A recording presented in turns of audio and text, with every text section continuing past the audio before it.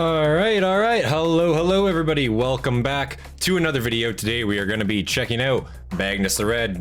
To another video, to another live stream, of course. We are going to be checking out Magnus the Red, 40k lore by the Amber King, of course, guys. Obviously, we've heard quite a bit of Magnus. I believe he is just a physically, like nowadays in modern 40k, he's definitely a fucking demon prince. That guy went full off the deep end. I'm pretty sure if if we're to believe if the Emperor had a text-to-speech device, and if that's definitely the Emperor's canonical thoughts, the Emperor definitely seems to blame, obviously it's not, I know it's a joke video, but the Emperor definitely seemed to blame Magnus in that video. We know he obviously sent he tried to communicate with Terra during the heresy, and him doing that fucking obliterated everything and obliterated the project that the Emperor had going on. They were trying to find an alternative to using the warp, and clearly that didn't come to fruition because of Magnus, from my understanding. Did you like the Templin vid? I did like the Templin vid. I thought that was great. Honestly, Templin Institute, they make fucking fantastic videos, man. I really enjoy it. Their content. They have a great few narrators, it seems like. I don't know how many narrators there are for that channel, but they do a fantastic job, I have to say. But yeah, guys, we're gonna be checking out Magnus the Red. This is a bit of a longer one, as always. This is gonna be 3.5 hours long, so this stream's probably gonna be quite a little bit, you know what I'm saying? So awesome, it's good to see you guys here, awesome to see you guys here. Thank you for tuning in, I appreciate it. Of course, if you are enjoying the stream, of course, make sure you hit that like button, as always, and if you're not subscribed, obviously subscribe to the channel for more content from me. And yeah, with that, guys, without any further delay, I think we're gonna get right into this here now. Yeah, I got my coffee, I got a couple potions, it's a Saturday night, so I'm thinking I might bust into those partway through this video, see how we're feeling. But yeah, guys, without any further delay, not only did he destroy the project, he opened a warp rift under the palace. That's true, he actually did. Just fucking, that's the whole reason why, like, demons were on fucking Terra for a bit there, is because of fucking Magnus. He opened up that fucking warp rift. Although it was unintentional. He didn't mean to do that, to be fair, but, like, he did still do it, so, you can't really say he didn't, But yeah, guys, let's get right into this video. Necessity justifies all. And this is necessary. Oh shit, what am I doing? Hold on, 1 second. I gotta grab some paper. Oh. I looked over and my stack was dry. Had to go grab another one, my bad. It's a rookie maneuver, Gonna be definitely writing stuff down in this video, so just wanna make sure I have that on hand. I know another delay. Yes, I know, I'm bad at it. All right, let's go. Necessity justifies all, and this is necessary. Without this primeval force, without this chaos, there will be stagnation. Ignorance instead of illumination. 4 gram shroom bar, damn. Instead of life. Humanity needs to be led upwards with small steps, with their eyes gradually opened, lest the light blind them.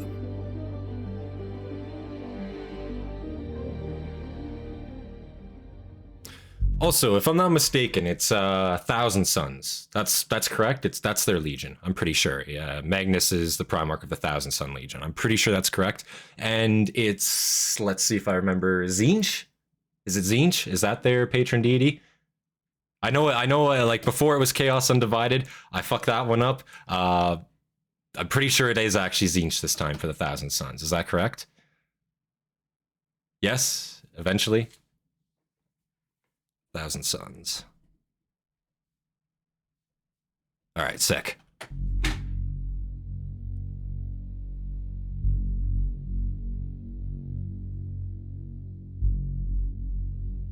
Now live, the Amber King Patreon. Make sure you go support the Amber King if you enjoy his videos, man. He makes fucking great content. Prospero. That's his planet, I'm guessing, right? The only good is knowledge, and the only evil is ignorance. If I am guilty of anything, it is the simple pursuit of knowledge. I am its master. Interesting. I swear it. If I am guilty of anything, it is the pursuit of knowledge. I am its master. I swear it. Because there is no sin but ignorance. The sorcerer of Prospero, the Cyclopean giant, the Crimson King, Primarch of the 15th, the Thousand Sons Legion, Magnus the Red. A name uttered with venom and hate to an Imperium that only knows the monster that schemes and burns everything in his path. A man that desired enlightenment for all of humanity, but who now fights against his own species in the cabal of the gods of chaos. But who was the man that became the monster? And I think right off the bat, that first quote, guilty of the pursuit of knowledge, I think that's super, like, apt for Magnus in a sense, you know, because he totally, again, like, to my knowledge, he was a psyker, right? He was one of the Primarchs with actual psyker abilities. And I'm pretty sure his, like, original purpose, I guess, most Primarchs had a purpose in mind from the Emperor. I think he was supposed to sit the throne. Is that correct? Maybe that's incorrect. I'm pretty sure that was, like, ideally what would eventually happen is instead of the Emperor, it would have been Magnus sitting the throne. Is that correct? Big boy psyker. Yeah, that's what I thought. Neo before the Crimson King. That's another thing too. I remember the Crimson King. That's a cool nickname. I definitely remember hearing that before too.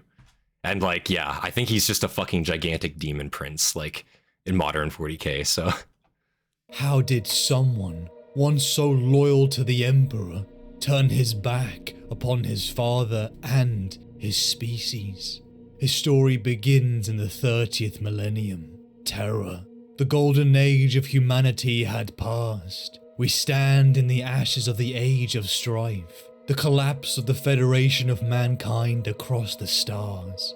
Decay and ruin touches all of the worlds far-flung humanity resides upon, isolated and bleeding knowledge and wealth, prey to civil strife and xenos. But upon Terra, the birthplace of our species, hope rises. The Imperium of mankind. Deep below the surface of the cradle of mankind, a consciousness awoke. It was new, ignorant, and vulnerable. He felt a voice connect to his mind, as if another being resided in his thoughts. Interesting. Master, creator, father, the emperor of mankind. A presence. So this is actually kinda interesting. Magnus being a psyker. Does that mean like he already knew of the Emperor? Like I know like certain other Primarchs, they kind of knew that this wasn't their place. Like they had something out there greater, or maybe they even had precognitions of the Emperor arriving. They knew like of him in a sense, right? But Magnus, did Magnus just straight up already have that connection? This is my father, it's the Emperor of mankind. This is who I am. Did he already straight up kind of have that connection? Rocking that Tim's, what you got in there. So I actually I honestly don't go to Tim Hortons really at all. This is merely a reusable cup. I fucking just always use it. They cost like $2, $3 at Tim's, and it's a nice little fucking plastic cup. So this is just coffee in here this time. I have for later on actually though, I do have a glass for other beverages, you know what I'm saying? They spoke while he was still in the pod. Oh, so he already... Okay, so before he even got to his planet, they were communicating. That's fucked up. Wow. Made the stream. Good to see you here, Battle Chicken. An aura, so earth-shattering, powerful, ancient, cold, but yet caring. Humanity distinct. Already in the pod and they're talking to each other. He was a child. He was human, created inside a gestation capsule by this being... his father. He was speaking to him through telepathic communication, and this child began to learn, evolving his consciousness more each time he conversed with this. Still in the pod. Okay, but wow. all of this was ripped away from him. The chambers around his capsule began to shake and convulse. Energies poured in from the realm of sentient madness, the mirror dimension, the warp. The capsule was ripped from the ground. With violence and hate, claws scraped and bit into the protective tomb. He was hurled through the warp, taken away from the side of his father. This capsule was spit out back into real space, falling down in fire towards a planet in the Frozari system.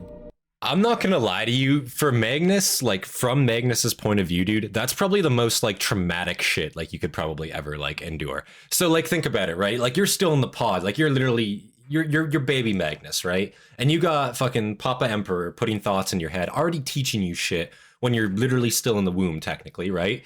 And then suddenly you're fucking just blasted through the warp, and he's a psyker, and he's like, I'm assuming to a degree, like conscious for that because of his psyker abilities, right?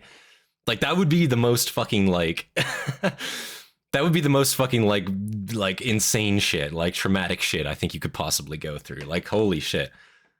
Because like, and you don't know what the fuck, like you're just you're a baby, you know what I'm saying? But like the Emperor is fucking already putting like information into your head as a baby. Like I imagine he's probably one of the more intelligent Primarchs just in general due to that fact. Prospero.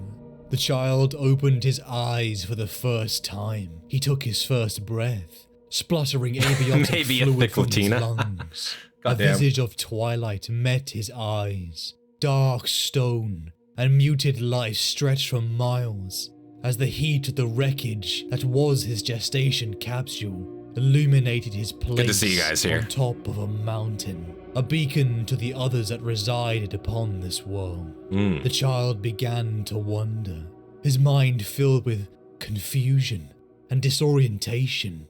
Why was he here? How was he here?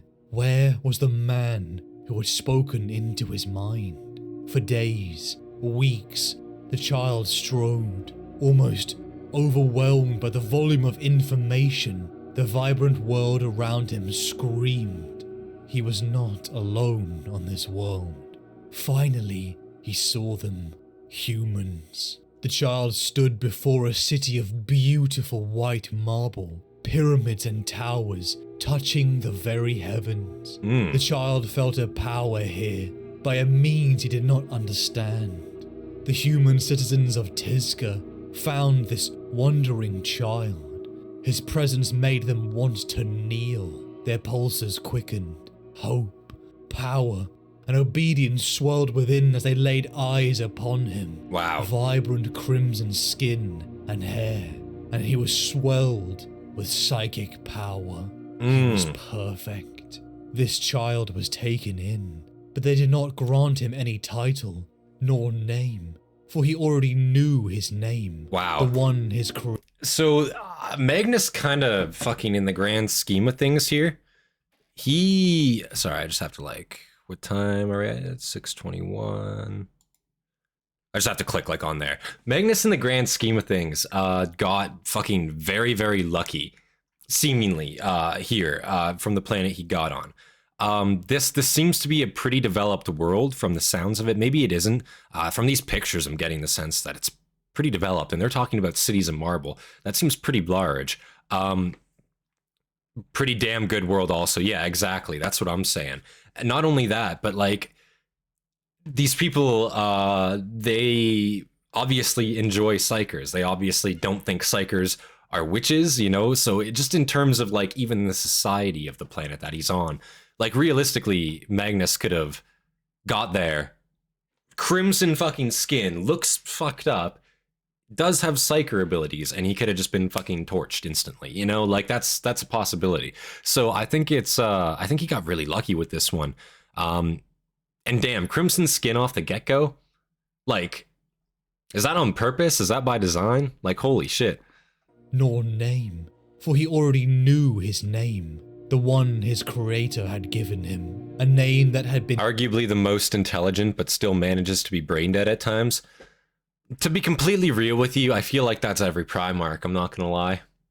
I feel like every Primarch has had their their lapses of intelligence, and it all happens in differing degrees, I would say. You know, the price of being a warp battery. Yeah, I guess so. Yeah, fair enough. Having red skin. Knew his name, the one his creator had given him, a name that had been created from that commanding voice from before. His last piece of home. Already has Magnus. a name. Wow. A man who had been haunted by prescient dreams of doom, found the night where a comet of fire had roared down, that those dreams had vanished. A leader of the people of Tizca, an adept of the studies of the warp. Amon saw this child. He saw how special he was, and he took him in. He became his teacher, a father, and a friend. Interesting. The boy astounded him. He absorbed information to a speed and understanding he had never seen before.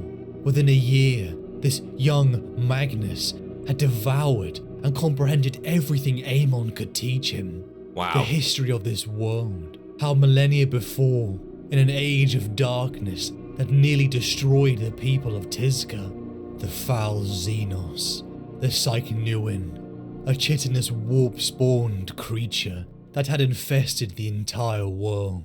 It brought ruin and death to the people of Prospero, Really? utilizing its disgusting powers of the warp to lay their young inside their victim's mind. A hatching, unleashing madness, pain and death. Jesus. But the people had survived. For those born with psychic abilities, even back then, with their primitive knowledge, learned to harness their power, shielding their minds. So this is a planet almost entirely made up of psychers, is that correct? So from what I'm hearing, like, this planet has always done... His world did have a psyker bug things that would eat humans, yeah. Like, it's some type of, like, warp beast in a sense, right? Is that correct? But he, like, it seems like basically everybody on this planet has some degree of psyker ability. Which, given how rare that is, like, I imagine this planet must be, like, that's the reason why it's fucking in a golden age, like, allegedly, from what we can see. From what these illustrations, if these are true, if these are accurate in any sense, like, I'm assuming that's why he picked them. Yeah, it definitely seems like it's a place you'd want to be. Like, this seems fucking pretty great, I'm not gonna lie. Learned to harness their power, shielding their minds. It was these survivors that had built the foundations of Tizca, the now home of Magnus. This cornucopia of knowledge and psychic exploration was devoured by the boy from the heavens. These powers had saved the people of Prospero. It was a gift. It was power. It was strength. It was survival. There was never enough of it. More and more, Magnus began to explore, soaking it up with the wonder and vitality only a child could feel. Seeing the impossible be achieved, it was incredible. Venturing outside the marble walls of his home, Magnus began to explore the ruins of this world. Although numerous times he was warned of the danger, even the danger of exploring his powers too much, he was just too curious. I He see. just had to explore. Besides, he was Magnus. He was special. He would be fine. Wow. Gazing to the cliffs above him, he saw an avian statue of old. It tumbled down to the ground and shattered. An almost insignificant moment in time, until he peered at the broken shards, and then he saw it. The pattern, the precise geometrical shapes. He delved further and deeper with a lens beyond human. The energies of the warp flowing through him. It made him want to weep. The beauty, the logic and structure. It was like a fingerprint of a creator, a primordial creator. Magnus felt a deep understanding of the world. It washed over him. He bade Amon and the other Psycho scholars to witness this truth. One by one, their skepticism was taken away. replaced by utter silence. Really? As they began to see it too. How blind had they been? But the moment was shattered. The Cycnurian came eerily floating towards them. They had been ambushed. Oh. The still young Magnus, Aemon, and 50 scholars were surrounded, set upon by these warp creatures that began to rip and shred the humans to pieces, all the while attacking their psychic mental barriers. So is this already like an example of Mom Says I'm Special? You're like, yeah, pretty much. Like he's basically just like, I can't be hurt. I'm Magnus. I can't be injured. Nothing can harm me. But like, no, seriously, like he seems very full of himself. He seems very arrogant. And he seems like he can't do any wrong, and he's too smart to fuck up. That's like kind of the that's kind of like the you know, the idea I'm getting from him. I just feel like you know, like is this an example already of like, you know, like chaos in a sense trying to fuck with him, like trying to already manipulate him? Like these truths he's seen, is there an underlying tone to this, and that's why they're getting attacked? Or is it because he figured it out and it's triggering the warp in a sense, you know? It's interesting. Humans to pieces. Planet of all the while scholars, attacking scientists, their mages, psychic and nerds. mental Okay, barriers. fair enough. Only Magnus, Aemon, Hubris, and exactly. 8 others remained. On the verge of being swarmed, Magnus felt a change within him. Dormant power unlocked, surging forth with a primordial understanding he had just witnessed. Torrents of roaring hot fire was unleashed from his hands. Power, like a flood of life, coursed through him, all the way to his fingertips. It felt electric, incredible even. His fellow survivors too unleashed their new understanding into deadly psychic abilities. They boiled the Xenos alive. Damn. They read their thoughts and attack patterns. They threw objects with their minds and pulsed protective barriers. With a mountain of Cycnurian viscera under their feet, Jeez. Magnus, Aemon, and the Tiscan scholars had survived, each mortal man giving birth to a pillar of new prospering cults. So, again, how long has Magnus been on this planet for? It says he's still young here. Not much time has passed. Like, is this in like within the first 5 years of Magnus arriving? Because I know it referenced like time once, and it said like within the first year already, like he couldn't be taught anything more, you know? So how much time exactly has passed before little fucking Magnus here is just like blasting shit, boiling Xenos alive? Like, how is that, you know? How long did it like take to get there, you know?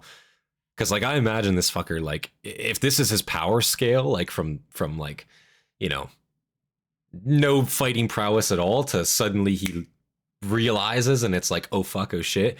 Not only that, but he was able to impart this knowledge on the planet's people as well, Prospero's people. So like, holy shit. And awakening a bunch of new cults, I'm guessing that's where you get like different abilities in a sense, like different specializations, maybe, perhaps. Maybe I'm wrong on that though. Let's see. This is the first year. Holy shit. That's fucking crazy. Like, so he did all this in year 1. Wow.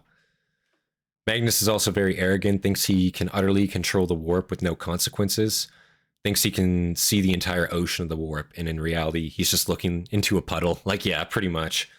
Like, I don't think even if you're the highest level psyker, like the Emperor talks about it all the time, how he's looking into the futures, the pasts, he looks into the warp, and he even knows, he recognizes that, like, he's still pretty neophyte in the grand scheme of things, you know? Like, he's very fucking powerful, but in the grand scheme of things, like, you know, he's still just a piece like everything else, you know? Mortal man giving birth to a pillar of new prospering cults. The Athenaeans, Corvade, Pavoni, Pyre, and Raptora. Alone, at the top, the master of all the disciplines stood, the young man who had come from the heavens, a Magus, master of all cults, Magnus the Red.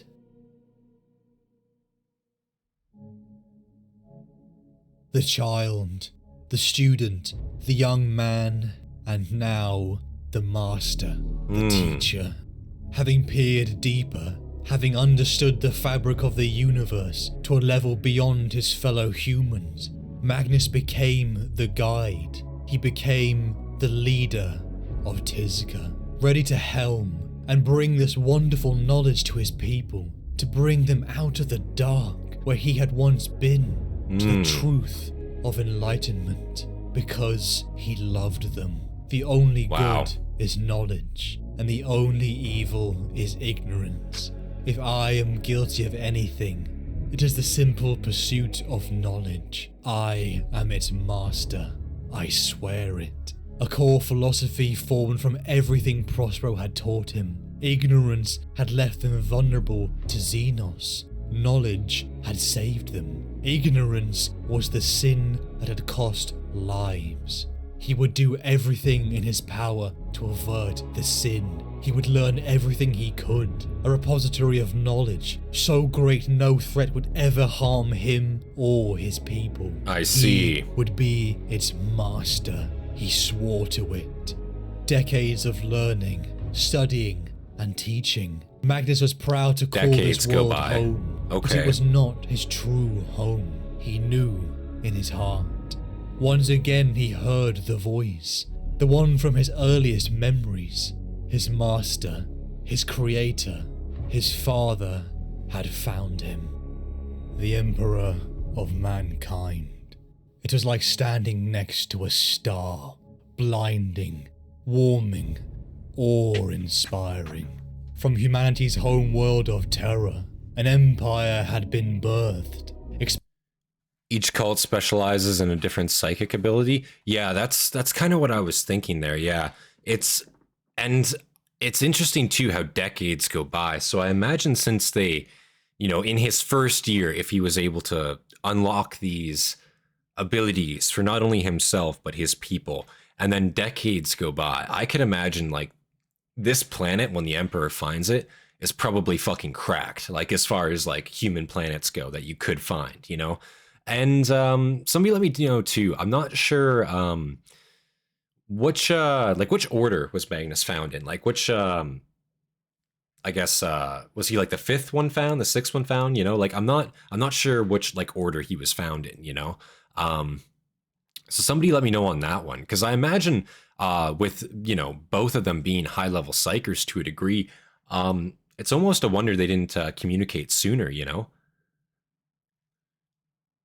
Primarchs in the War in Heaven would be foot soldiers, really.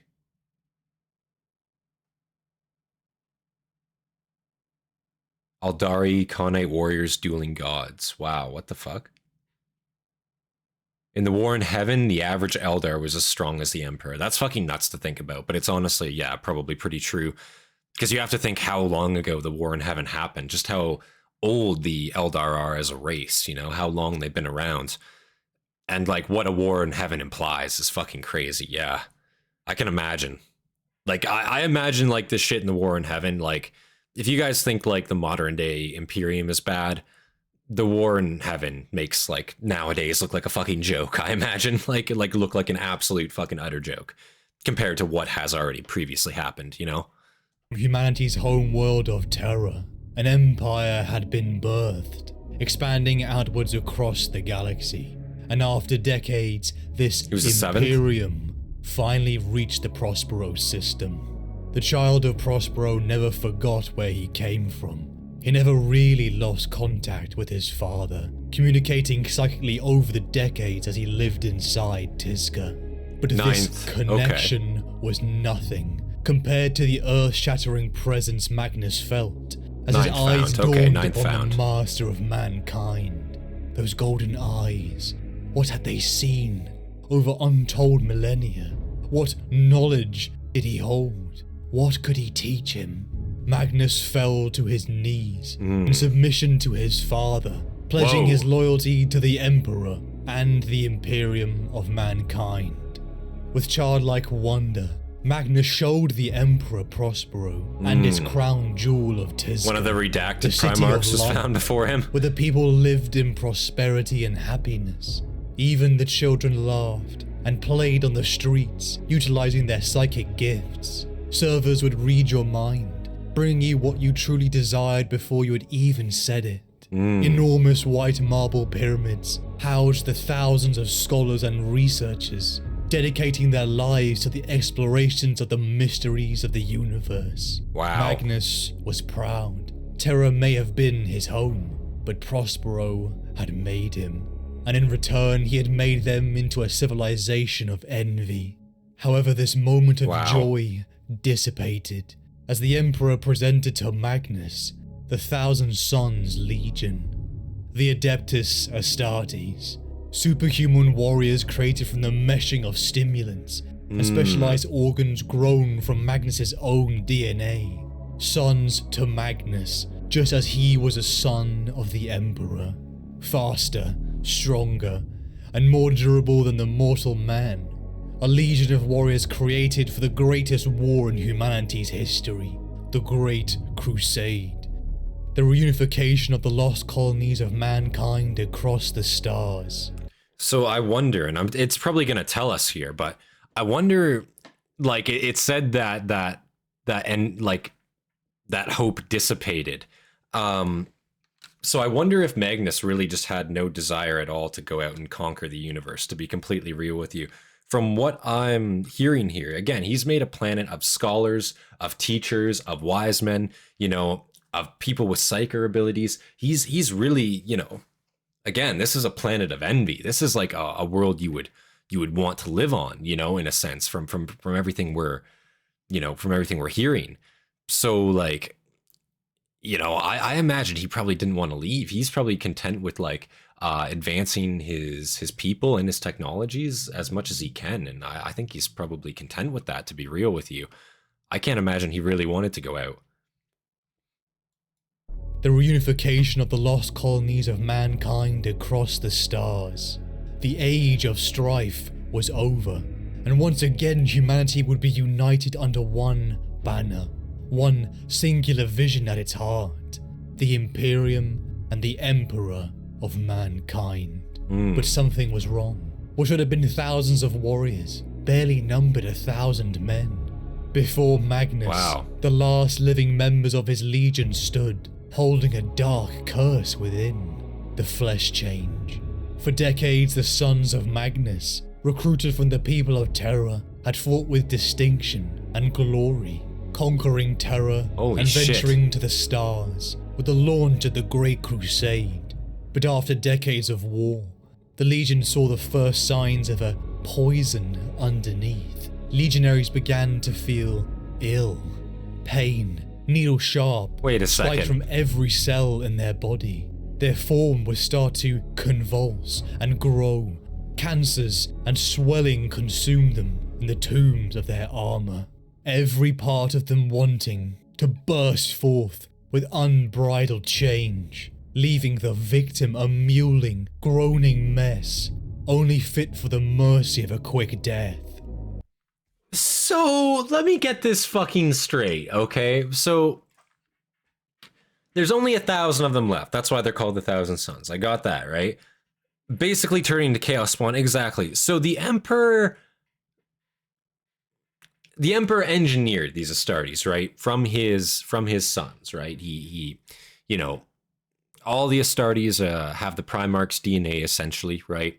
And they're their sons in a sense.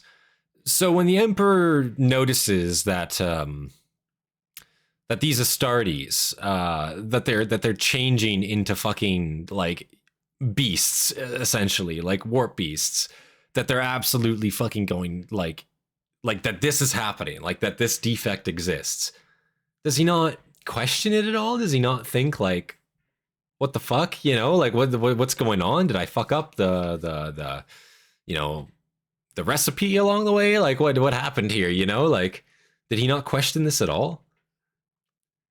His hope dissipated because his legion only had 1,000 members compared to the hundreds of thousands that some of his brothers had. I see. Magnus had the second smallest legion when they found them, with only Fulgrim having less when the Emperor found him. Fulgrim had around 300 Astartes. That's fucking crazy. He was butthurt about the size. I could imagine. Like, what were they? Fucking fodder? Like, Jesus.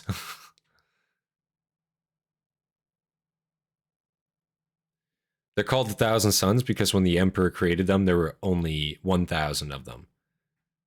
Okay, so not like there's 1,000 of them at the time of founding. They only made 1,000, period. Is that correct? Like at the time they found Magnus. I took it as in like at the time they found Magnus. Rather than being called the Ninth Legion, Magnus renamed them the Thousand Sons because there was only 1,000 of them left. That's how I interpreted that. Maybe I'm wrong though. Groaning mess, only fit for the mercy of a quick death. They began to drop like flies, whittling down to the survivors that earned their namesake. Less than 1,000 Hastatis, the 1,000 Sons. No, so they did make more than 1,000. Stood before them. Their enormous There's only 1,000 left when with crimson skin they get to Magnus. And felt nothing but shame. Oh. Magnus immediately began his work, delving into every scripture, every tome, and scrap of knowledge the Imperium and the vaults of Tisca. You get that with the Space Wolves also, the Wolfen? Yeah, that's true, I guess. Perhaps but this one seems his fault. A little bit worse, almost. Almost. His blood. Perhaps it was Many his legions had some sussy the stuff very going thought on. Filling him with dread. But if his life on Prospero had taught him one thing, knowledge would save them. He separated his soul from his body, swimming the tides of the great ocean like a blazing comet, delving into every corner and crevice of that sentient realm for any scrap of knowledge he could use. With time ticking down for his sons. And the Blood Angels, that's true, the Blood Angels had it kind of bad too. That was pretty questionable. Awoke to find a legion restored. His body was stable. The unbridled pain and change was gone. He looked up to find his lord. One eye missing, sacrificed for the knowledge to save his sons. Interesting. The legion was elated.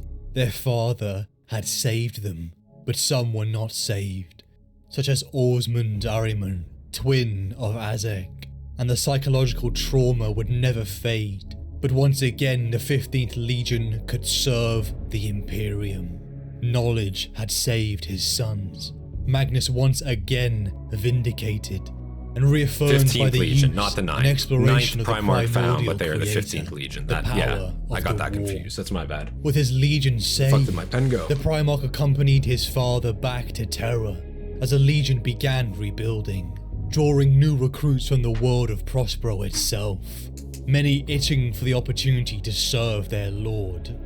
Once again, Magnus was upon the place of his birth, Terra, the bustling metropolis, now the heart of a galaxy-spanning empire.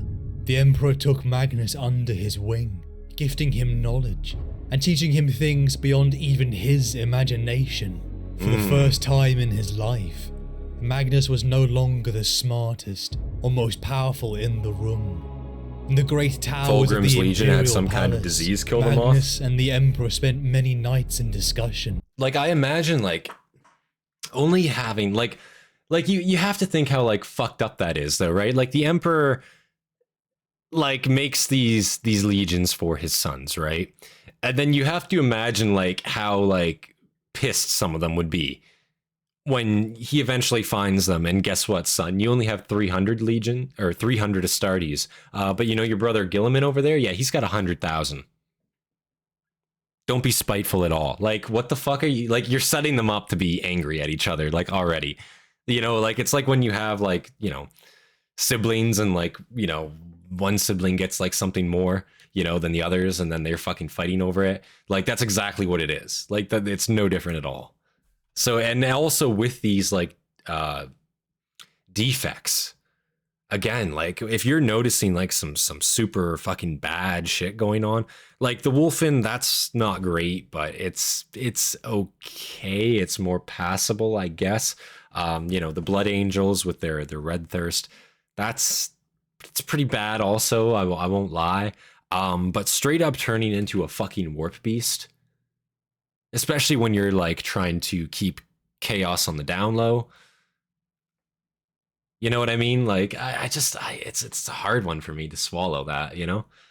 Of the Imperial Palace, Magnus and the Emperor spent many nights in discussion and debate. They untethered their souls, father and son, even flying the great ocean and the warp together. He even spent time under tutelage of Malkador, the Emperor's own right hand.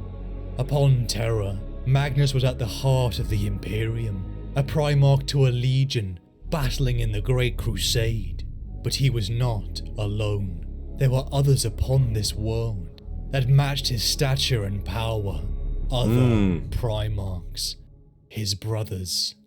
Titans, superhumans far beyond the mortal, and even Hastatis, scattered like him across the galaxy and slowly reunited with their father as the boundaries of the Great Crusade had expanded. 20 brothers, each of them raised on different worlds, taught by different masters, and schooled in different creeds. Magnus heard their tales, the meeting between their fathers and sons, now becoming myth and rumor amongst a growing Imperium. It's like my mother getting my $20,000 laptop and me getting $200. Like, yeah, literally. It's no different. He enjoyed the fact that he was not alone in the universe, and more were being found. Upon his time on Terra, he met many of his brothers, finding kinship with some, such as Perturabo of the Iron Warriors Legion, bonding over their love of history and scholarship. Delving into ruins upon Terra in search of lost texts. Others he respected, such as Sanguinius, Ferrus Manus, and Vulcan, and there were some who immediately took a disliking to the Lord of Prospero.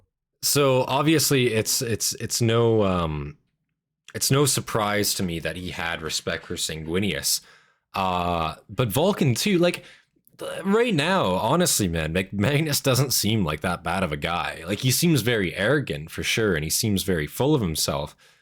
But he doesn't really seem terrible right now, you know? Like, he doesn't really seem like an asshole. Like, he's more of a scholar, more knowledgeable, you know? He's trying to get along with people.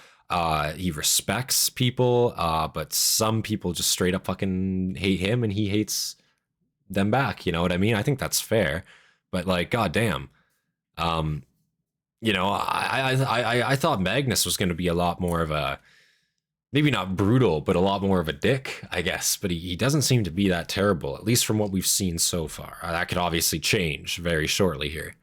And there were some who by every metric he should have been loyal. Yeah, that's kind of like the sense I'm getting. Leman Russ exactly. Of the Space Wolves, seeing the robed, armored scholar and his use of psychic powers is cowardly. The time for Magnus on Terra and the years he spent there finally dawned.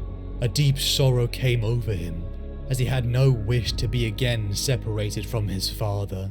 One last time, they sailed the great ocean, soaring above Terra in the clouds, knowing that it would be decades until they would meet again. Interesting. The Great Crusade. Humanity demanded Magnus's attention. So to pause again here, like, it almost seems like he and the Emperor too had that bond, in a sense, had like more of an intricate bond than any of the other Primarchs could potentially have had, just because of their psyker abilities. Like, he's talking about, you know, flying with the Emperor. It's almost like they're getting one-on-one time, and obviously with time, you know, potentially working differently in that state, right? Like, it's almost like, you know, it's almost like the Emperor like really was trying with Magnus. Like, he actually really was trying with him, you know, rather than like some other sons he just like left and didn't give a fuck about, didn't talk to them at all. Seems like he was actually getting some one-on-one time here. And obviously for the role that he was, you know, if he was eventually intended to sit the throne, it would make sense why the Emperor is trying to give him this one-on-one time too, in a sense. To me, it is always surprising that pretty much all of them liked Farius Manius, and we got so little of him. Yeah, that is kind of weird. I don't know if I actually know much about him. Which legion is that, if I might ask? Zinj went hard on him? Yeah, I guess so, eh? Like, again, what he is nowadays, like, fuck, yeah, Zinj went really, really hard on him. Ferris was loved. He was, and they did him dirty. Horus wanted him on his side. Gilliman had massive respect for him. Oh, wow. Magnus on a casual Zoom call with Dad. Yeah, we'll see how that goes later, I suppose, eh? Goddamn. The Great Crusade. Iron Hands. Humanity Iron Hands, that's right. Okay, Iron Hands, sorry. That's my correction. Until they would meet again. The Great Crusade. Humanity demanded Magnus's attention. Varys died at his He had camp. learned Okay. so much. He felt a sting of pity from his father, to be burdened with so much knowledge. But this would be Magnus's task, the enlightenment of the Imperium, dragging out those corners of humanity left in the dark, blind, ignorant. But before Magnus departed, the Emperor told his son to be cautious of the warp, cautious of the idea that he could do no wrong, that with all the knowledge and power he possessed, he was not faultless, he was human. Always question, always be open to different ways of thinking.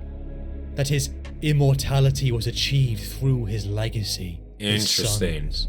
The Lord of Prospero, on his long journey, finally returned to Tizca. He's even Assembled like before a acknowledging legion of his Magnus's sons, like fucking they together began the painstaking work arrogance of here too, in a rebuilding sense. That's and cool. remolding the 15th Legion.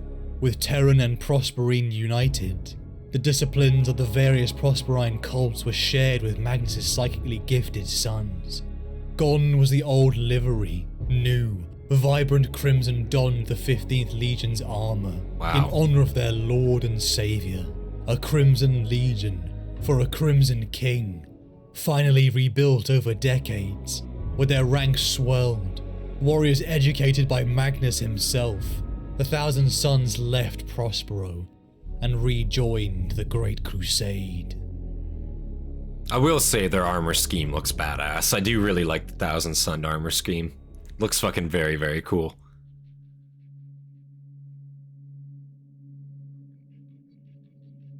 The curse of assumed knowledge is a challenge all enlightened individuals face. We must remember that we once walked in their shoes and were blind to the truths of the universe. The wider our views of the universe becomes, the more our beliefs must come to us secondhand. Our reliance on higher authorities forms almost every aspect of our worldview. I am well aware of that, Athava. Sadly, not everyone will survive to reach orbit in safety. We've already seen civil disobedience, riots, and people who simply don't want to leave. There's no way anyone can organize the mass evacuation of an entire planet without loss of life. Why would anyone not want to leave a doomed world? Athelmart and others have reported instances of the populace refusing to relocate in the face of certain death. But I agree. It is vexing why arguments of sound logic and reason should be ignored. The Imperium is better off without such fools, Said Phosis Dakar. Why should we waste time and energy trying to help those who will not help themselves? Perturabo leaned over the plotting table, and Phosis Dakar recoiled from the flint in his gaze. When the Primarch spoke, it was with measured tones of a disappointed teacher. For the same reason I would not allow a child to pick flowers on the edge of a cliff, no matter how bright the blooms. For the same reason I would not let you wander the minefields before this fortress without a 4th Legion map and the training to interpret it. You Interesting. must put aside such childish ignorance and do what is right. Now, do you understand why we must help as many of Morningstar's people as we can? Yes, Lord Perturabo. Perturabo's kind I of am in your speaking some debt for facts correcting here. my erroneous thinking. Phosis Dakar was a seasoned scholar, but rarely did he ever admit to being in need of instruction. Even now, in the face of a Primarch's rebuke, his aura betrayed a measure of insolence. Magnus grinned and said, Phosis Takar is at his best when dealing with absolutes. True and false, right and wrong. He excels at unlocking the structures of empirical formulae, but he will never be a moral philosopher or grand debater. Perhaps not, and he's not the first to express such sentiments. But I'll not have it said we left innocents to die when we could have done something to save them. Interesting. You and I need to work together, brother. I need every one of your warriors tasked to this world's evacuation, not chasing relics and digging in the dust. Wow. One squad diverted to the preservation of knowledge will not affect your timetable. The secrets this world might hold are too precious to be so easily squandered. You really believe there is some ancient knowledge buried in Zarukan that will explain why Morning Star survived Old Night unscathed? So again, this conversation between them here is actually like, it's great insight, because it's like, you know, between Perturabo and Magnus, like they're straight up conversing about evacuating a world, and neither are opposed to it in any sense. They actually, in fact, I'd say both of them want it to happen. Like, Magnus isn't against it at all. Magnus isn't like trying to prevent it or anything like that. He just also, like, you know, has his own hand in it, in a sense, has his own motivations, I suppose, with this world, let's say. But like, again, like I think this is great insight into these two characters, because I've never really like, I've not like heard them converse in this way before. Like how they both seem like pretty good dudes right now, to me. Like they both seem like pretty reasonable, you know, which is not something I really, again, going into this, expected. In Zarukan that would explain why Morning Star survived. His own priorities, exactly. I am Thank certain you. of it. Can't If fucking anyone speak else, today, I would apparently. say such certainty was arrogant. Sighed Perturabo, letting the data on the plotter table disperse like smoke. When have I ever been wrong about such things? Never. Admitted Perturabo, stepping towards the sheet-covered workbenches at the perimeter of the mezzanine. But there is a first time for everything, and I need all your warriors on board. But here I want to show you something. The Primarch pulled back a white sheet to reveal the haphazard arrangement of half-finished projects, contraptions of mysterious purpose, and beautiful arrangements of gears and motors. This is my workshop. It is just as I expected, said Magnus, delightedly moving from bench to bench to examine the pieces lying around the edges of the workshop. He lifted a sheet of wax paper. These guys are laid such beside nerds. a partially completed model Like, of honestly. a grand amphitheater. I can see why they get along with each other. You've begun work on it. Not yet. Soon. When the crusade is done and we have heroic tales. It's funny because I expect it from Magnus. I just don't expect it from Perturabo, you know? On the mountain across from Father's palace. I will be there to see it unveiled, promised Magnus, and his enthusiasm for his brother's work was genuine and contagious. He and Perturabo spoke as brothers, who had shared every memory from birth to this moment, yet they had known each other only a few short years. Magnus had once spoken of how he and Perturabo had spent time together on Terra, recovering the relics of a long-dead polymath, and unearthing arcana from the forgotten places of old Earth. Arthur had thrilled to hear such tales, relishing every opportunity to learn more of his gene sire. The obvious love between these godlike warriors filled the workspace with a swelling feeling of confraternity, a bond of brotherhood that could never be broken. This will be of interest to you, brother. Wow. Said Perturabo, holding out a complex arrangement of curved metal, winding mechanisms and adjustable lenses. I made a replica of the Antikythera just like you asked. To see so delicate a mechanism in Perturabo's hand seemed incongruous, as most apparatus bearing the stamp of the Iron Warriors that Arvida had seen, save for those within this chamber, had been brutally functional. Does it work? I am not entirely sure. You never fully explained its intended purpose or how exactly it was designed to function. You've built it. What do you think it does? I believe it to be some form of navigational instrument, said Perturabo, lifting the device to look through one of its eyepieces. It has the look of a sextant once used by seafarers, but with infinitely more dimensions to its operation. What manner of ocean would you be navigating to require such a device? Interesting. The great ocean. So, yeah, like, this conversation makes me sad, yeah. Like, it seems a lot like, yeah, they actually like do care for each other as brothers, which again, you don't, you do see some love between the Primarchs, for sure. But these guys actually just seem like brothers. Like, they're actually like doing things for each other. They have good conversations. They actually seem to bond over things. They have similar interests in a way. Neither one is like attempting to outplay the other seemingly at this point in time. Like, yeah, like this seems like a pretty good bond. Like, it's just hard to like think like, holy shit, like what happens and how fucking south it goes from here, like seeing this and then just knowing like, what happens, fuck, it's very rough. Holy shit. Waiting to require such a device. The great ocean. It allows even those without our gifts to perceive the realm beyond. I see. Perturabo nodded and set down the Antikythera. I suspected as much. He said with a sigh, turning to lift something heavy from another part of his workbench. You remember what our father told us in the Hall of Leng, when he spoke of the warp and the danger of looking too deeply into its heart? I do. But this has nothing to do with that.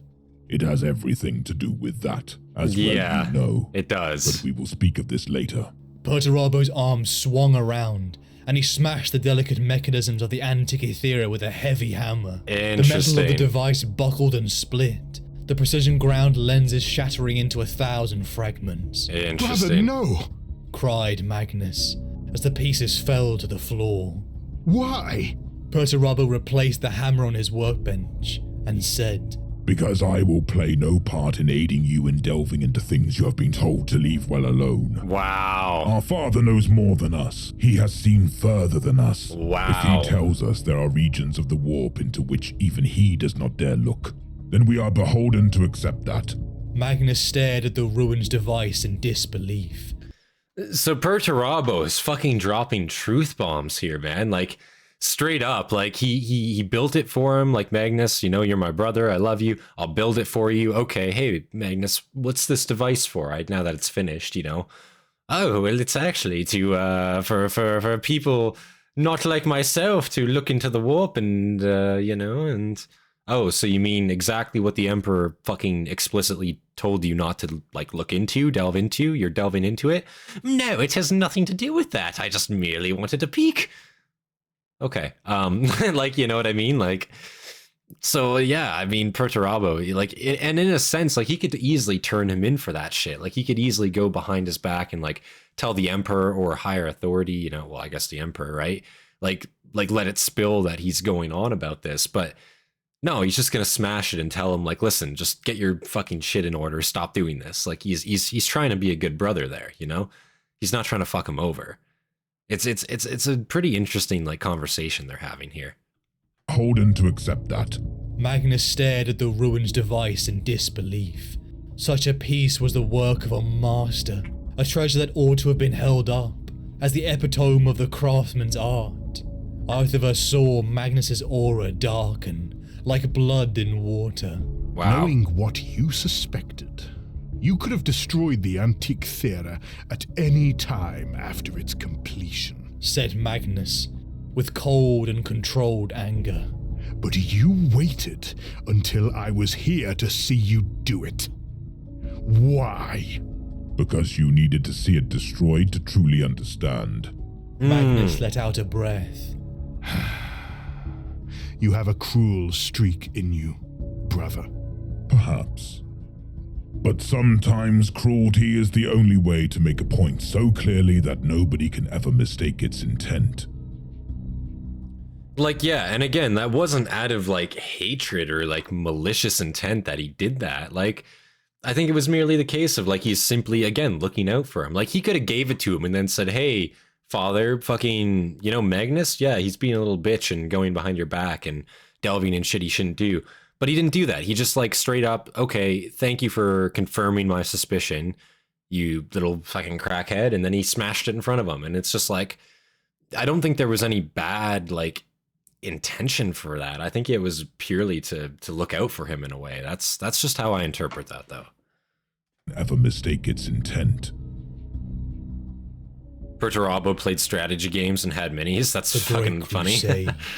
Millions of Magnus the nerd. Astartes, billions of mortal men and women, accompanied by contingents from the Mechanicum of Mars, had bled out across the galaxy for over a century.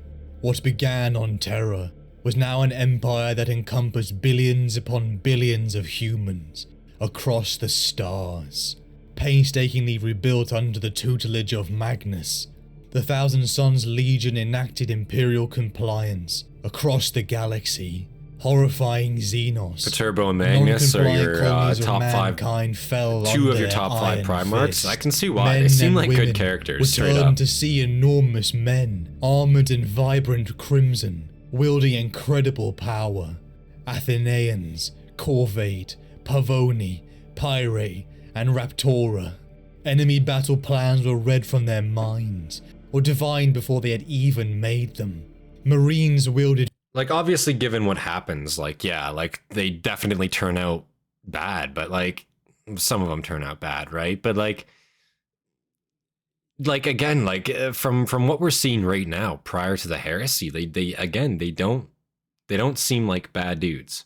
They really don't seem like that bad of dudes, to be completely honest with you, at least right now. Like, from what we're seeing, their build up, like, you know, I thought Magnus's upbringing was going to be fucking a lot more brutal than it was, but it definitely wasn't, you know. But it does, again, like his want for knowledge, his want to always push further. It's very easy to see how he's eventually going to fall, because he always wants to go that step further. He'll be fine. I'm Magnus. I'll be fine. I just need to go a little further. Like, and he just keeps pushing it and pushing it. That's the problem here. their minds, or divined before they had even made them. Marines wielded fire and lightning in their hands. Whole contingents were telekinetically maneuvered across the battlefield, led by the Crimson Primarch, who seemed to remake matter with a thought. It was an army of thousands, worth the strength of millions. A statement to the Prosperine cults and teachings of Magnus. But war was not the only thing wielded in the hands of the Thousand Sons Legion. Wherever they strode, no matter who they brought into imperial compliance, with peace or war, it was knowledge, the 15th sword. Hidden tomes, lost libraries, human and Xenos alike, all knowledge that could be claimed from across the universe was collected, saved by Magnus and his sons. The only good is knowledge, and the only evil is ignorance. And how could Magnus destroy knowledge? Knowledge had delivered him from ignorance into enlightenment. That's the curse a of fair way to knowledge, look at it. The challenge that all enlightened individuals must face. We must remember. Exactly. It's the temptation of knowledge, because again, he always wants to go further is his problem here. And it's just like, God damn it. Like, Magnus, you son of a bitch, like, just stop, you know? But yeah, but it's interesting too that he's saving Xenos knowledge as well, Xenos tech as well. He's not just like, you know, burning it like he probably should be. Like, he's keeping it and actually like respecting it still, which I think that's very rare. I don't think any other Primarch would ever go out of their way to do something like that. Knowledge, the challenge that all enlightened individuals and obviously must face. By today's We standards, must that's remember downright that heresy. we once So walked in their shoes and were blind to the truths of the universe. Knowledge had saved him and his people from the Psychonuan. It had saved his legion. It was the key to a future, a golden age for humanity, where all of mankind had mastery over the power of the primordial creator, the warp. Most of the galaxy was blind to his truths, and Magnus pitied them. Like precious gems, the sacred information was saved, taken back to Tizga, and stored within the great glorious white marble pyramid libraries. The city of light and enlightenment. Right. A legacy for humanity to inherit, as Magnus and the Thousand Sons would one day finish the Great Crusade. Decades into the war across the stars, Magnus and the Thousand Sons expedition received a call for aid. hailed by the 4th Legion, the Iron Warriors. The world of Morningstar, a lost human colony brought into Imperial compliance only recently, was breaking apart, collapsing in upon itself. The evacuation of the civilian population, a feat of such titanic proportions, that even with the brilliant mind of the Lord of the Fourth, the Primarch Perturabo, still not all the people could be saved. Inside the command room once again, Magnus and Perturabo met, both elated to be in the company of a brother once again. The architect and the scholar, one vermilion red, the image of vibrancy, life and wisdom. The other immutable iron, strong and brutal.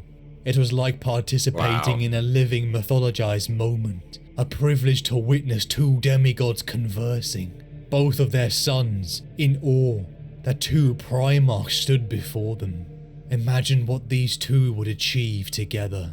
The Lord of Iron questioned his brother, asking why he had diverted resources to scouring the world for knowledge, with the task of evacuation still at hand. Magnus told his... So this world was recently brought into Imperium rule, and I guess it's just going through a catastrophic planetary event, and it's breaking apart. But very, very interesting that, like, you know, either of these legions, either of these Primarchs, are willing to divert their time or attention to even like attempt to evacuate at all. I think that shows their character at this point, and this shows their love for humanity in a sense. Like, at the end of the day, I feel like most Primarchs did what they did. Like, most traitor Primarchs did what they did because they truly thought that it was for the greater good. Now, not all of them, obviously, but some of them genuinely thought like they were doing it for a better universe, for a better life, for a better Imperium. You know, obviously that was not the case, and we know that, right? But like, they, in their minds, they thought they were doing right. You know, and from their perspectives, you know, it obviously varies from Primarch to Primarch, but some are definitely a lot more understandable. They're pleased than others, let's say. But I think that's really interesting. It shows their character at this point in time, that they're willing to do any of that at all. Vulcan made a Titan replica mini for Perturabo. Fulgrim insulted it. Oh my god. Perturabo proceeded to smash his face in. Wow, what the fuck? That's hilarious. So Vulcan was also just into minis? Or did he just do it because, you know, he knew Perturabo liked him? That scene is awesome. It sounds awesome. I wonder, like, what is that from, I wonder? Alfarius and Fulgrim use Xenos weapons? Damn, really? I didn't know that. That's kind of interesting, too. Like, and was that known about widely and just accepted? Or was there any pushback on that? Knowledge. With the task of evacuation still at hand, Magnus told his brother that he had read the records of this world, and locked within this planet was a truth as to why Morningstar had survived Old Night unscathed. That scarring age of horror that all of mankind knew. Think of the good that could be achieved with that information. Besides, Magnus told his brother, when had he ever been wrong about such things? A sentiment the Lord of Prospero utterly believed, even if he did acknowledge the hubris and pride of it. But something more had brought Magnus to his brother, the Antikythera, a replica Vulcan and of a Perturabo tool or artificers? designed to navigate the great ocean, Damn. the war. Artificers. Holy shit, I can't say that word. I know what it means, I just can't say it. Brimming with Jesus excitement Christ. and potential for what he could do, what Same he with could Fulgrim achieve and with it. Fura. But his joy was snatched away as the Lord of Iron smashed it into pieces. Shock Ferris, gripped you mean? Magnus, Yeah, I was like, and Fura. then the briefest Yeah, Ferris. spark of hate. Why? How dare he destroy it? How could he deny his opportunity Vulcan to gain crafted stuff for knowledge? everyone. Nice guy, The honestly. only good is knowledge, and the only evil Vulcan's just is out there spreading ignorance. positive vibes, And this dude. act felt nothing but evil to him. Our father knows more than us, Perturabo told him. He has seen further than us. If he tells us there are reasons of the warp, into which even he does not dare look, then we are beholden to accept that. Interesting. Magnus had been forbidden, warned of delving too far into dark places in the warp. He knew of this, but yet it still felt evil. Ignorance, the sin. Knowledge wasn't evil. He believed in his heart he was strong enough to handle its power. But he dared not say that to his brother. Releasing his anger from his body, Magnus moved on from his brother's cruelty. The world of Morningstar required his attention, but the sting of resentment wouldn't fade. The evacuation outside began to escalate.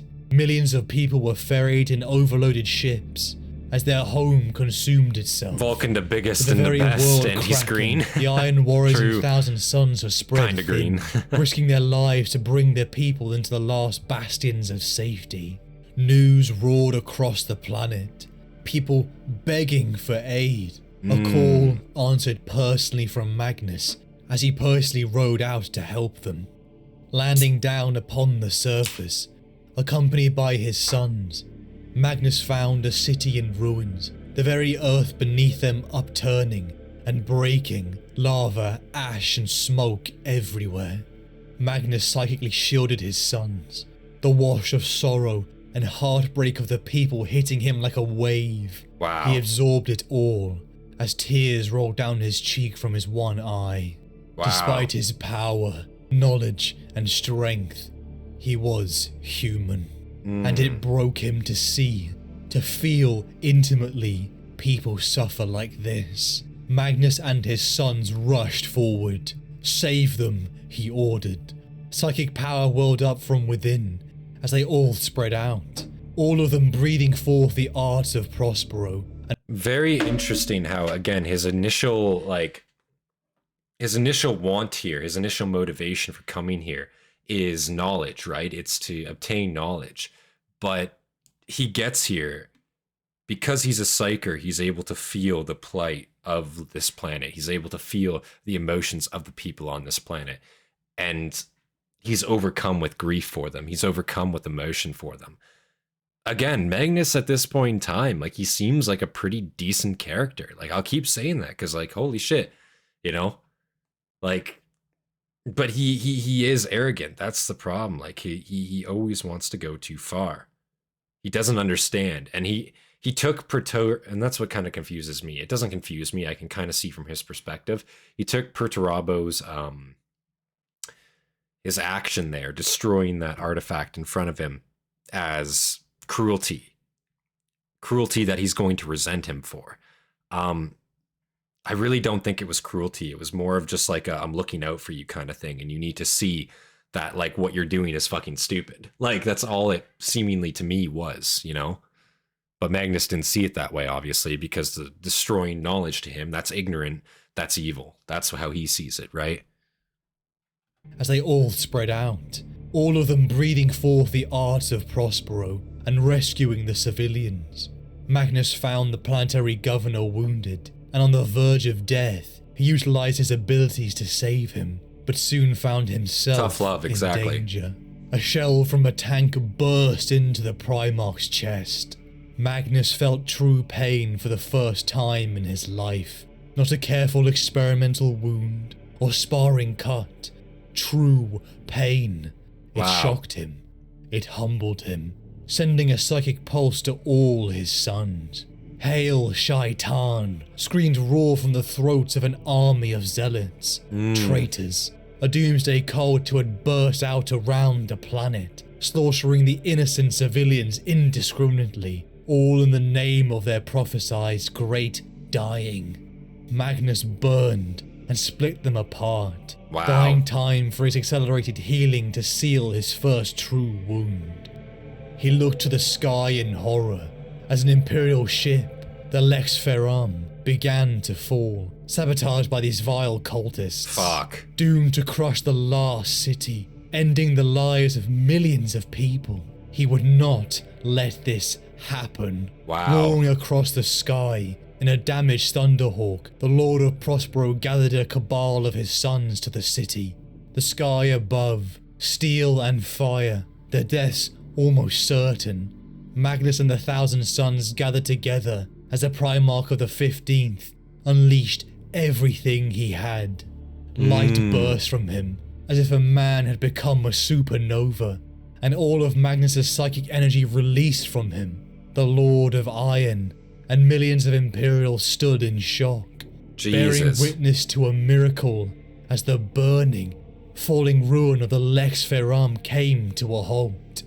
Magnus just saved millions, but at the cost of 24 of his sons, consumed and turned to dust in their armor. Wow. The guilt stung him, with not an ounce of strength left, his skin grey. Magnus collapsed, only to be caught by a brother, the Lord of Iron, carrying his very brave brother. Wow. Recovering from his wounds, the Lord of Iron praised Magnus. All of them had borne witness to what psychic powers could do. Wow. They saw what Magnus believed. So yeah, and that's a great showing of like Force. Super Saiyan, yeah, pretty much. Like that's a great show of Force. And again, Magnus using his abilities here, not for evil, but to save people. Literally, he's horrified by these people being butchered. He's horrified by their suffering. He absolutely wants it to stop. He just wants these people to be saved. And he's willing to potentially sacrifice himself and his sons, and it breaks him to sacrifice his sons because suffering of any kind. But he's willing to do that to potentially save people. We're seeing him at this point do that. And it's just like, God damn, man, like the transformation, what he's eventually going to become. This is going to be so fucking, you know, I'm actually kind of starting to feel for Magnus a little bit here. I'm not going to lie. Like my thoughts on him are starting to change. I know we just saw him kick the shit out of Gilliman a lot, and that was good. But like, you know, I'm starting to think other things about Magnus here. I'm starting to respect him a little bit more. That's for sure. Go Super Saiyan mode. That's great. That's honestly great. Psychic powers could do. Pretty much what he did. They saw what Magnus believed. He came a heartbeat from death. The Great Crusade would have been robbed of one of his brightest sons. Wow. More importantly, I would have lost a dear brother. There are none among our kin I regard as highly as you. Wow. So promise me you won't risk your life like that again. The kind words of Perturabo. Morningstar had almost killed him twice, but Magnus had not given up. Something hidden upon this world, this Shaitan, bore the truth behind this cult. There's a reason why Magnus did nothing wrong. It's such a meme. I guess so, yeah. Once again, Magnus made his way towards the surface. I guess we'll see here for sure. Of this breaking world. Now a legend, with a deed that was spread across the Imperium. A heroic act of a Crimson King. Wow.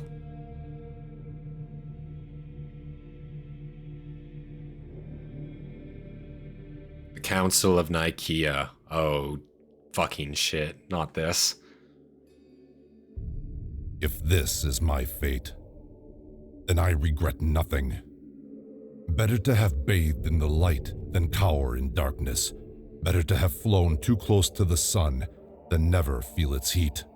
Magnus lay upon a cold steel table, his thoughts drifting, memories of his father flooding in, contemplating on his choices, how his insatiable need for knowledge, for answers, now put him on the verge of death.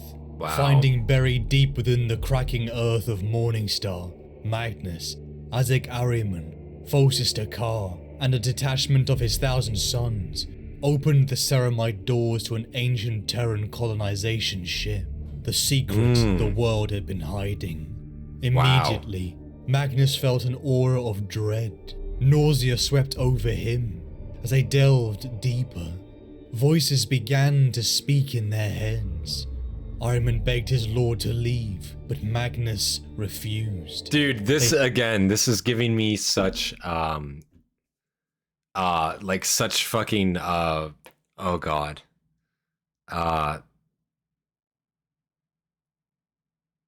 Shit, what's it called? Hold on guys, that's gonna piss me off now. I need to find that. Hold on. The fucking that movie I just watched. Jesus Christ, I can't think of its name right now. God, I'm such a scatterbrain. Holy shit. That's so embarrassing. Fucking Event Horizon. Jesus Christ. Holy shit. I don't know how I'm fucking forgetting this. I'm such a fucking scatterbrain. I apologize for that. Event Horizon. This is giving me such big Event Horizon vibes. They enter the ship. It's an early Terran colonization ship, right? Thank you so much, Event Horizon. Jesus Christ. Yeah. Thank you. It's giving me like those vibes so heavily. They enter this early colonization ship. This planet's been hiding this for years, right? Nobody's known this is here. They enter immediately, nauseating. Fuck, we're feeling sick. The residual energy there is still very much there, you know? It's very, very interesting here to hear this be said, you know? Ironman begged his lord to leave. Voices in their Magnus head. refused. They're gonna whisper sweet nothings in a second here. Know. Yeah. A figure stepped out amongst the shadows Horizon, of the thank you guys. streamlined Fucking, I'm place. such a scatterbrain. I A apologize. legionary, silhouetted in a sick, rippling undersea glow. A possessed thousand sun. I don't know why I didn't full screen it. Oops. No one leaves Shaitan. A creature, a psychic apparition flew at Magnus, throttling him and slamming him into a crude surgical table, separating him from his sons. It poured its horrifying truths into his mind. Shaitan, an entity formed from the cruelty of humanity in the age of strife. The psychic echo of the tortured souls of this colony ship. Thousands of innocent people who had been murdered and stripped of their connection to the primordial creator by their own people, millennia before. They had been afraid of that power in this age of darkness and rampant warp catastrophe. Magnus wept. He felt their suffering beyond anything he thought possible. The horror. They had taken something beautiful from them and killed it. And it was that suffering, those wounded minds that had screamed in rage and vengeance in his face, coalescing into this entity, Shaitan. And it would make him feel that pain too. It would take away what Magnus valued most, more than anything, his connection to the warp. If this is my fate, then I regret nothing. Better to have bathed in the light than cower in darkness. Better to have flown too close to the sun than never feel its heat. Wow. Was it curiosity or entitlement that had... Curiosity or entitlement? Again, I think that's a fucking great statement, because again, he is thinking of it as it's completely ignorant. It's completely ignorant of me to not check this out, to not look further into it. It's evil, it's bad in a sense if I don't do these things. But holy shit, man, if that's not the most arrogant statement, the most full of me, I can do no wrong statement that has ever been said, in a sense, holy shit there.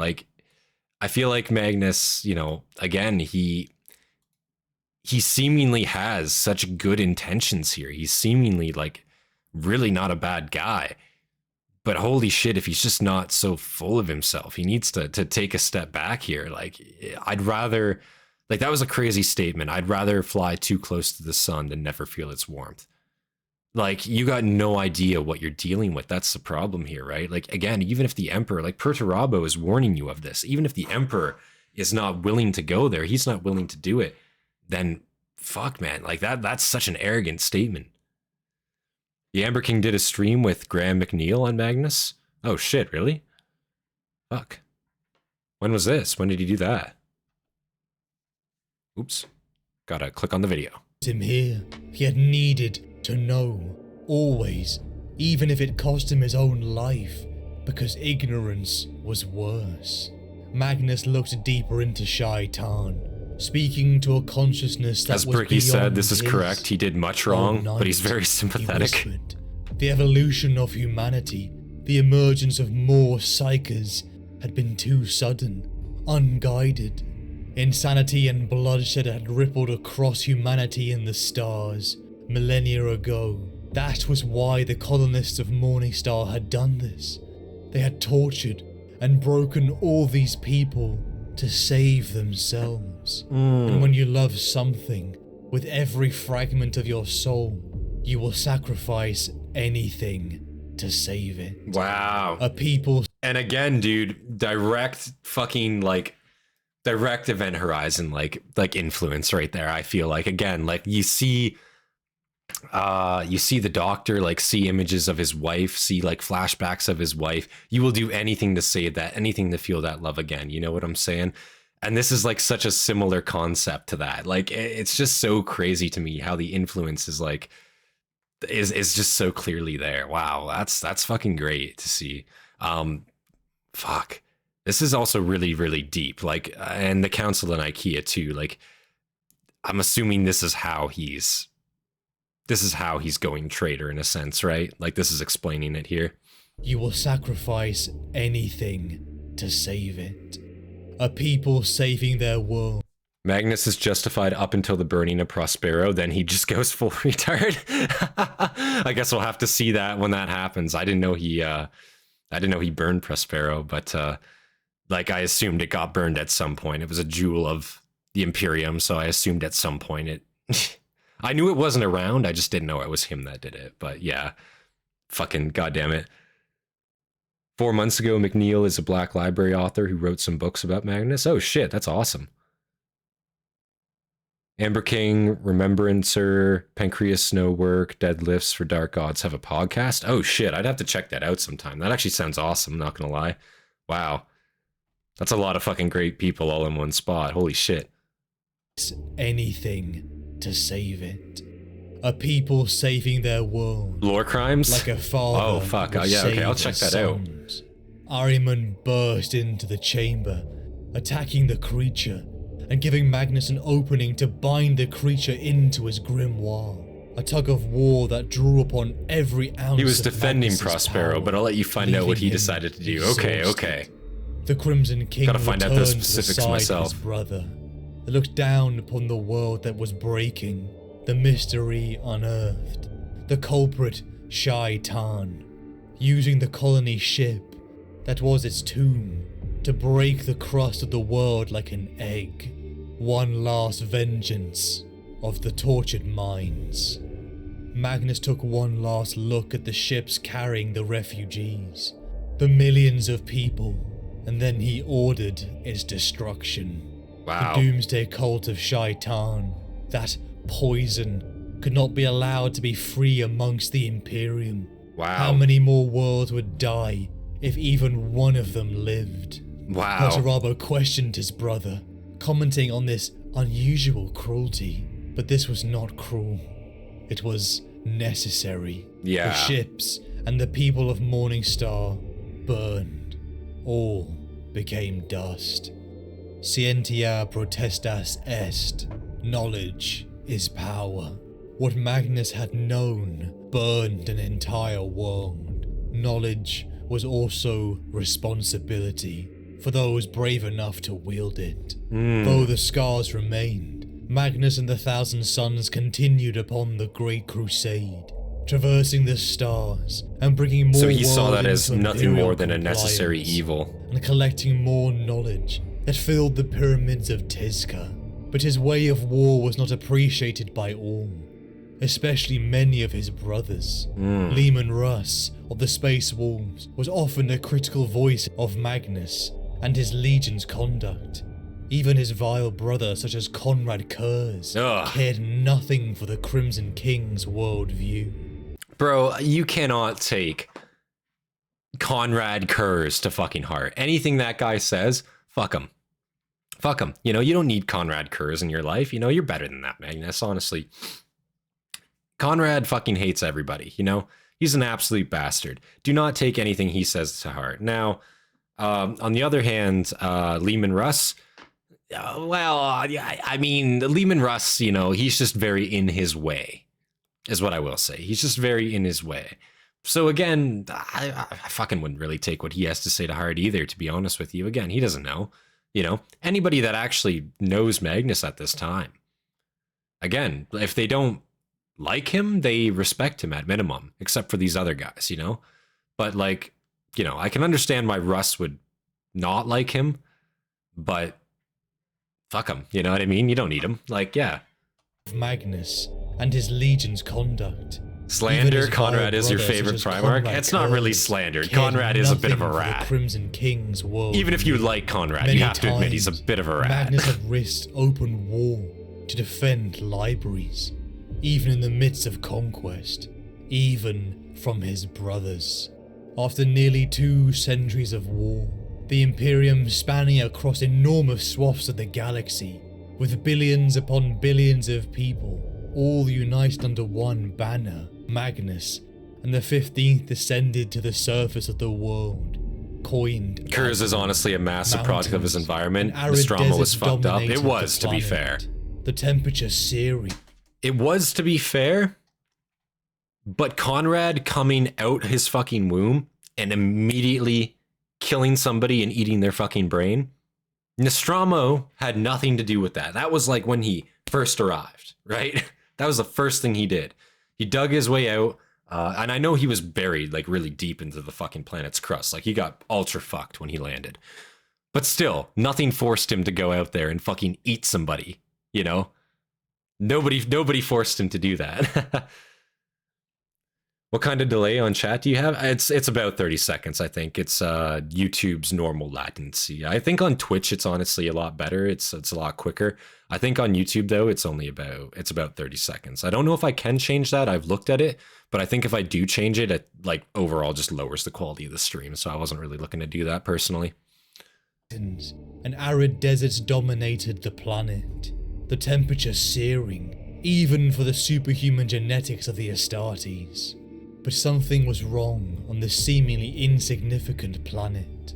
The tides of the war, the primordial creator that flowed across the galaxy, howled furiously upon this place. It made the 15th Legion feel wrong. It assaulted them in their mind and body, forcing them into the higher levels of the enumerations, psychic mental paths created by Magnus, each level an escalation in mental solitude and concentration.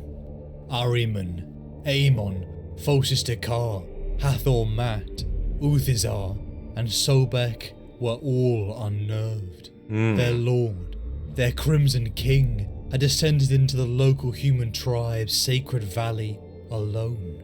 Somehow the people of this world had survived, free of mutation or rampant untamed psychic potential. Even here, in this place of violent tides, knowledge Magnus had to discover. The secrets here had taken them to the top of Agru's highest peak. But before the journey could begin, Magnus and his sons were interrupted. Descending from the sky, a contingent of space wolves unceremonially strode up to the Crimson King, demanding he answer the call of Leman Russ that had so far been ignored. Their arrogance and the sheer audacity to speak to their lord in such a way rippled anger across the Thousand Suns. But the wolves were quickly cowed with a simple burst of Magnus's power, earning a sign of submission. A compromise was reached, and the Thousand Suns and Space Wolves ascended the mountain together. Then Russ's call would be answered. The journey was long, scorching hot. And again, like, Leman Russ might be calling for help here, but he has been outspoken from Magnus since day one. He's been his #1 hater from what we've been hearing. Why does Magnus have any fucking obligation to go and help him here? And why would Leman expect it from him? Why would Leman even stoop so low given what he's said about him, right? Like, to ask Magnus for help? Like, what, you need help from Magnus? Like, really, Leman? Like, you know, you've been talking shit about this guy all throughout, you know, like, I feel like, you know, yeah, like, and who are they to just show up here and demand that? Like, you know what I mean? Like, yeah, fuck them, you know? I can totally see why, like, that was dismissed at that point. Like, yeah, that's not your piece. Get out of there. Corvus was born in a brutal jail. He turned out well. Like, see, there you go. There you go. I actually would like to, I know Corvus, it was pretty neck and neck, actually, for those ones. They were pretty, the vote was pretty close this week, I'm not going to lie. Ferris was a child in a Necron tomb. That sounds fucking awful. Jesus. People cared about Corvus. Sanguinius in a radioactive hellscape. That's true. That is true. Angron had 40 Eldar try to kill him upon being birthed. Like, yeah, that's true also. Yeah, fuck. Would be answered. The journey was long, scorching hot, for all except the wolves of Fenris. Still draped in furs and cloaks, they seemed almost unaffected by the heat, to the astonishment of the 1,000 Suns. Magnus encouraged his sons, such as Ahriman, to converse and bond with their fellow Hastatis, such as Othir Weirdmake of the Space Wolves. The animosity of the two legions, legendary across the Great Crusade, but Magnus believed that it was hate born from ignorance. Even they could be shown enlightenment. No fucking way. Magnus and his sons. So Magnus here is also just the bigger man. Like, no way. What the fuck? Like, straight up. Hey, listen. We might hate each other, but listen, you're ignorant. I'm willing to acknowledge that. Let's give him a second chance. Go bond with your cousins. I know you fucking hate them. I am not the biggest fan myself, but let's be the bigger man. Let's actually go talk to them and bond with them. I'm actually starting to like Magnus a lot here. I'm not going to lie to you guys. Like, I'm actually kind of starting to vibe with him pretty hard. Holy shit. Even they could be shown enlightenment. Magnus and his sons approached the precipice of the mountain, but they found themselves ambushed. The ground quaked. The air vibrated. Everything was on edge, as the adrenaline of battle coursed through Magnus and all the Hastatis. Ancient Xenos constructs, once thought dormant, burst from the mountain, and the battle begun. Everything the 1,000 Suns launched at the constructs was repelled. Their frustration grew, all of them unable to unleash their full psychic potential due to the unsteady warp tides and the judgmental eyes of the Space Wolves. Hundreds of Hastatis fell in atomizing blasts, until Magnus, alone, with his feather cloak spread like eagle wings, began to swell with power. His limbs ran electric with light. Blue fire ushered forth from the glowing godlike Primarch, felling one of the Xenos constructs. No one attacked his sons, but the exertion of power cost Magnus dearly. He sank to the floor, hey, there's his scarlet skin now pale, but it was not over. The wounded thing was not done, and launched a beam directly at the vulnerable Primarch. The 1,000 Suns screamed. Ahriman and Uthazar crumbled to their knees. A legion overcome with soul-wrenching grief collected themselves and charged without restraint. With their throats raw from screaming vitriol and hate, they mopped up the rest of this Xenos filth. They turned to see amongst fire and smoke. So if I might ask here, is this a specific Xenos that they're fighting here? Or is this just like, generic XXX fucking number 223 fucking space race, like, is this just some generic Xenos, or is this like a specific name Xenos race here? You know what I mean? Like, I'm just curious about that. Like, because they're just calling them Xenos, just alien, right? So like, but they seem pretty fucking powerful. So is there actual lore behind these guys, or is it just like, like a throw-in kind of thing? You know what I mean? Rest of this Xenos filth. They turned to see amongst fire and smoke Fosus Takar on the edge of death. In front of him, a kind shield, and kneeling down behind him was their lord. Magnus lived. Better to have flown too close to the sun than never feel its heat.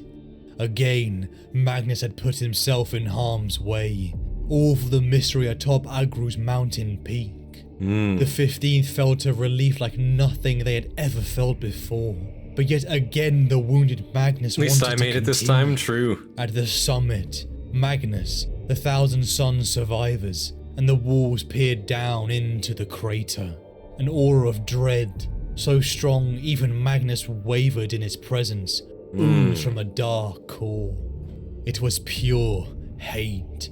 A monster, sealed in a time and a war almost lost to the universe. The 1,000 Suns approached, but dark tendrils rushed forth, and swallowed their Crimson King. In a dreamscape nightmare, a kaleidoscope of colour and emotion, a disgusting serpent beast crawled forth, speaking to Magnus, taunting him. It was nothing to Magnus. He had flown the great ocean even before his tutelage by his father. He saw through its lies. He saw the arcanic gate that it guarded and it led from. More jabs came. It spoke of Magnus's pride, how it already sipped from a poisoned chalice. It knew his secrets, but Magnus spat back that he had bested powers greater than it before. Wow. He had delved into the depths of the warp. He was its master. Arrogance. The last word on the serpent's lips, as Magnus throttled the life from it. The darkness scattered, as the shining, blazing Magnus descended amongst his sons, who looked on in awe. Victory and knowledge of the gate was his, but the judging eyes of the wolves stared at the Crimson Lord. They, and many others in the Imperium, had also looked upon him in scorn, and after 2 centuries of war, after seeing the consequences of Magnus's choices, a question had formed in the Imperium, a question about the future of psychic powers. Very, very interesting. Like, again, he saw through the lies there. He acknowledged, like, this beast is lying to me. He had that psychic resilience and that mental fortitude. But arrogance. I am the master of the warp. I have been the one flying here. This is my zone. I am the true one here. I imagine for any of the chaos gods, any of the chaos beasts out there that are laying eyes on Magnus, and obviously I'm sure they are laying eyes on Magnus, because how could you not? Again, like, you'd be thinking up every scheme in the book to try to corrupt this guy, and it probably would not even be that hard. Again, he's saying it himself. He would rather fly too close to the sun than not feel its warmth, and he means that in the literal sense. He's always going to go too far than not even try at all, in every sense of the word. And I think that's exactly where we're going to see his downfall here. Like, goddamn. There is an ancient legend. Tzeentch is really enjoying all this for sure. Like, that exactly, speaks of 3 men of Aegina who lived in a cave deep in the mountains, said Magnus, with the warmth of a natural storyteller. Though he had heard of this story before, Ahriman found himself captivated by Magnus's voice, the natural charisma that loaded every commanding word. These men lived shut off from the light of the world. And they would have lived in permanent darkness but for a small fire that burned in a circle of stones at the heart of the cave. They ate lichen that grew on the walls and drank cold water from an underground stream. They lived, but what they had was not living.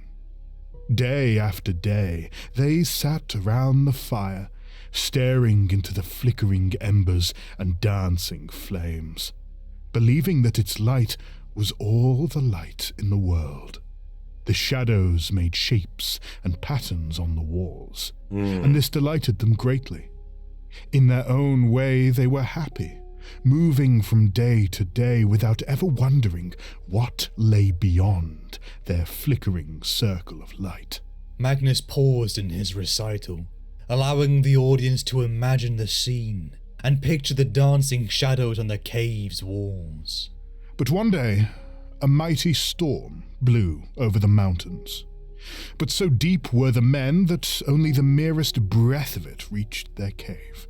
The fire danced in the wind, and the men laughed to see new patterns on the wall. The wind died, and they went back to contemplating the fire, much as they had always done. But one of the men got up and walked away from the fire, which surprised the other men greatly, and they bade him return to sit with them. This lone man shook his head, for he alone had a thirst to learn more of the wind.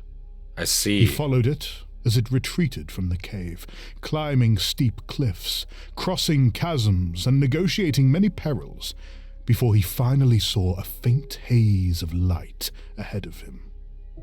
He climbed out of the cave, emerging onto the side of the mountain and looked up at the blazing sun. Its light blinded him, and he fell to his knees, overcome by its beauty and warmth.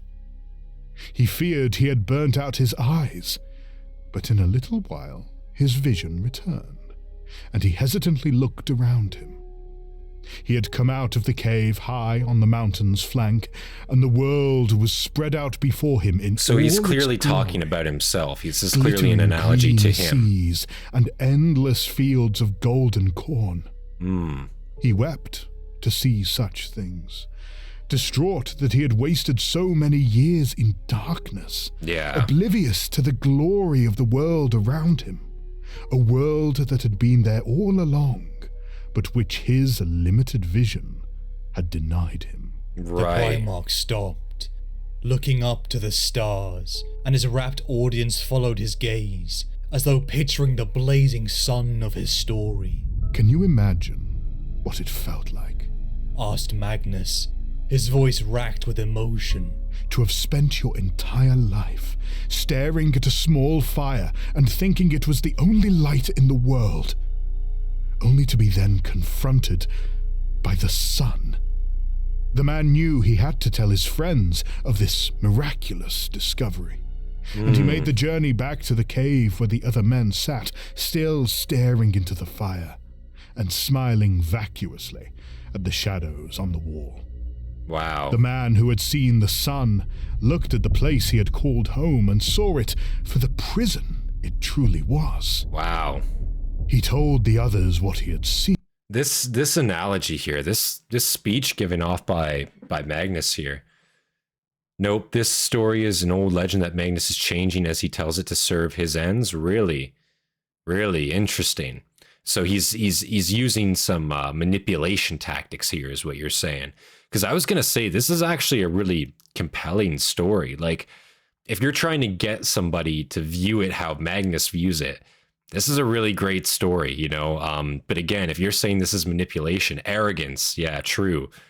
But if you're saying this is manipulation, I can totally see how this would be manipulation in a sense. Absolutely. Because he's showing only the good from it, but not the bad that can come from delving too deep. This is a good example of it, sure, but there's plenty of bad ones too. Prison it truly was. He told the others what he had seen, but they were not interested in far-fetched tales of a burning eye in the sky. All they wanted to do was live their lives as they had always lived them. They called him mad and laughed at him, continuing to stare at the fire as it was the only reality they knew. Ahriman had first heard this story as a philosophus in the Corvée Temple, when Magnus had mentored him prior to facing Dominus Liminis. He heard the same note of bitterness in the Primarch's voice that he had heard then, a precisely modulated pitch that conveyed the proper measure of anguish and frustration at the blindness of the men in the cave. How could anyone This is actually a real turn away from such light once they... Hold on. This is actually a real philosophical concept known as Plato's allegory of the cave. I think I've actually heard of that, to be completely honest with you. Yeah. You know, I'm not too big on philosophy, but I think I actually have heard of this before, this story. Maybe not you know, exactly how it's being told here, but it definitely does sound familiar now that you mentioned that. Yeah. The original story ends with death. Fuck, that's sad. In the real story, the man who leaves to find freedom is offed by his two friends as they think him crazy after he tells them of the sun. Yeah. Philosophical. Ickle? Is that how you say it? Philosophical. Okay. Maybe I'm just sounding fucking stupid here. That's possible. How could Sorry, anyone guys, it's the accent. turn I am a away native from speaker. such light once they knew of its existence? Fuck. The man could not understand his friend's reluctance to travel to the world above. But he resolved that he would not take their refusal to come with him as an end to the matter. He would show them the light, no matter what.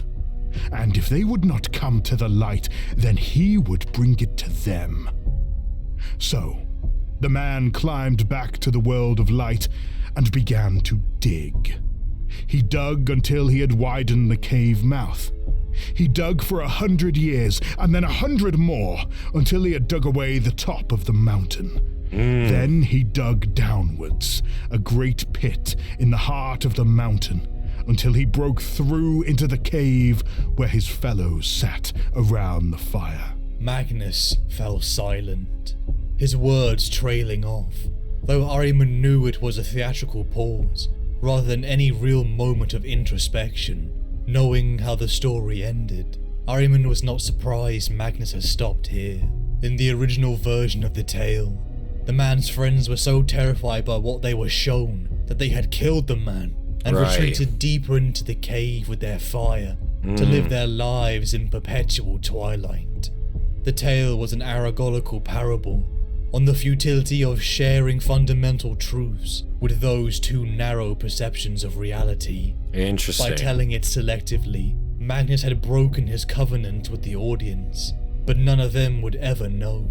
Instead, he continued his tale with fresh words, woven from his imagination. The men were amazed at what he showed them. The light they had been missing for all their lives, and the golden joy that could be theirs were they just brave enough to take his hand and follow him.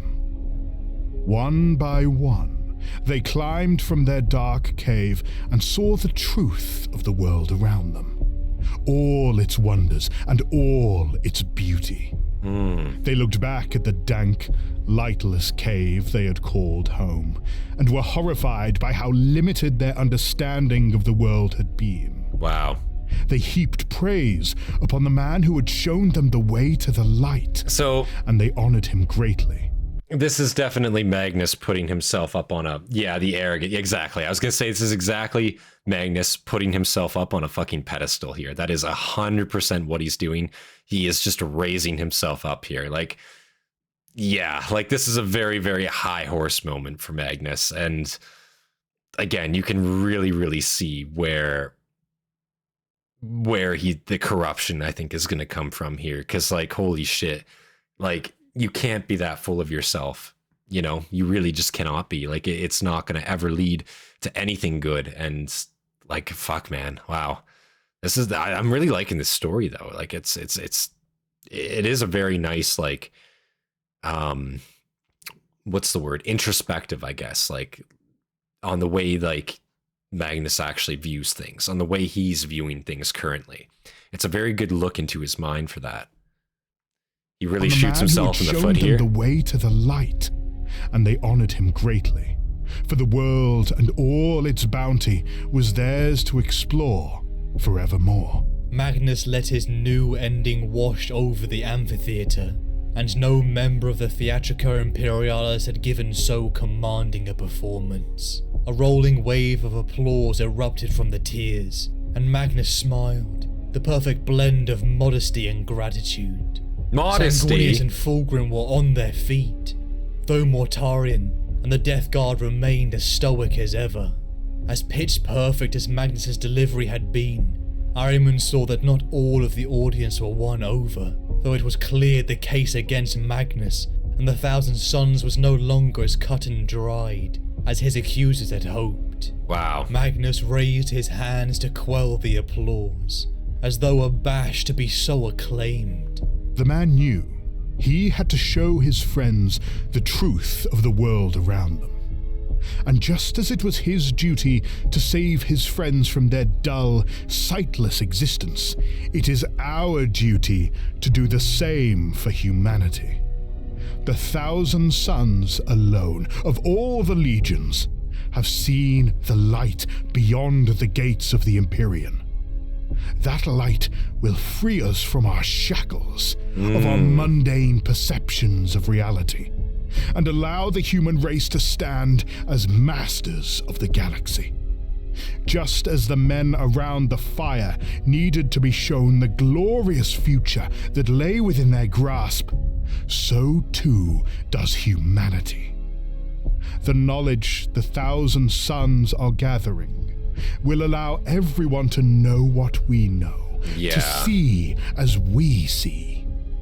Humanity needs to be led upwards with small steps, with their eyes gradually opened, lest the light blind them. That is the ultimate goal of the 1,000 suns. Right. Our future as a race is at stake. My friends, I urge you not to throw away this chance for enlightenment, for we are at a tipping point in the history of the Imperium. Think of the future, and how this moment will be judged in the millennia to come. Great. That's fucking, unfortunate to say, given what we know happens. Goddamn, dude. Wow. I would have that a great speech, but yeah, very, very arrogant, very, very very pedestal-y. You know what I'm saying? Like, he put himself very much on a pedestal there. The 1,000 suns are going to be the ones to show humanity the light. We're going to be the ones to raise you all up. You're all going to see how we're going to see. And, you're going to enjoy it once you do get there. Like, that's the problem here, man. Like, because he can't conceptualize anything wrong with this plan of his plan of always seeking the knowledge. He believes he's the master of the warp, and he just is not, He's such a fucking small fish in the grand scheme of things.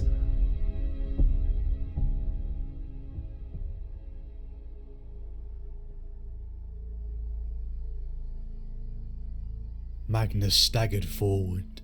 If only reaching Magnus out had a to dad that embrace could tell him the truth and monster circumvent that was all this Hastati, bullshit. Oh wait, his yeah, brave pretty legionary. much. Mercy and forgiveness would be his, until a shot rang out, bursting the Hastatis apart. Two sides looked at each other across the chasm, 1,000 suns and space wolves, all seeing the one who had fired it, the Wolf King, Leman Russ. Arc reached Secundus. A joint compliant action between the 1,000 suns, space wolves and word bearers.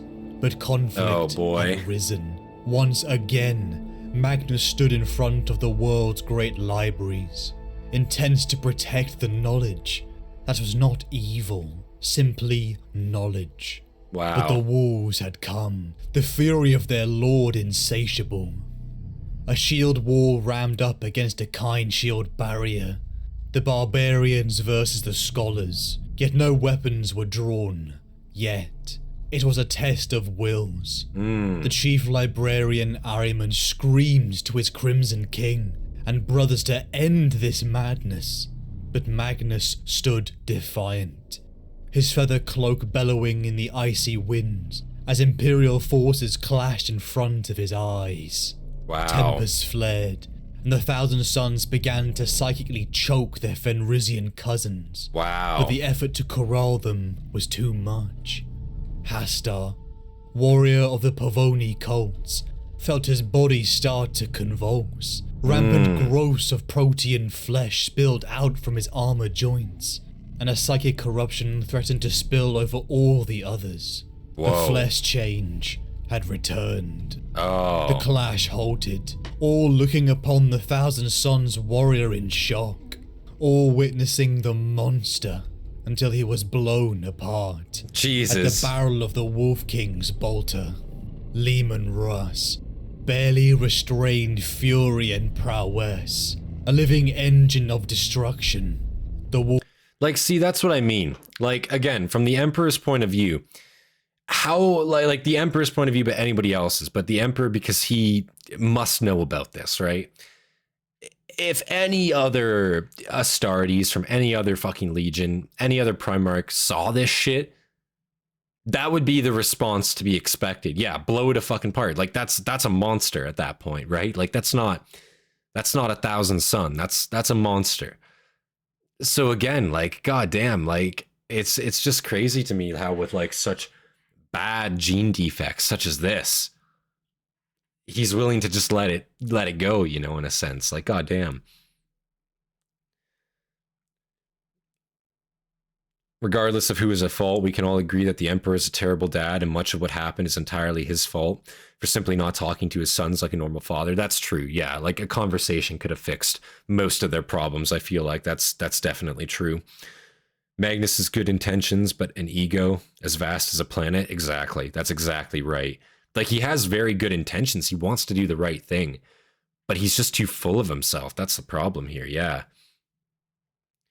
Did Magnus not do anything wrong? Well, we're only an hour into the video here, so there's still plenty of time for us to figure that one out. That's for sure. Like I say, think he can see the whole ocean, yet he's only staring into a puddle. Yeah, I think that's a very true representation. He thinks he knows it all. He thinks he's looking at all of it, but he's got no idea. He's just such a small fish in a big ocean. That's the problem. Fury and prowess. A living engine of destruction. The Wolf King, surrounded by his rune priests, and on a guard stared at the Crimson King. The tension was on a knife's edge. Death was inevitable. A golden light flared at the center. Their brother, the Primarch Lorgar Aurelian, the tan-skinned giant, strode forward, his aura a sense of wonder, even to the other Hastatis. Russ told him to move. The Cyclops had gone too far. He had spilled Fenrisian blood, and he must pay.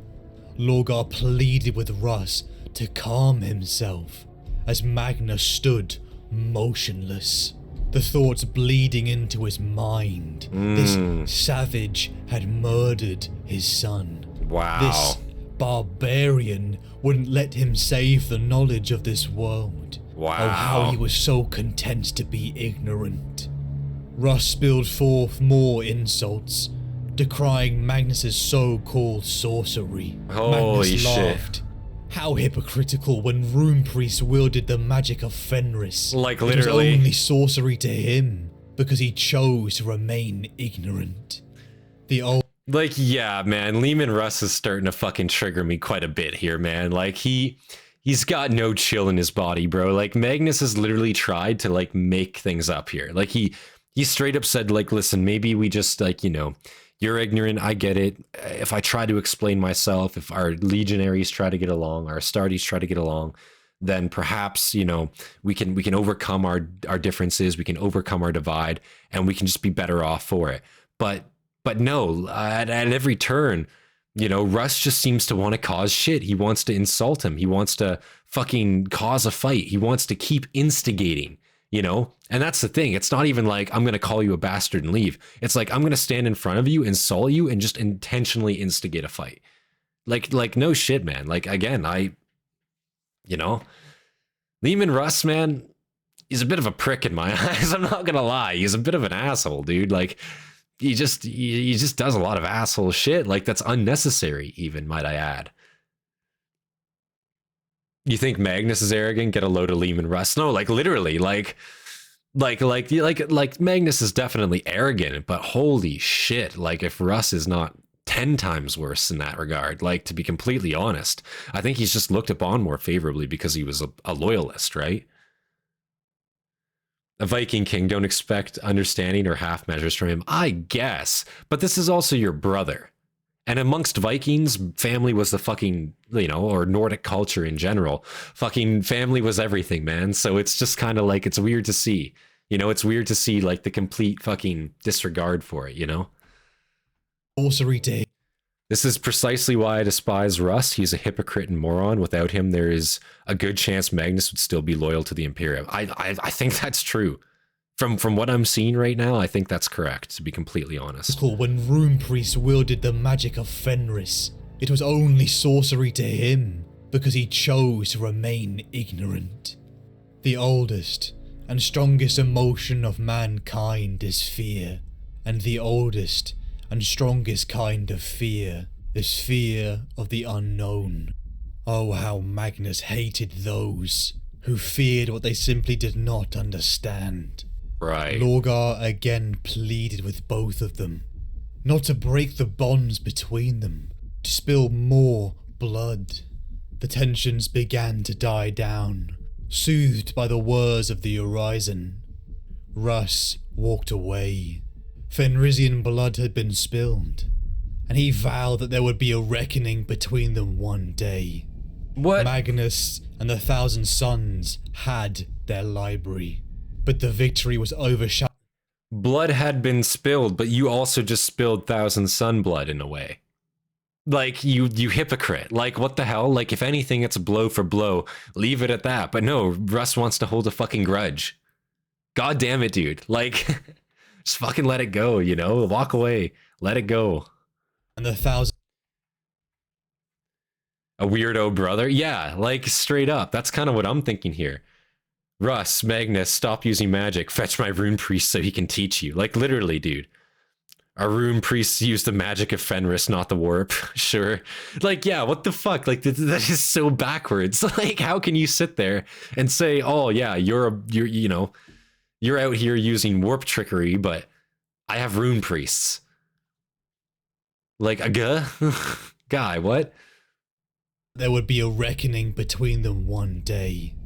Magnus and the Thousand Sons had their library, but the victory was overshadowed by the Lorgar's hypocrisy incarnate. That is true. Lorgar's a bit of a bastard also. Of the flesh change. That is true. Ahriman tried to speak to Magnus about Hasta, but Magnus assured his favoured son it was a fluke. Magnus was lying.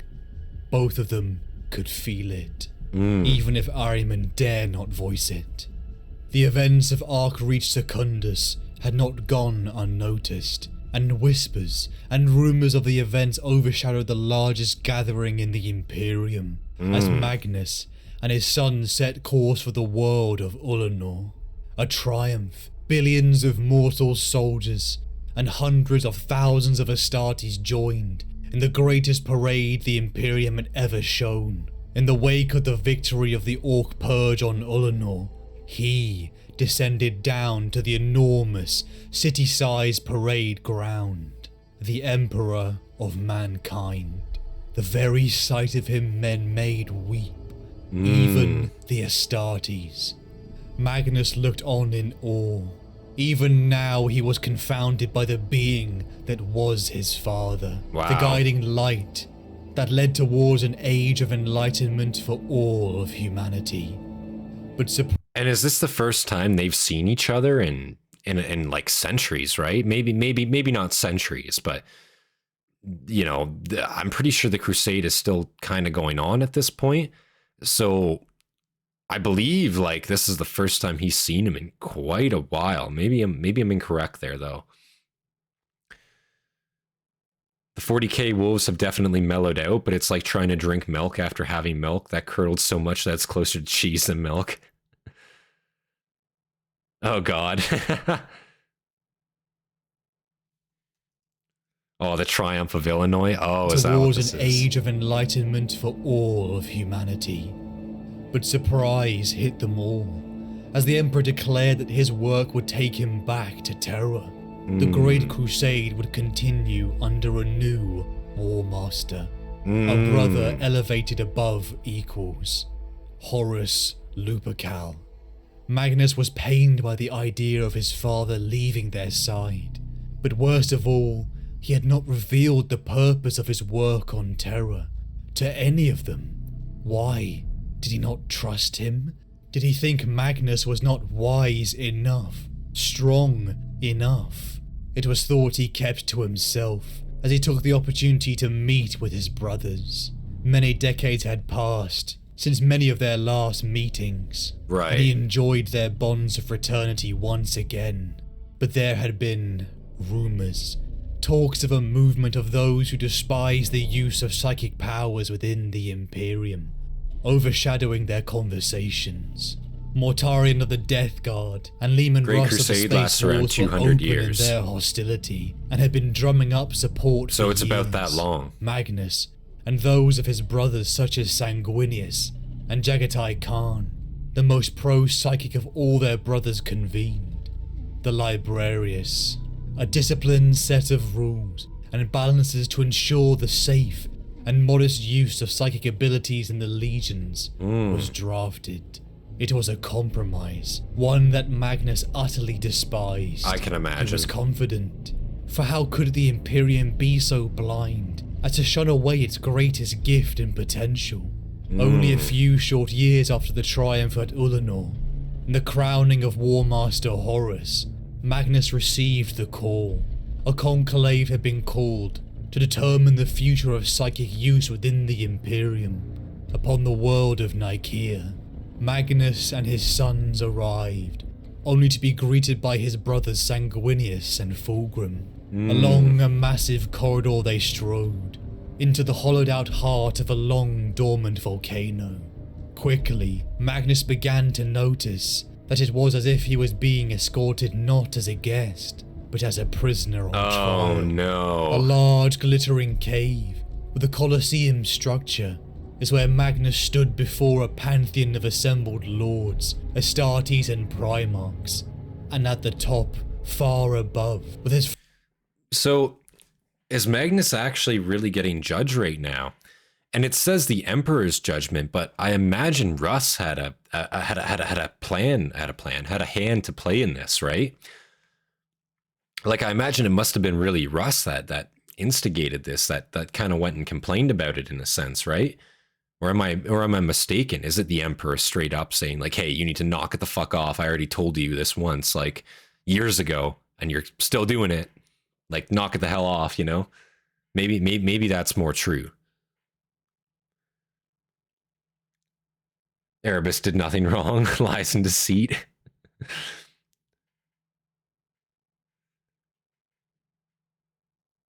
Morty is a psychic. Magnus is arrogant, but Mortarion is the most hypocritical. That makes sense. Council of Nicaea is also called the Trial of Magnus. Goddamn. Hastatis and Primarchs, and at the top, far above, with his flaming sword upon his lap, sat his father, the Emperor of mankind. The battle had begun. They came in droves, speakers who decried the use of sorcery, its raw destructive power, the scars of old night, and the perils of the warp. Man could not be trusted with it. Some would always delve too deep. It was dangerous.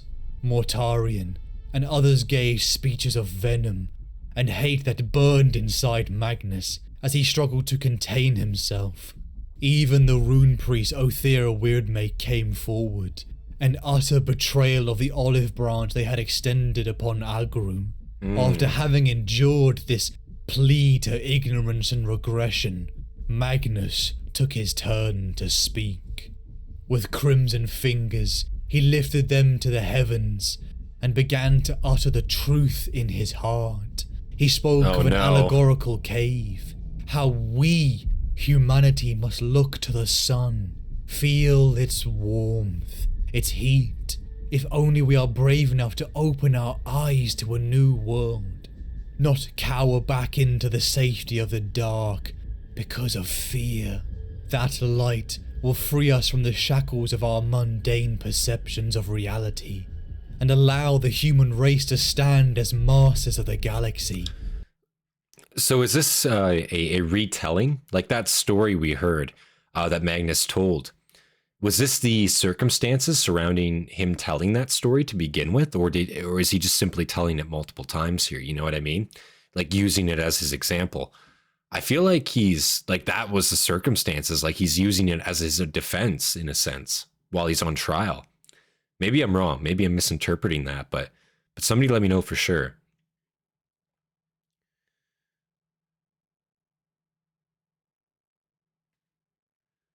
Fear, I'm putting you on your own special government watch list.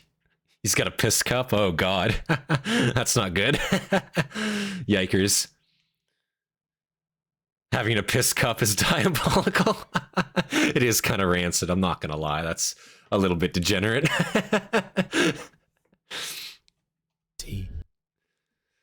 loving watching your Warhammer journey. I was the same about 9 years ago, and I'm literally still learning everything after reading 60 novels, dozens of YouTube videos, and plenty of video games. Yeah, man, there's just so much to learn, so much to like comprehend and wrap your mind around. Like, fuck, there's, you know, you could be reading up and like watching videos, you know, reading lore for that long, and you still wouldn't know like 50% of what Warhammer has to offer. I think like there's just so much going on in universe that it's, you know, there's so much to keep track of too. Like, I think that's why it's great that you can literally just pick a subject within 40K and you can literally just focus on that if you want. I think that's such an awesome like part of 40K. Like, you don't have to focus. Like, me personally, I've kind of been like in general looking at all of it in a sense. I don't have one focus when it comes to 40K, but you literally could have one focus and stay on that for years and be entertained. That's the great thing about it, I think. And allow Rabbit the hole human never ends. race Exactly. to stand as Exactly. masters of the galaxy, just as the men around the fire needed to be shown the glorious future. You gotta that save lay it so you within can their dump it on the grasp. homeless. Oh my So god. too does humanity. A golden era awaited, if only they were brave enough to grasp it. A future where humanity mastered its psychic potential, armed with the knowledge of the 1,000 suns had collected for centuries. Magnus would save humanity. Applause, Yikes. tears, and praise flooded over Magnus. He felt incredible. They finally saw it. Hope. Magnus had given all he could. Conversing with Ironman in their private chambers, he told his son of their responsibility to be guides to the ignorant, just as the Emperor was to his. Oh god. No, whispered Ahriman. You already knew of it. When the Emperor Almost showed had some you spillage of the there, warp's guys. That wonders was almost bad. and dangers, you feigned not to know, but you had already peered into its depths and seen them. Magnus almost killed his favoured son on the spot. White-hot fury seethed through him as a vital nerve had been struck. Jesus. He bored into Ahriman with his eye, telling him to never say that again. Oh. Ever. Unguarded, Ahriman felt a link between them.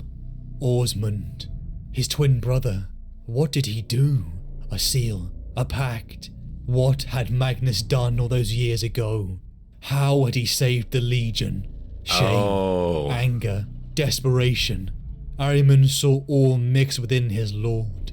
Only moments before, others had condemned them, declaring mankind could not handle the responsibility of psychic power. Were they right? Were they right to call the 15th sorcerers? But they were interrupted. Magnus and all attendants walked back to the Colosseum ground. Judgment had come. Interesting. So he straight up, he made a deal. Is that it? We gotta make a deal. No, like he made a deal, I'm guessing, with some type of warp entity, which rid his legion of their affliction. Obviously it's returned now, but he sacrificed his eye for it. But you know, chaos is always going to get the upper hand in these deals. Now caught lying and dealing with the warp by his own son. Like, yeah, like he's getting fucking straight up called. He's getting called out right now, and he's totally fucking ashamed of it. God damn it, Magnus. Like, this isn't a good look for you, man, especially when you're on trial right now. This is very, very bad for you, my guy. Oh, man. That fucking sucks. Walked back to the Colosseum ground. Fear is just a demon prince of Nurgle, maybe. It's got potential. Hear now the words of my ruling. I am not blind to the needs of the Imperium, but nor am I blind to the realities of the hearts of men. I hear men speak of knowledge and power as though they are abstract concepts to be employed as simply as a sword or gun. They are not. Power is a living force, and the danger with power is obsession. A man who attains a measure of power will find it comes to dominate his life until all he can think of is the acquisition of more. Nearly all men can stand adversity, but few can stand the ultimate test of character, that of wielding power without succumbing to its darker temptations. Peering into the darkness to gain knowledge of the warp is fraught with peril, for it is an inconstant place of shifting reality, capricious lies, and untruths. The seeker after truth must have a care he is not deceived, for false knowledge is far more dangerous than ignorance. Wow. All men wish to possess. That's fucking extremely powerful. False knowledge is far more dangerous than ignorance. Wow. And I think that is a super, super apt statement for Magnus here. Again, because there's no, you know, he will always seek knowledge, but is the information, the knowledge that he's getting true? That's what we don't know, you know? And again, if he's getting it from the warp, we know that there's plenty of fucking liars, you know, plenty of entities that will lie in the warp. So yeah, is his knowledge, is his entire foundational belief founded on lies, founded on a mistruth in a sense, you know? That's a very, very interesting statement there. W statement, exactly. That's what I'm saying. Than ignorance. So tell us the fucking truth, Big E. That's fair. But few are willing to pay the price. Always, men will seek to take the shortcut, the quick route to power. And it is a man's own mind, not his enemy or foe, that will lure him to evil ways. True knowledge is gained only after the acquisition of wisdom. Without wisdom, a powerful person does not become more powerful. He becomes reckless. His power will turn on him and eventually destroy all he has built. Wow. I have walked paths no man can know and faced the unnameable creatures of the warp. I understand all too well the secrets and dangers that lurk in its hidden darkness. Such things are not for lesser minds to know, no matter how powerful or knowledgeable they believe themselves to be. The secrets I have shared serve as warnings, not enticements to explore further. Only death and damnation await those who pry too deeply into secrets not meant for mortals. I see now. I see Magnus kind of as like that fucking kid, right? That like, you know how when you like tell a child like, hey, don't do this, and then you give like no explanation to them for why they shouldn't do it, and then they go ahead, they do it, they get hurt, whatever have you, they're upset about it, and you're like, oh, I fucking told you not to do that. I think that's bad parenting in a sense, you know what I mean? I think if you're, you know, and this isn't to say like, you know, I'm gonna use like guns for an example here, right? I'm not saying you should let your kids play with fucking guns, not at all. But I'm saying like if you teach a respect, if you teach a child respect for that element, if you teach a child why they should be fearful but also should respect, know that this isn't a danger but that it's a tool in a sense, that is a lot better of an explanation and will prevent them from fucking up and getting themselves hurt. It's kind of the same concept with the Emperor here in a sense. Like if he told Magnus, like, yes, we all know that there's dangers out there. I've traveled past that you haven't seen. I'm not going to fuck with it. You shouldn't either, Magnus. And bad boy for doing that. But he's not explaining any reasons at all why he shouldn't do it. You know, it's dangerous. Well, Magnus sees himself as the epitome of fucking greatness when it comes to this type of shit. He sees himself as untouchable. He sees himself as the master of the warp. He can't be hurt. So by Big E not sharing his experiences with him here, as another high-level psyker, I think that's completely on his own, like completely his own fault. What happens in a sense here, you know?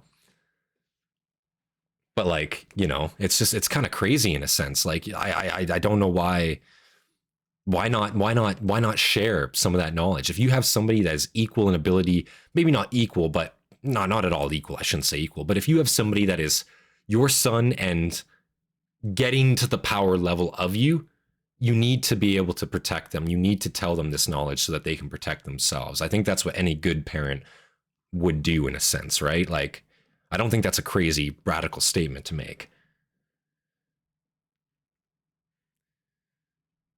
Deeply into secrets not meant for mortals.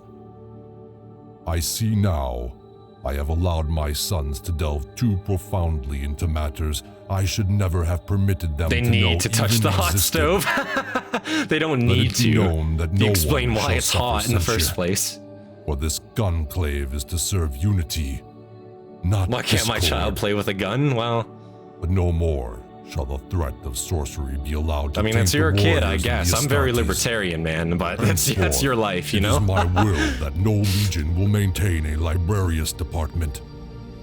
All its warriors and instructors must be returned to the battle companies and never again employ any psychic powers. What a great fucking W speech by the Emperor there. God damn. That was really good.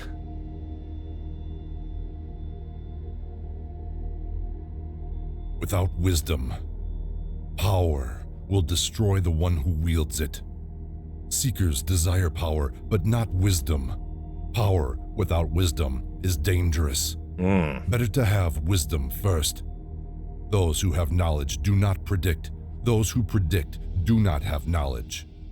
If you abuse power, you will be burned, and then you will learn.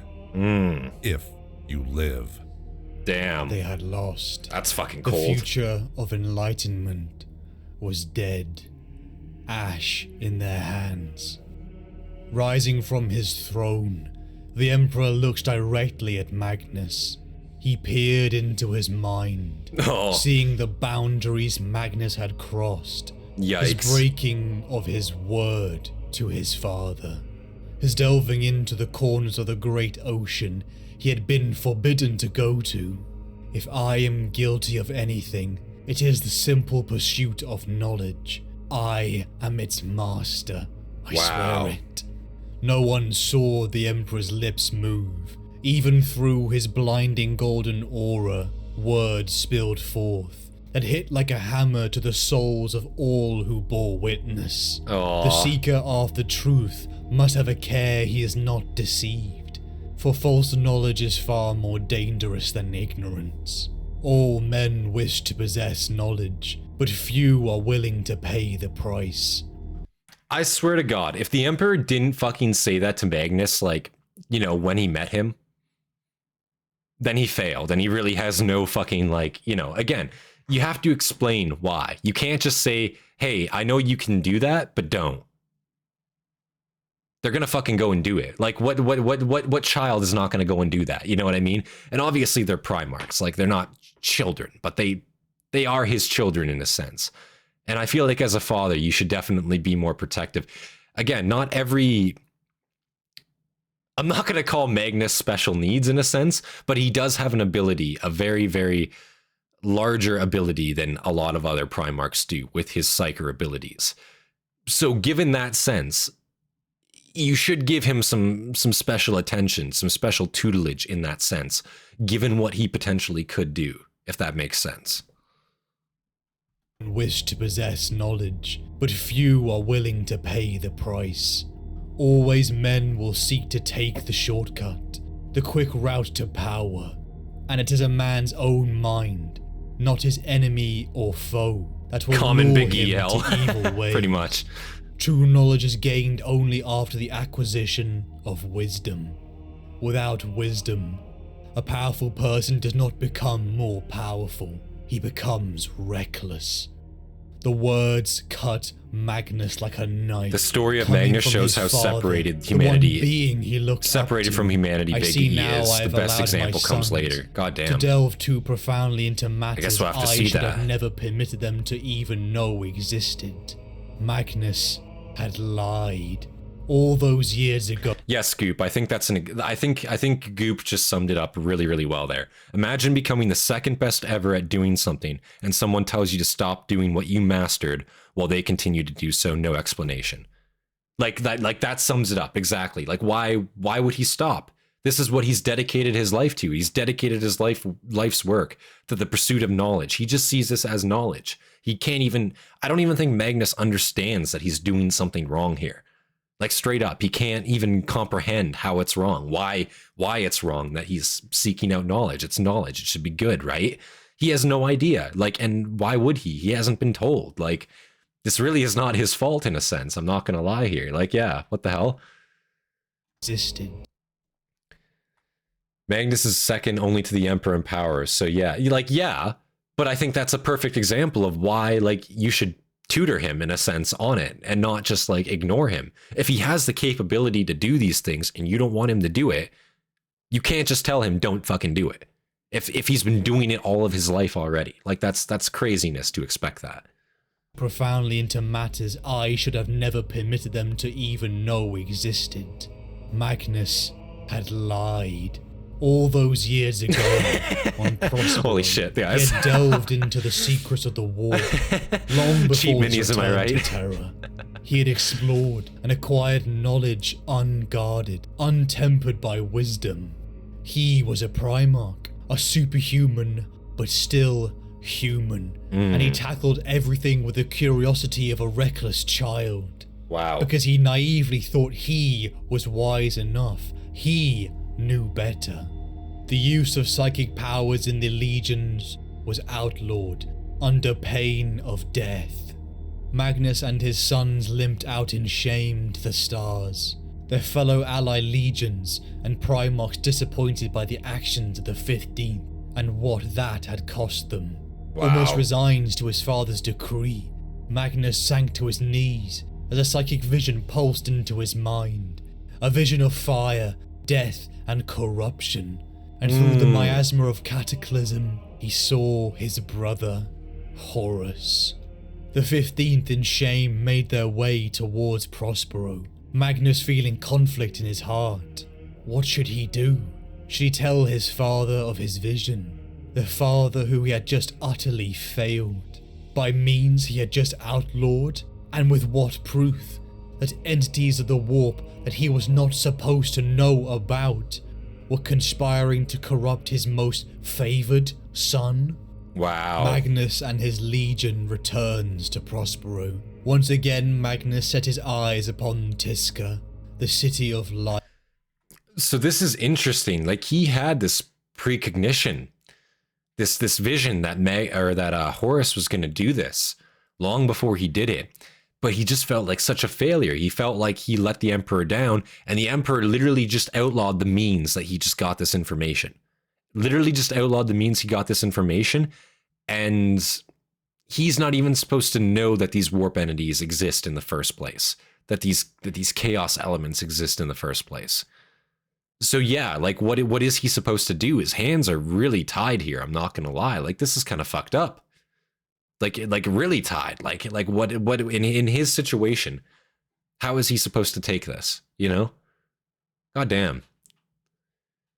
Use this, son, bad boy, and don't touch that psychic power. Like, literally. Don't forget that Biggie telepathically talked. Don't forget. Huh? Oh yeah, they talked before he was ever found. Yeah, I guess they did like telepathically talk, but I don't know. Like, it just feels like he didn't tutor him at all. Like, he did not give him like the special attention he deserved, especially considering the really, really great fucking role that he was supposed to fulfill in the Imperium.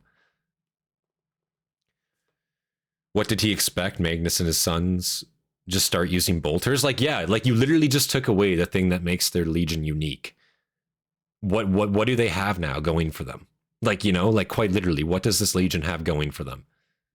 Besides their sorcerer in quotation mark abilities, what do they have going for them? Otherwise, they're literally just like the most generic Astartes you could get. What use is that? Like, you know what I mean? Once again, Magnus set his eyes upon Tisca, the city of light. Oh, how he loved his home. The jewel of hope in a galaxy of darkness and ignorance.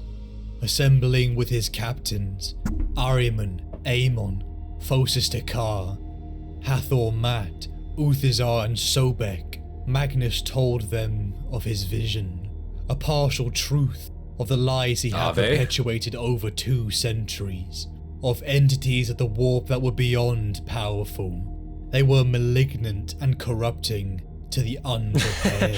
Chicken, will this site Magnus have local defied matures in your the area edict of ads? IKEA, not even a day Those are my after favorite his ones, honestly. declaration, as he began to delve back into the warp and his own ancient texts, divining prophecies about the fall of his brother Horus, of a fallen son who would ravage his father's kingdom and all of humanity. It was up to the 15th Legion to save him, to prevent this oncoming disaster. Inside deep cabins underneath Tisca, Magnus and his sons prepared for a ritual, one whose very inception had been crafted from knowledge Magnus knew he was not meant to know. Interesting. Surrounded by a cabal of his sons, cleansed and focused to a degree that was beyond human, the Crimson King began, with human thralls around them, energy that Magnus knew would be consumed in what was to come.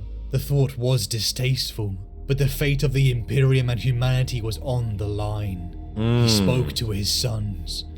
Too few have the courage to take arm against an uncaring galaxy, but we are the 1,000 Suns. There is nothing we dare not do. Wow. Laying down upon an altar, his white robe spilling over the edge, Magnus connected himself to Horus. Blood began to pour from him. Psychic sympathetic wounds that mirrored the War Master sprouted over his body. Magnus's eye glazed over with a kaleidoscope of impossible colours as his soul roared into the warp. Horus, my brother, I am coming for you. Days passed as Magnus's sons, Ahriman, Aemon and Uthazar stood vigil. The Lord's body was pale and dripping with sweat. Finally Magnus awoke. I have failed, he told them. There were others there, Erebus of the Word-Bearers, who aided in the corruption of Horus. Wow. Lorgar's legion had already fallen to the primordial annihilator, Chaos. The word was used as if it was a name, but Magnus had told them after Nicaea about the entities of the warp. But this Chaos was something more? Ahriman questioned his lord, but Magnus told him he only knew of this Chaos after this very confrontation. He was lying. Yeah. Ahriman felt the flicker in his aura. Wow. Again, Magnus had lied to him. Wow. So again, he claims to not know anything about Chaos, but again, he made a deal with something to rid his legion of their affliction. And that was certainly with a Chaos entity. Now, we don't know exactly at this time what that Chaos entity was. We don't know exactly what it demanded yet, but I'm assuming we're probably going to find out pretty soon here. But interesting still, like, again, he really tried to go and talk to Horus in a sense. He really tried to connect with him in a sense there. But he was already fallen. He'd already fallen to corruption, and he's not even supposed to know about Chaos. So again, this would be such a weird conversation for him to have with the Emperor, given that he's literally on the threat of death if he mentions it again. You know what I mean? Like, you can't threaten your sons that they're going to be killed, you know, given the circumstances here. Like the Emperor knows these things exist. He knows his sons potentially could fall to Chaos. I'm sure he isn't hoping it will happen, but I'm sure he can still see it as a potential. So outlawing talking about it, period, especially if you got a son that could potentially be in the know about these types of things, it seems like a waste, you know? Like, it seems like an utter waste. Chaos entity. Probably Tzeentch in some form. He made a deal with Tzeentch. Okay. No, my area has local gilfs in my area. Even better, honestly.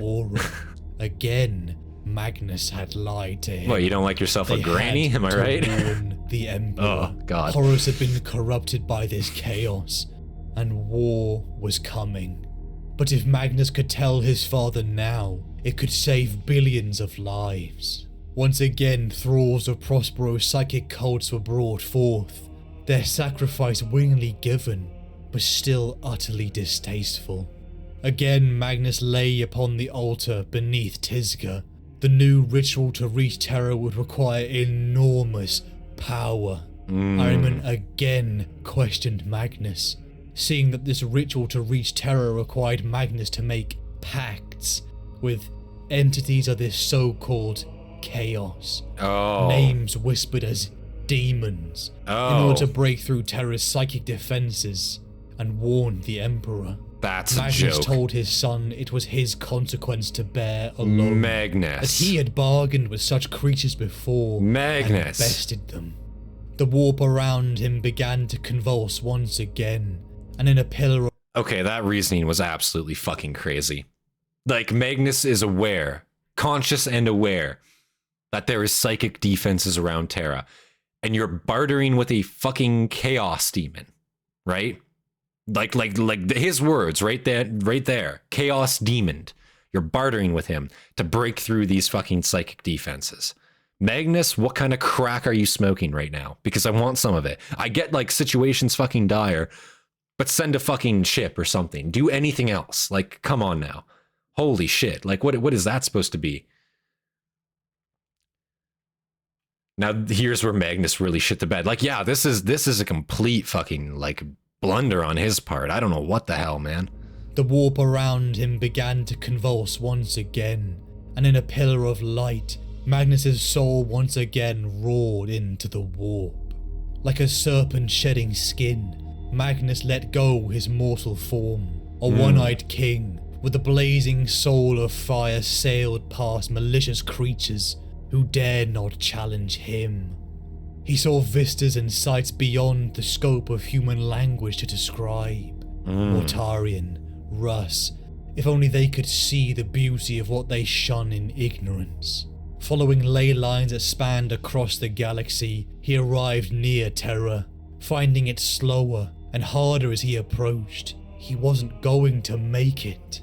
Then he felt it, a sentience behind him, something beautiful, serene, fluctuating with power. He knew in this place of contradiction, not everything was evil, and felt the warmth of this entity. Interesting. Help. It spoke no words, just offering itself freely. He took it. Swelling with its added power, Magnus broke through the psychic obstacle. Isn't that fucking crazy? Isn't that fucking nuts? For once, it's not talking to you, it's not trying to manipulate you, but it's freely offering you help, Magnus. Freely is offering you its power. Oh yeah, come on now. Just take my hand. I don't... Listen, I'll help you, Magnus. Like, you want to get to Terra? You want to communicate with your father? Yeah, like, dude, that's fine. Like, just go for it, man. No, you're not strong enough? Listen, man, I got plenty of power. Just take some of mine. You're good. Just do it. Take my fucking hand, Magnus. Do it. Do it. Like, you know what I'm saying? Like, what the fuck? Like, bro, what? Like, you know better than this, Magnus. You know, like, even if they don't have to manipulate you, like, this is manipulation in a sense already. They're not doing anything not for their own benefit. Like, what the fuck? How does he not realize this right now, you know? Not all the warp is evil. No, not all the warp is evil. But do you think, like let's be completely 100% honest here. I know not all the warp is evil. I'm not saying it is. The warp potentially could be like benign, neutral, even maybe some of it good. But yeah, 99% of it's fucking evil. And let's be honest, if anything is going to give you power in the warp, it's not going to be something good. They need that shit for themselves, you know, given the circumstances of the warp. They need that shit for themselves. They're not freely offering you their power. Like, come now. If there's no barter to be struck, like, you would need to know the terms. You can't just be freely taking help. Maybe I'm wrong, with his but added power, Magnus want some broke help. through the psychic obstacle. True. His soul flying through the ancient Eldari tunnels that connected to the heart beneath the Imperial Palace. The golden Magnus, throne don't take room candy from began strangers. to Exactly. shake Literally. Violently. Literally. Roared. Like, you're telling me the Emperor couldn't get that one across to his sons at least? Like, seriously? Like, that's what you're, like, you know, like, that is the exact analogy. Like, straight up. Like, holy shit. The golden throne room began to shake violently. Raw psychic energy was rampant. Thousands of ordinary people began to die. Magnus, a burning white-hot soul, burst into the throne room, laying his eye upon his father. Monster, the servants around the Emperor cried, firing into this fiery apparition before them. Before Magnus could speak, he began to hear laughter, and then shrieking behind him. A horde of twisted, sentient nightmare had followed him. Demons. Magnus looked to the Emperor, panic and shame washing over his features as he realized what he had just unleashed. Wow. Father, he cried out, the last words he spoke as he felt those golden eyes look upon him with utter disdain. Wow. Magnus awoke back on Prospero. Tears fell down his cheek. What had he done? Wow. He had tried to tell his father, give him the warning, but nothing he said could have outweighed what he had done. No. Without wisdom, power will destroy the one who wields it. Wow. Seekers desire power, but not wisdom. Power without wisdom is dangerous. Better to have wisdom first. Those who have power do not predict. Those who predict do not have knowledge. The Webway project. The knowledge Magnus was missing. The future of humanity shielded from the warp. The Emperor's enlightenment, and it had just been destroyed by Magnus. Wow. He didn't know. He had broken the wards and had corrupted it forever. What had he done? The Emperor had looked into him and seen all he had done. His breaking of the edict, the rituals, and like, and imagine that from the Emperor's point of view too, and like, I can totally see why, like, at the time, they're like, Magnus, that fucking filthy rat, it's all his fault, like, straight up. Like, I can totally see that too, because, like, as the Emperor, you're standing there, you know, you got your boys around you, you're completing your work, you know, on the Webway project, you're doing your thing, and then, you know, suddenly, holy shit, the world is shaking, what's going on? Magnus's face appears, using warp bullshittery that you just fucking outlawed from him, and then suddenly a bunch of fucking demons like start pouring out around him. Like, if you were the Emperor, like, all you would, like, I can just imagine he was just standing there, like, mouth agape, fucking just side-eyeing the shit out of, like, Magnus. Like, what the fuck is this, dude? Like, what? Oh my god. Wow. This would have been avoided if Big E explained chaos, though. That's true. It definitely could have been avoided. He was panicking. He saw a premonition of the Horus Heresy, and the entire Imperium just censored him. And let's all be real, we have all done something stupid when angry or panicking. Yeah, that's true. But you ought know better. Like, that's the thing. Like, Magnus should know better at this point. Again, if you have psychic wards around Terra, and he knows that there are psychic wards around Terra, he might not know the reason that they're there, but they are sure as hell there. Then why, like, you know better in that sense, you know? Like, you really just do know better. He ought to know better, is what I'm saying. I love how they describe this scene in the book. His description reminds me of a biblically accurate angel. God damn. Did Maggie do something wrong? Well, yeah, I'm going to say he did something wrong. Yeah. Yeah. As of right now, yeah, I'm going to say he did something wrong. Because, again, he just should have known better in that sense. Like, he should have known better. He knew that there were words there. He took help freely from an entity of the warp. Maybe not knowing that was chaos, but he knew chaos existed. Given what was happening, given that he just saw his brother Horus fall to demons, to chaos, he knows Lorgar fell to chaos, and now he himself is going to take help openly from a warp entity. Given what he literally just saw, like, that's silly. That is silly. That's goofy. You know, he shouldn't do that. So yeah, I think that is his fault.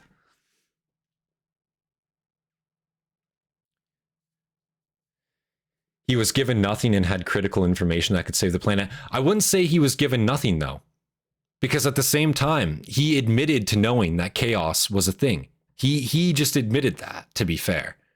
So he knows that those entities are out there. He knows 2 of his brothers just fell to it. Like, that's what I'm saying, you know? Like, Sinch, Magnus, do you need help? Do you need help making it back to your home? No problem. Get in my white van, drives us straight into Big E's living room. Like, yeah, literally. Literally straight into his living room. It's more like a semi-truck, though. Let's be honest here. It's more like, it's like a trucker that like pulls over. Hey, hitchhiker, get in. Yeah, get in, get in. Oh, where are you going? Oh, here, okay. And he just proceeds to fucking ram it through an apartment building. That's what happened. That is exact, yeah. He's drawn power from the warp all his life. He just took it from the wrong source this time. I suppose that's true, but like, again, given the fact that you know your brothers are falling to these chaos entities, like you just saw that happen, and you're just going to assume that you can do it freely without consequence this time. With the knowledge, thinking that you can best them, right? His arrogance, thinking he can best them. I don't know, man. I don't know. That's a hard one. All he had done, his breaking of the edict, the rituals, and the wards around Terra. Magnus thought he could succeed. In his experience, he took candy from the van in the past without any repercussions. I guess that's a fair way to look at it. Like, yeah. But at the end of the day, that's still a stranger in a candy van, like in a white van, like, you know, holy shit. That's a crazy thing to say. Rituals and the wards around Terra. Magnus thought he could succeed. He thought he had the best of this chaos. He thought he knew better. Overwhelming grief. That's called grooming. Magnus. He ran to his private chambers, broken, defeated, shame, a monument to failure and hubris. Yeah. At least he's willing to admit that to himself. From me, Amon. You have been my most faithful servant since I first came to Prospero. I could never harm you. With respect, my lord, I am sure young Uthisar thought the same, said Aemon, picking his way gingerly through the wreckage of Magnus's chamber. His grey hair was kept cropped, close to his skull, and his skin had the textured age of vellum. He knelt beside Uthisar's body and placed his hand upon the crackled and seared breastplate. The bodies of the Scarab occult lay around Uthisar, their bodies twisted in unnatural ways, and their flesh blackened, as though consumed in the same fire that had destroyed Magnus's library. Tell me what happened, said Aemon. Magnus lowered his head, unwilling to meet his oldest friend's gaze. The captain of the Ninth made no accusations. He didn't need to. No accusation could carry greater guilt than Magnus placed upon himself. Wow. Almost a week had passed since he had killed Uthisar, a week in which he had almost given in to his self-destructive urges and turned his powers upon himself. Fearing the worst, others had tried to enter his chambers, but Magnus had kept them all at bay until now. Magnus looked down at the grotesquely crumpled body of Balek Uthisar and sighed with regret. It was an unforgivable lapse, and should never have happened. But he knew too much, and I could not let him leave. Wow. Too much about what? Come here. Let me show you. Bruh! Fuck that. Yo, he knew too much, and I could not let him leave. What did he know? Come here and let me show you. Like, what the fuck? No, how about fuck off? Like, oh, you can tell me from here, Magnus. I'll stand a fair distance and you can tell me from here, man. Like I'm not fucking getting close to you. Like, there's a corpse on the ground in front of you, my guy. Like, no, fuck that. Like, what? That's crazy to say, dude. Holy shit. It's called the perfect heist. He grooms Magnus, so Magnus will then bring his children to be groomed. Oh my god, dude. Like, straight up, Magnus is a honeypot when you think about it. Magnus is straight up a chaos honeypot. That is facts. That's not even a joke. Killing his own kids now as well using chaos. That grooming went well. Oh my god. realistically, distance wouldn't matter in that sense. Realistically, but you know what I'm saying, right? Like you straight up just told me you killed this guy for knowing too much, and now you're offering to tell me. Like, that's the most sus shit, Magnus. Like, you can't tell me that isn't. Aemon rose towards a destination. Sorry, that dialogue kind of killed me there. They both felt pleasure, and then Magnus is streaking. I'm like, whoa, pause. Like, what? Magnus led the... And I guess, too, yeah, none of the Thousand Sons at this point would have any fucking idea what Magnus truly did there, unless he spilled the beans, but I really don't think he did. I think that's why he killed that other Astartes in the room there. Yeah, like, I don't think they have any idea what's about to hit them. They have no idea what Magnus has done, truly the extent of what he's done. And now, obviously, you see the, you see the loyalist forces mustering a massive force just to come and destroy Magnus's ass. It's almost like Magnus was set up to be the target. You know what I mean? Like, obviously, like, Horus is the main usurper, right? Like, he's the main traitor here. But it almost seems like to take pressure off of Horus, to allow him to gain power, to allow him to go rampant on the galaxy, they set up Magnus to be the main target, to be the main antagonist in a way, to divert forces. Maybe that's incorrect, but yeah, Magnus, after he did that, like, he's not mustering his forces, he's not readying for battle, he's not going turncoat, he's just kind of accepting his fate right now, is what it seems like. God damn. Wow.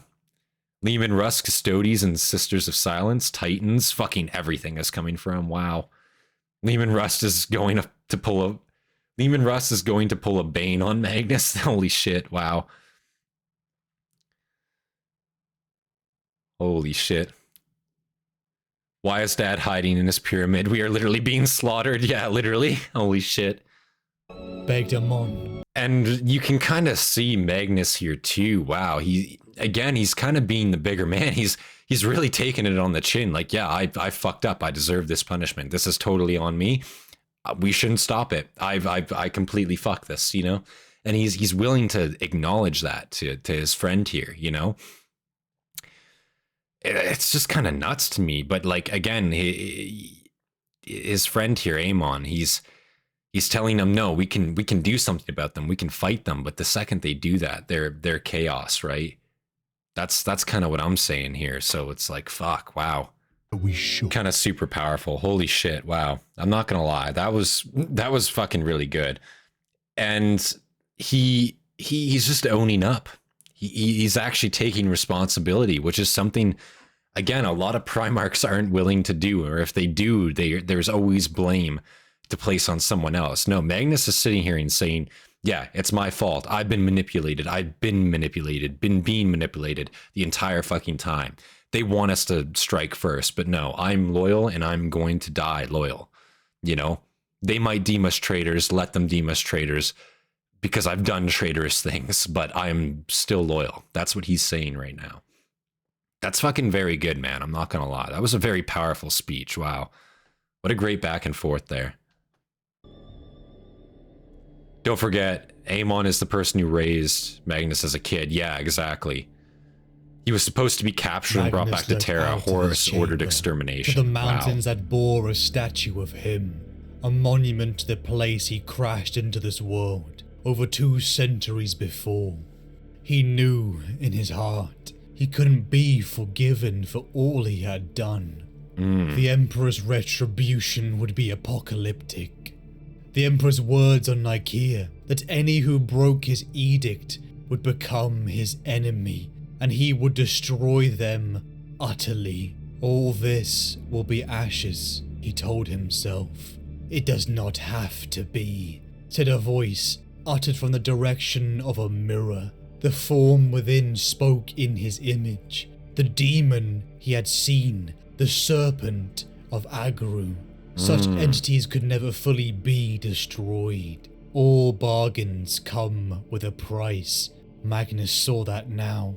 Over a century ago, the deal he had struck in secret to save his sons from the flesh change.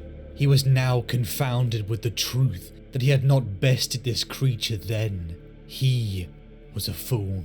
There is a price to pay for the time I gave your sons. You knew this when you accepted the gift of my power. Now it is time to make good on your bargain. The demon showed Magnus a vision. A crimson king locked upon a golden throne, enslaved as a battery to a tyrant emperor, of the now fleet coming to enact his punishment. Magnus screamed, erupting into a frenzy of sorrow and anger, ripping apart everything in the room, his power out of control. So they were going to come and forcibly take him and put him on the throne, like forcibly put him on the throne. That's what they're coming to do. That's why they want to capture him. Is that correct? I feel like Tzeentch isn't necessarily lying here. It's probably a manipulation of the truth, but at this point, given what's happening now, it's probably the truth in a sense. I can't imagine that would be a lie. Like if that was his original intention, they still need him. No. I'm not sure, guys. Wow. Damn. That's what the demon is making him think. Okay. Yes. Yeah, see, like, I think at this point, I don't think the demon's lying. I think that's absolutely the truth. Like, wants him arrested. Because, again, I think the original intention was that Magnus was going to take the throne by his own design, by his own will. Obviously, now that's not happening. They believe Magnus is a traitor. They still want him. He's still extremely valuable. And he can still take the throne in a sense. So I think they're coming to capture him to take him. Is that not... You guys are saying no? Russ's orders from Big E are to take him prisoner and return him to Terra for trial. But what does that trial exactly entail? You know? What is the outcome of that trial? Death only? Why not just kill him right away? You know? Like Big E at this point saw Magnus's face. They made eye contact. He knows it's him. What's there to stand trial for? He already broke the code. Breaking the code already means death. I don't think there's a trial necessary, in a sense. Maybe I'm wrong. Keep watching? Okay. Ripping apart everything in the room, his power out of control, as the cracked mirror reflection taunted him, telling him he could not destroy told Russ to kill him. All. Oh, it offered him I see. Salvation. It could save Prospero if it just accepted them. Yes was My not for lord, this. That's fair. That's Uthazar fair. said, rushing into the chamber. Magnus locked his eye Okay. with Uthazar. Unguarded, Supposed to be captured. Everything Magnus had done, the truth, and their impending destruction was psychically transferred to him. Uthazar staggered. We have to warn the Legion. Uthazar made his way to leave, but he never reached the door before Magnus emulated him. An entire week passed. The Thousand Sons racked with nerves as they awaited news from their lord. Ammon, Magnus's mentor, a father figure, and his oldest friend entered the destroyed chambers, seeing for himself the charred body of Uthazar. A pitiful, broken mess of a man sat in his wallow. The once vermilion red, glorious crimson king. But now Magnus looked nothing like the warrior scholar Ammon had known his entire life. Wow. Ammon questioned his Primarch. What happened? And Magnus showed him. Both of them, like they did in his youth, lifted their souls into the warp. And there Ammon saw it. The brutal ceramite cathedral ships of the space wolves, heading to Prospero. All the things you taught me, I arrogantly assumed I already knew. You warned me of the gods of the warp, and I laughed at you, calling you a superstitious fool.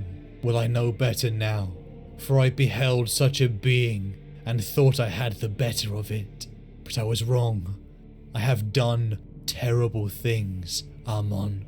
But you must believe that I did them for the right reasons. Wow. The Emperor's executioners were coming to destroy Magnus and the 15th Legion, and he was going to let them. I do not strike, because it is what the powers that have manipulated me since I came here want me to do. They want me to take arms against our doom, knowing that if I do, it will only confirm everything those who hate and fear us have always believed. Anger filled Ammon. They could fight. They didn't have to die for the sins of Magnus. But nothing moved the Crimson King. And though history may judge us traitors, we will know the truth. We will know that we were loyal unto the end because we accepted our fate. He had been arrogant, foolish, and prideful. His faults had cost him everything, but he still believed in the Emperor and would play no part in aiding the schemes of the creatures that had put him in this situation. Magnus ordered the fleets of the Legion to scatter and erected a psychic shield across the entire planet. No news would come or leave. They were all in the dark. The people of Prospero worked, studied, played, and lived, unbeknownst to the doom that approached. And then, to their horror, fucked. They stopped as the skies darkened. And from Magnus's point of view, he probably just sees this kind of as like a mercy for his people, you know, rather than, you know, our impending doom is fucking coming. Like, there is no mercy. We are going to be fucking annihilated, destroyed. This planet's going to be fucking burned, and all the people on it are going to die. Let's just not have any news of it. Let's just wait till it happens. And hopefully when it happens, it'll be over quick. We won't panic, you know, and we'll just take it. You know, I think he's really, in a sense, he's just trying to do what, I think he's trying to make the best out of a bad situation here. He wants what's best for his people, and he doesn't want his people to suffer or panic. And that's kind of the sense I'm getting here. Maybe it's the wrong sense. Again, maybe it's a wrong interpretation, but that's kind of what I'm feeling here, in my perspective. Maybe I'm wrong. The Emperor at one point wanted to give Magnus a new legion. Honestly, that probably would have helped a little bit, to be honest, but he already still made that deal initially, so maybe not still, you know. His actions take out the Emperor and the Custodes and block the throne from being maintained. I get the feeling the Emperor never thought Magnus would fail and invested so much into him. Never thought Magnus would fall and invested so much into him. See, I think he didn't invest enough into Magnus. I'm of the opposite persuasion. I think he should have gotten more attention, to be completely honest with you. It feels like Horus falling was more recoverable than Magnus, really. That's kind of hard to think about, because, like, obviously Horus was named War Master. Horus was the most trusted son. Horus was meant to lead the Emperor, or meant to lead the Primarchs and the rest of the Astartes in the Emperor's stead, you know? So I think Horus going traitor, especially with the power that he had, absolutely was way worse in a sense, you know, especially because just because he's top leadership in a sense, in that way, you know. Hit the nail on the head there. Thank you. I appreciate that. Again, I don't know if that was the right interpretation to take on it, but again, he's just trying to be merciful for his people. He's just trying to let them not suffer as much as possible. To their horror, they stopped as the skies darkened. Silhouettes that they were familiar with cast shadows over them, and then came death. The Space Wolves Legion and Leman Russ, brother and rival of Magnus, had come to take in the Crimson King and bring him to terror. But new orders had come from the War Master Horus. Wow. The new judgment. One word. Extermination.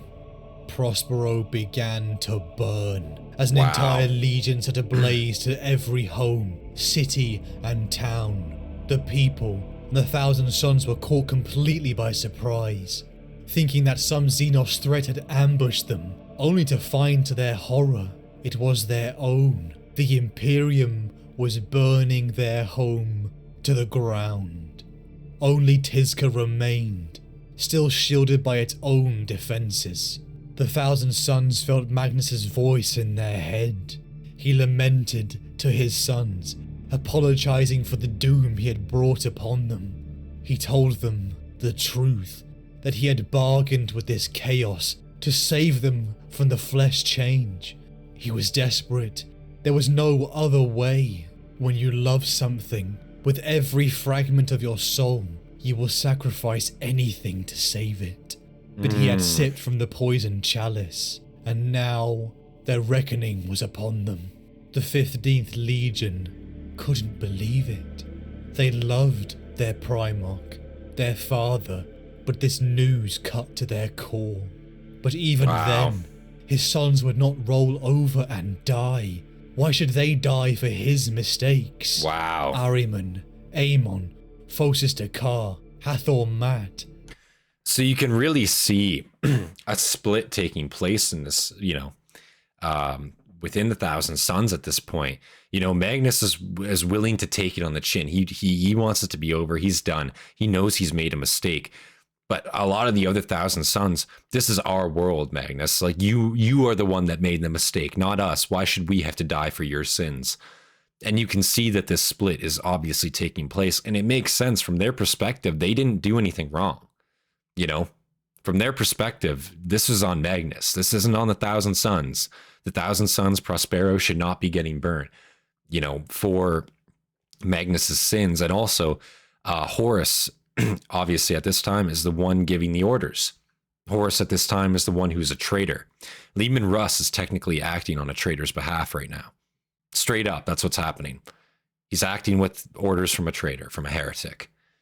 It's kind of nuts when you think about it. Again, not common knowledge at this point, right? Like, it's not knowledge commonly known that Horus has gone traitor at this point. But yeah, it's just nuts to hear. Wow.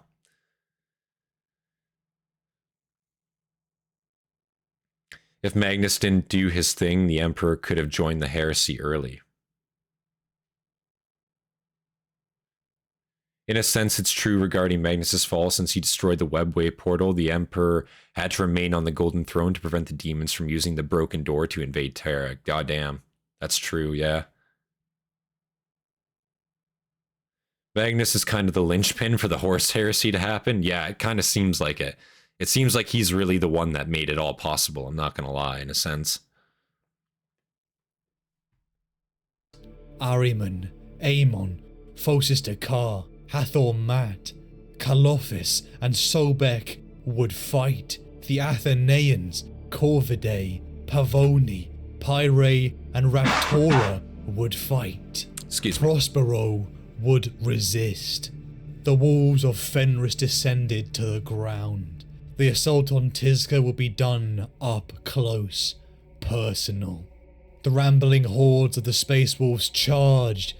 The human guard were barely a delay, swallowed underneath thousands of Astartes. The men, women, and children of Prospero were not spared, struck down by the wrath of the Imperium. Now playing the part in the fate many human worlds within the Great Crusade had suffered. The Thousand Sons and Space Wolves clashed, Astartes versus Astartes, in a battle that was brutal, deafening and cruel. The Thousand Sons, most natives of Prospero, returns the fury of the Space Wolves, unleashing their psychic abilities without restraint. Thousands began to fall as the line stagnated, the wolves being blasted and burned, having their minds popped and moves predicted. But this power cost them. Legionaries again fell to... I'm not gonna lie, it sounds kind of bad, but it is kind of nice hearing the Space Wolves get put in their place a little bit here.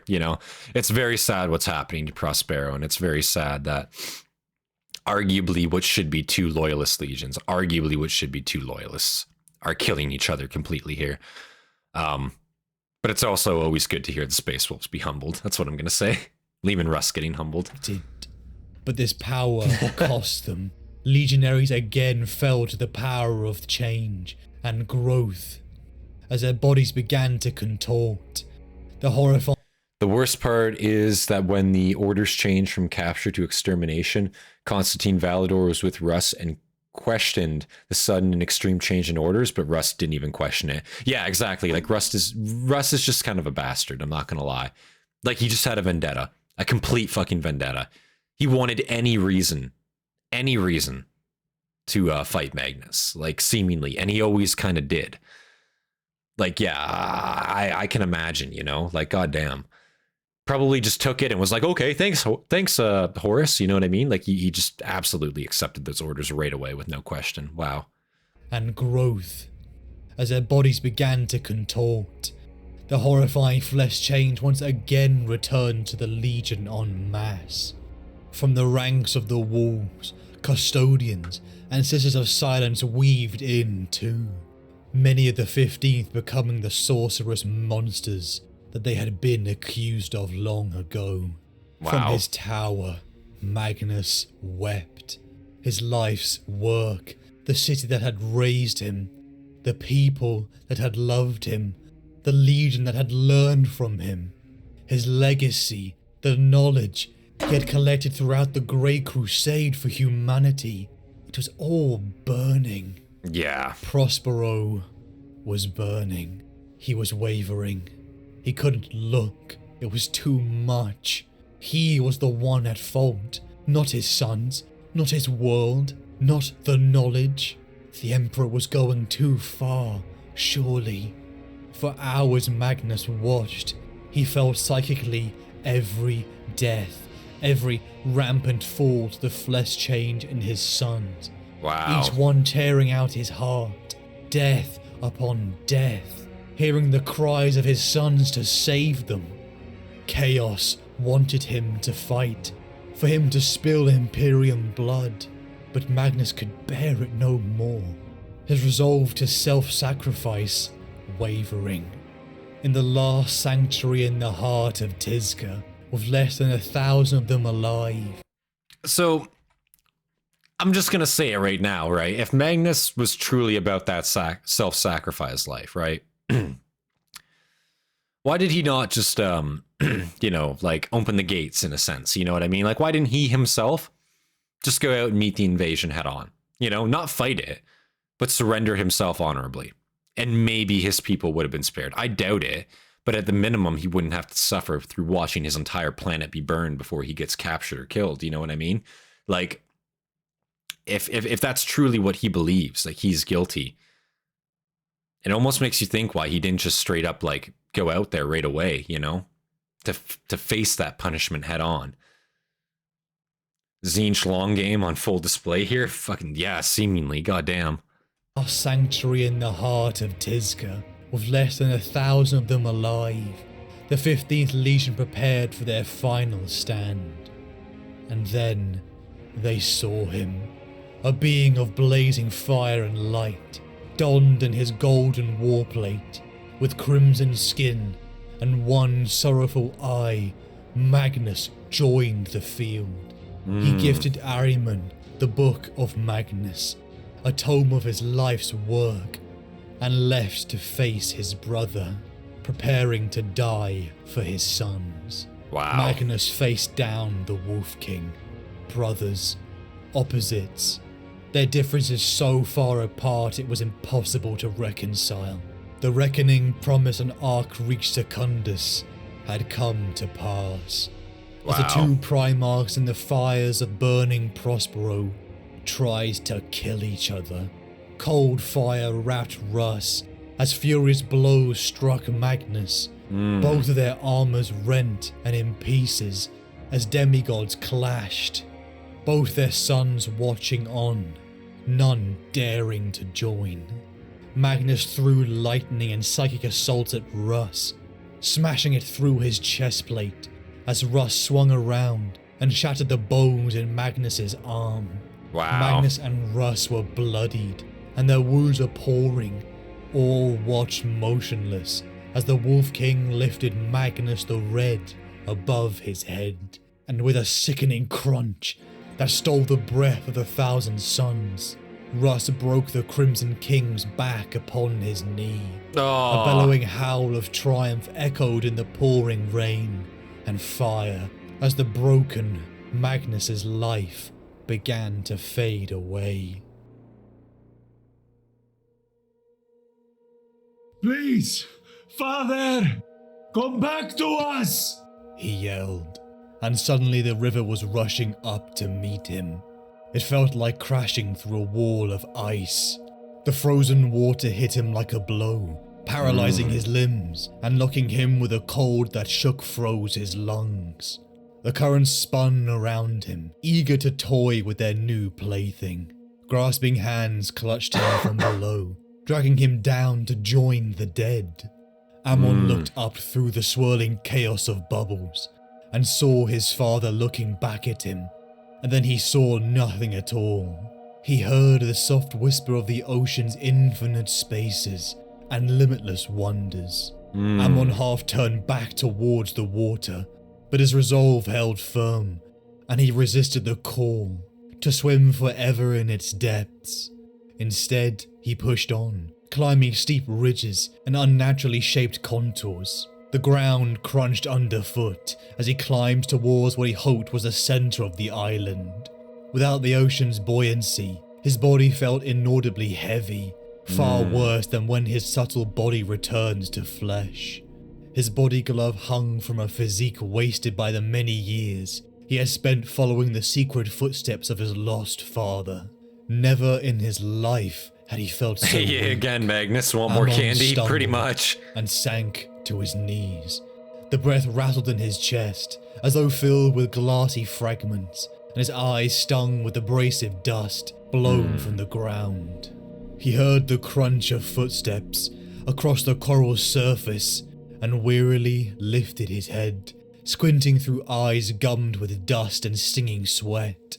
A tall man, swathed in a ragged cloth of dark feathers, was coming towards him with faltering strides, using a Hager staff fashioned from driftwood for support.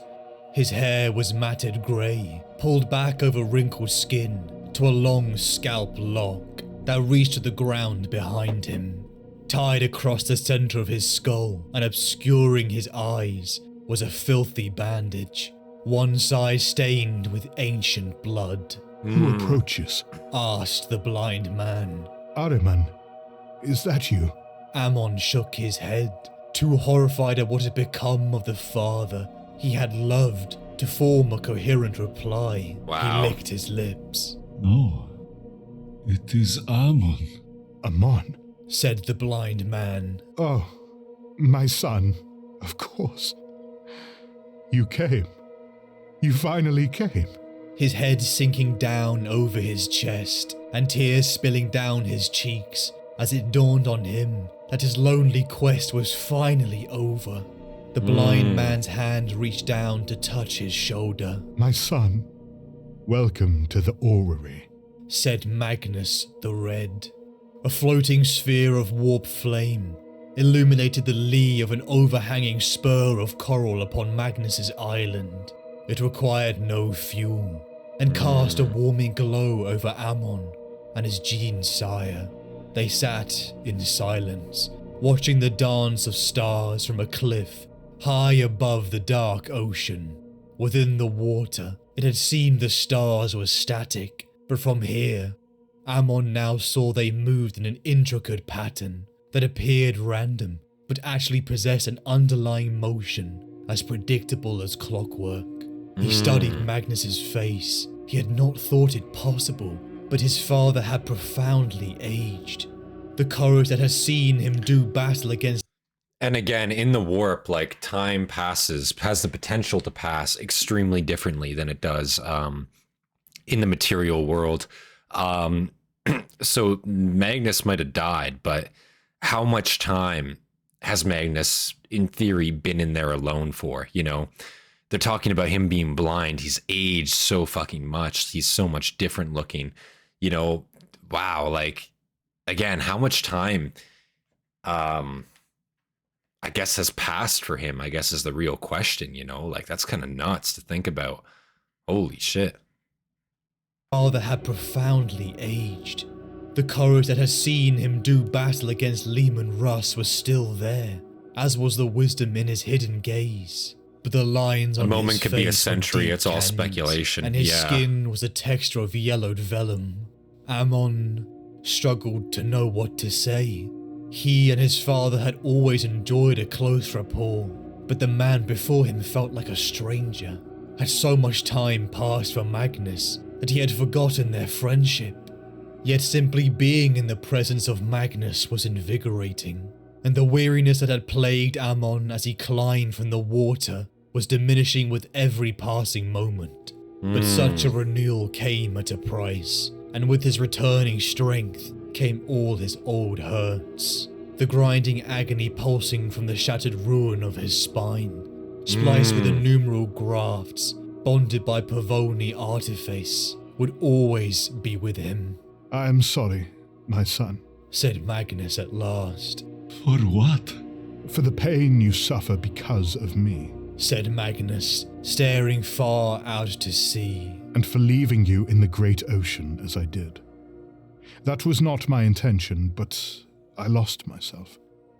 I was distraught, and I had to begin the building of the orrery alone. Anger touched Ammon, an emotion he had never thought to feel towards his Primarch. Then why ask for my help? I did. Atop the obsidian tower, you promised me we would build the greatest library the galaxy had ever seen. You told me we would build it together. Magnus shook his head with a rueful sigh. I was boastful back then. Back then? How long have you been here? Magnus shrugged his raven-cloaked shoulders and sighed. Too long. How many years did you spend in search of me? I do not know. A great many, I think. Said Ammon, hearing evasion in Magnus's answer, and they lapsed into silence once more. So you found a place for the orrery? Said Ammon, looking out to sea. I did. Agreed Magnus, running a hand across his features, and Ammon saw just how deep the weariness in his father's soul ran. Seeing him so bowed made Ammon want to weep. The moment I left you, I was not myself. Said Magnus, his blindfolded gaze never leaving the cold flames. Much of me had been broken beyond repair, Ammon. Too much has already been lost. In truth, I am not sure I can ever be the soul I once was. Wow. If I go back with you, I fear I will diminish with every breath. Ammon's anger fled in the face of Magnus's vulnerability. Wow. How little he and his brothers understood of their father's burdens, and how much they had taken his immortal presence and unbending strength for granted.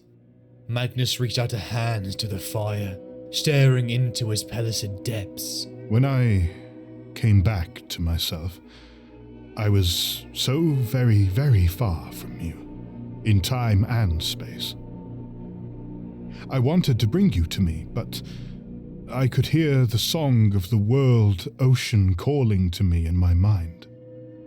And when I found this planet, the place where I would build the orrery, and saw the scale of what lay before me, I knew I could only do it alone. Why alone? I could have helped. No. You would have been long dead by now. Ammon kept silent. Magnus's words spoke of a time span where even a functionally immortal legionary would certainly perish. Like, that's kind of crazy to think about. Yeah, like they're talking about like so much time passing for Magnus here, so much fucking going on for him. And it's just kind of crazy to think. Magnus even seems to forget like the promises he's made to Aemon. This is like his mentor. This is his friend and always has been. He's forgetting his pledges. He's forgetting his friendship with him in a sense. And it's curious to me too. Like he's showing this vulnerability towards Aemon. And it's just really, really interesting to me, I guess, like how he's going to come back from this, how he's going to become a demon prince. Because like, again, like he's showing vulnerability. He's admitting like I was wrong. He's still very at this point, he's still very true to that fact. So I'm just really curious to see how the change is going to occur here, you know? Can the subtitles please decide how it will spell the name? Like, yeah, it spells it differently every single time. I don't know. And he says with absolute certainty that Aemon would have been long dead. That's nuts. Like, yeah, complete certainty. Like, it's not the fact that I didn't want you to help me even. It's the fact that you would simply just be dead. Like, straight up. So, like, how long has Magnus been on his own here? That's the question. Wow. Span, where even a functionally immortal legionary would certainly perish. And you spent all the time since then building the orrery, filling its world ocean with memory? Among other things. Said Magnus with a grin. Sometimes I would fly the great ocean to gain a better understanding of how the galaxy had moved on without me. Once I even dared Lorgar's ruin storm and bore a creaking ship of Vulcan's lost sons through its tempests. So what happens now? Magnus stood, and his raven cloak parted to reveal his armor. So is he talking about still doing good? He's talking about still doing good for the loyalist forces. Isn't that kind of nuts? Like he's not only admitting, but he's like, wow, that's fucking crazy, guys. Holy shit. Wow. Again, I'm really respecting Magnus right now. I'm not gonna lie. Wow. Trapped in a time warp. Make sure to like the stream. 25 viewers, 20 likes. Yes, guys, if you guys are enjoying, of course, leave a like on the stream. I appreciate that a lot, guys. That's awesome to see. 20 likes, I appreciate that. If you are enjoying, please hit that like button, guys. I appreciate it a lot. That and the issue that Magnus's body corporeal in a normal sense. Lehman didn't just break his body, he broke his soul as well. Breaking Magnus's being. Magnus still cares for humanity. He's broken. Yeah. Like, he still seems to actually care, which is so strange. Like, I'm really interested to see how he's going to turn to chaos here. Magnus stood, and his raven cloak parted to reveal his armor, burnished bronze and boiled red leather. We go back to what remains of our great legion. We attempt to finish what I have started here with the time I have left. Aemon stood and held out his hand. We will finish it together. We shall, said Magnus.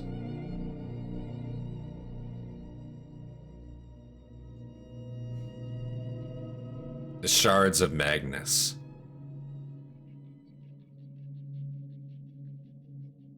The most merciful thing in the world, I think, is the inability of the human mind to correlate all its contents.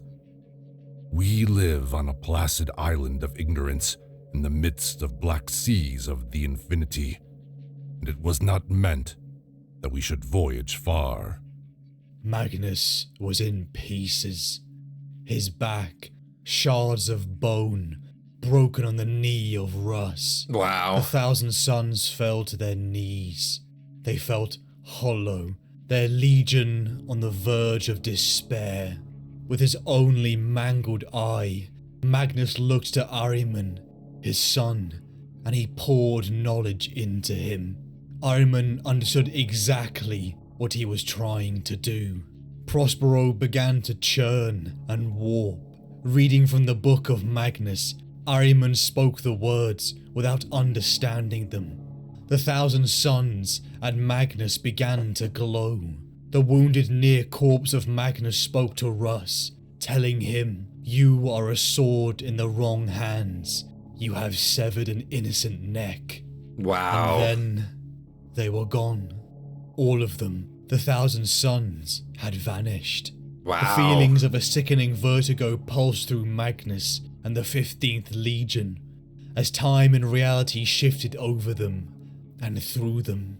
They awoke to a place of black sand, boiling skies of strange colours and clouds.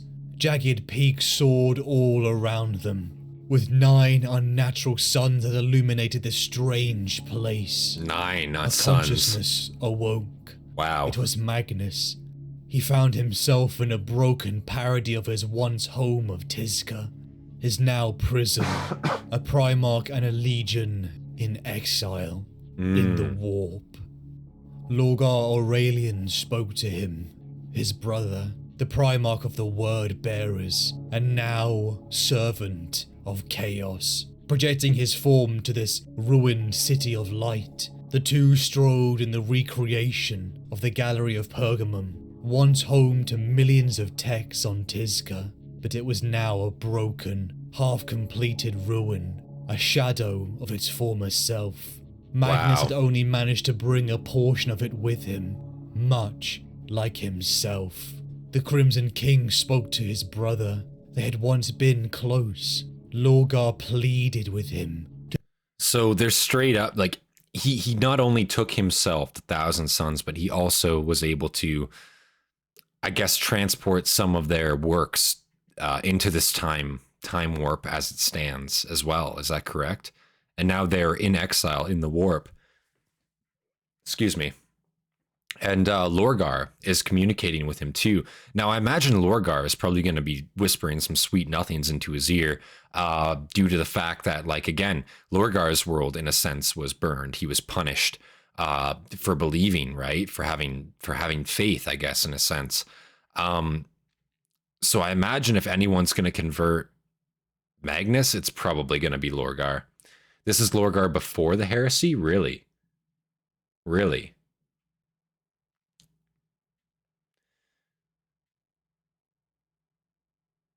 Corpriel? He is more akin to a ghost than a true human. I see.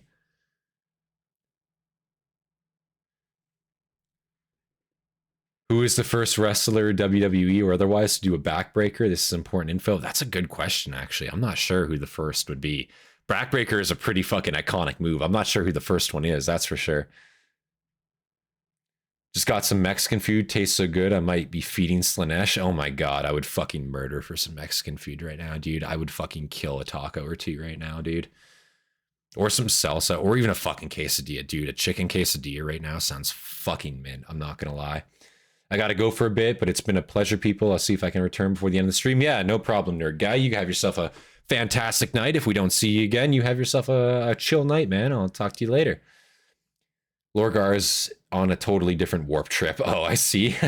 Goddamn. Well, let's keep going here, I guess. Brother, they had once been close. Lorgar pleaded with him to join with Horus and the primordial truth, the gods of chaos. Corn for the cornflakes, the ones yikes. who Magnus had always known about, even in his youth. The secret that he had kept, the forces that he had bargained with, the ones he knew were real. The Pantheon could help him. Their victory was inevitable. This war, this Horus heresy that now spread death and destruction across the galaxy would destroy the Emperor. Why cling to this pathetic existence when he could be a god in waiting? Wow. Magnus rejected him. The Wow. wolves had destroyed his home, but he would not serve Horus. He wouldn't serve anyone. Lorgar was banished, his glittering psychic projection snuffed from the ruins of the City of Light. Begone! A nearly exterminated legion gathered in the ruins of this new home, taking residence in the strange reflection of the towers that had once been theirs on true Prospero. Wow. All sorts of creatures and monsters of the warp began to inhabit the outskirts of this strange place. Assembling before their lord, the Legion could see it. Magnus was not himself. Lehman Russ, the Wolf King, had not just shattered his spine, but he had broken Magnus's soul. Shards, each a piece of one greater whole, had been spread across the galaxy in time. Azek Ahriman and Ammon met with their lord in the ruins of his tower. It was a mix of emotions to see him. Prospero had fallen because of his mistakes. He had let so many of them die, but it was him who had made the pact over 2 centuries ago to save them from the flesh change. He went out to battle Russ, knowing it was his death, and he did it for them. Ahriman looked to this incorporeal shard of Magnus and felt sorrow. Behind him were duplicates, psychic scribes, writing down every scrap of knowledge he had left in his disjointed memory. Wow. It was his last gift to humanity, to restore what he could of Tizca's great libraries, something for the generations to come to use, to push humanity towards their great future. That's the loss really of sad, I'm not gonna lie. Not just to Magnus, but to humanity was monumental. The guilt at that, and yet also the anger at the sight of the wolves burning it, would not fade. But worst of all, this shard, all of them, were dying. Magnus was dying. The 1,000 sons, Ahriman, Ammon, Hathor Mat, and the others could see their lord had resigned himself to death. Wow. And with the now return of the flesh change emerging in their ranks, they had to do something. Magnus was broken. He knew it. He had given up. But they had not. Not yet. Assembling the ranks of the Legion, they gathered in the plains of this strange world, bearing witness to the ghostly echoes of the burning of Prospero, witnessing again the truly visceral mortal blow by the Wolf King on an apparition of Magnus, witnessing the shattering of his soul into shards, and divining the locations of them across space and time. The 1,000 suns scattered. They would rebuild their primer. Magnus', thank you so much for that. Even if the rest of the I appreciate that, man. Thank you a lot for the donation there. I appreciate that. Inside the City of Light, God the damn it. shard of Magnus, the Legion knew of, met with his friend Ammon. Ammon trying to convince his lord not to give up. This is a really, like, sad speech, though, I'm not gonna lie. Because, like, Magnus is really fucking trying. Like, he knows he did wrong. He knows he did bad. And he's just really fucking trying to at least make up for it. Holy shit, my hair is a mess. I need a haircut, guys. Holy shit. But he's really trying to make up for it, man. Like, he's simply just, like... he's trying to make amends for it, in a sense. And I don't think he can make amends for it. But he really should not be a traitor. He really should not be branded as such. He's staying loyal even after he's technically been fucking killed, and it's crazy to see, man. Like, you know what I mean? God damn. What about chocolate covered cornflake bars? Dude, that sounds fucking awesome. Quite a few Mexican restaurants around me that are quite good. Honestly, like, the thing about Mexican restaurants here, like, there's not really any, like, good, like, smaller, like, mom and pop shop, like, restaurants for Mexican food here. But there's a lot of, like, chain restaurants. But the problem with the chain restaurants, man, is it's so expensive. Like, bro, like, 3 tacos is, like, straight up, like, I think with tax, like, $18 for, like, 3 tacos. And it's like, bro, I could go and make myself, like, 10 tacos for fucking $10. You know what I mean? Like, holy shit, you know. But goddamn. Rent money? Rent money, god damn it. Well, if it's for rent money, then you know, gonna need some more of that change, you know what I'm saying? No, I'm joking. I appreciate the donation as always, man. Stole mom's credit card for that one. Yikes. Fuck, I hope not. Magnus did his best. He loves humanity and loves his sons even more. That's the only reason he's a traitor. 3 tacos, what the fuck? Yeah. Yeah, no, dude, like, Mexican, not even Mexican food, fast food, just food in general in Canada is fucking insane, bro. If I want to go to Subway nowadays, because I don't know if you guys know, maybe they didn't do it in, like, the US or anywhere else, but at least in Canada, like, Subway, I think last year, 2 years ago, they updated their menu, basically. And I think they're trying to compete a lot with, like, Firehouse Subs, if you guys have heard of that chain. But no, man, like, their prices increase. So, like, if I want to go get a fucking... I usually, if I'm going to Subway, I'm getting, like, a BMT or something, an Italian BMT. That shit is, like, straight up $19 for a fucking sub now. Like, it's fucking nuts. It's actually so asininely expensive. So it's like, if you want to, like, if you want food, like, bro, I just start making it on my own, because it's just not... it's not affordable to go get fast food anymore. It just simply isn't.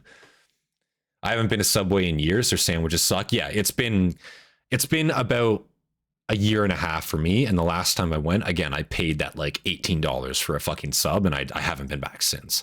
Honestly, Mr. Sub. I don't know if you guys have Mr. Sub over there, but Mr. Sub used to be, like, a shittier Subway.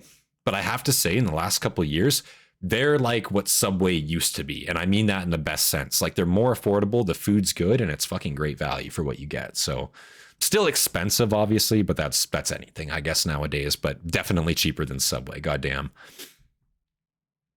Not to talk about fast food in the middle of this extremely emotional fucking segment of the video, but, you know, got to take your mind off something, got to laugh about something. Goddamn.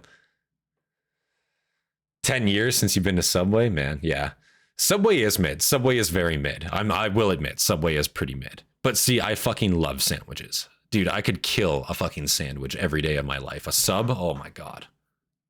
Fuck. I could eat that literally every day and not be bored of a fucking big old sandwich, you know? Mr. Sub sounds super suspect. BDSM takeaway? No, dude, it's just like the Canadian Subway. You know what I'm saying? It's the knockoff Subway. That's all. They told me last time I went in there that they're not accepting coupons anymore. I was like, bruh, hell nah. I think they still have coupons in Canada. I think we've gotten coupons before, but like their coupons, it's like, yeah, do you want like fucking $2 off of your $18 sub? So it's like, no, that's still not fucking worth it. I could still just go to the grocery store, buy all of those fucking ingredients individually, and make myself fucking 8 subs for the price it cost me to get 1 at Subway. It's fucking ridiculous. Ammon trying to convince his lord not to give up. Not to talk about Subway for too long, guys. Goddamn. The effort of his sons across the galaxy warmed Magnus's heart. Ammon was right. Fulgrim's footlong. Oh God. Years. Time was not a certain thing on this world. They, like in Magnus's childhood, once again lifted themselves into the warp. They spoke of rebuilding. Together they would make an orrery of all of Prospero's knowledge and remake the Legion.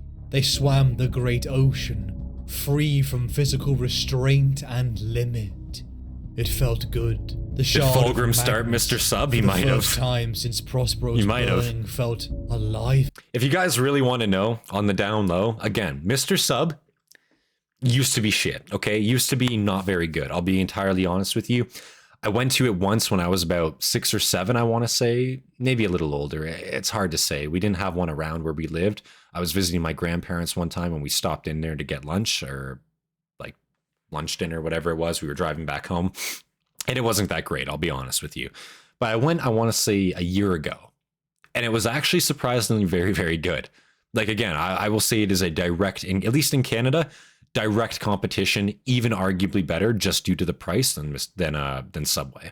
Subway is tanked because they're trying to compete with a fucking artisan sub house, and they're not an artisan sub brand. You know what I mean? Subway is never going to be fucking artisan. So why the fuck are their prices artisan prices? You know what I mean? When I go to fucking Firehouse Subs, I expect a fucking nice gourmet fucking sub. You know what I mean? I'm willing to pay $20 for that because it's loaded up. It's a fucking premium bun. They load it up with toppings. There's so many different options. Fuck, it's delicious. But you go to Subway and it's like, this is a mid sub. I'm not paying $20 for it. That's fucking ridiculous. Plain and simple. But that's what I have to say about Subway. Please don't fucking, you know, by the way, I'll take that sponsorship deal if you guys have that sponsorship deal. Subway, hit me up on this line, email, on my channel description. Go hit me up if you want that sponsorship. You know, I'm all the way for it. I'll give you a good rep. Of Magnus, for the first time since Prospero's burning, felt alive again. With purpose. Ammon felt tears of joy to see his Primarch, so invigorated, until the words slipped out. Uthazar, is that you? Confusion rippled in Magnus's Centurion's aura. challenge to paint up an Magnus Emperor's kid model in Subway colors. Ripple within him. He didn't understand his surroundings. He was confused. Ammon tried to appreciate that, answer his Hobbit. Thank you for the 1 month but membership, each man. I appreciate that a answer only hurt lot. him more. He demanded that they return to Prospero.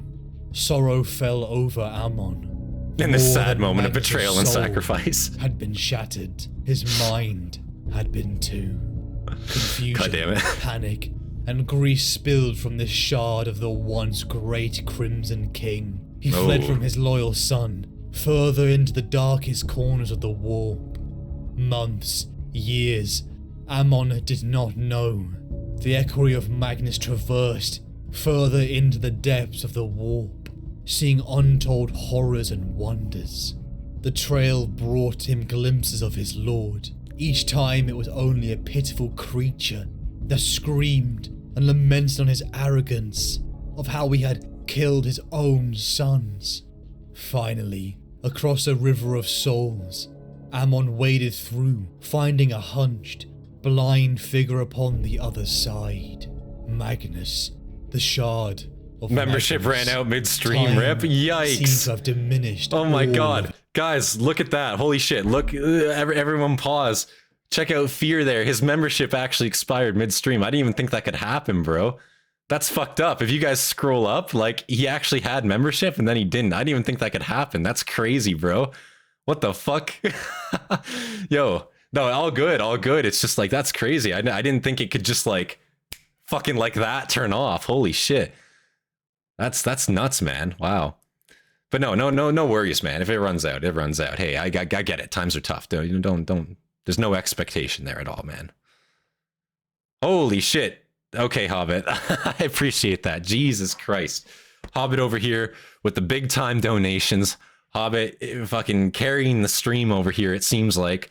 Jesus Christ. Thank you so much for that, man. I appreciate that. And all you guys that got gifted that free membership, holy shit. You guys better be thanking Hobbit for that one, man. That's a big gift. That's a big fucking gift, boys. Wow. Thank you for that, man. I appreciate that a lot. Holy. Thank you, sir. Wow. Fulgrim's footlong extra mayo and cheese. Oh, fuck me, man. That's an image I don't want to think about. Yikes. Oof. Subway is meant to be cheap, affordable sandwich and nothing special. Exactly. Literally exactly, dude. That's crazy, yeah. Bro. Mine too? Anthony, no! No! Not you too! No! Oh, man. of Magnus. Time seemed to have diminished all of his features. Hobbit, you do rock. Thank Time you a and lot his for place those changed with almost every step. gifts, man. I appreciate that a Untold lot. millennia had Everyone passed else, you better appreciate for that his too. lord. Ammon couldn't even fathom how long. What had this Magnus seen and done? Gone. And of course, with all those new members, not to get too far ahead here, I'm going to go back 10 seconds, not to get too far ahead here, but if you guys want to make full use of those memberships, be sure, come on down, join the Discord, guys. If you are not already in the Discord, you can claim your ranks. As long as you have your Discord link to your YouTube, you will get your rank. So of course, join that Discord, guys, get your ranks. It's awesome to see you guys there. Millennia had passed for his lord. Ammon couldn't even fathom how long.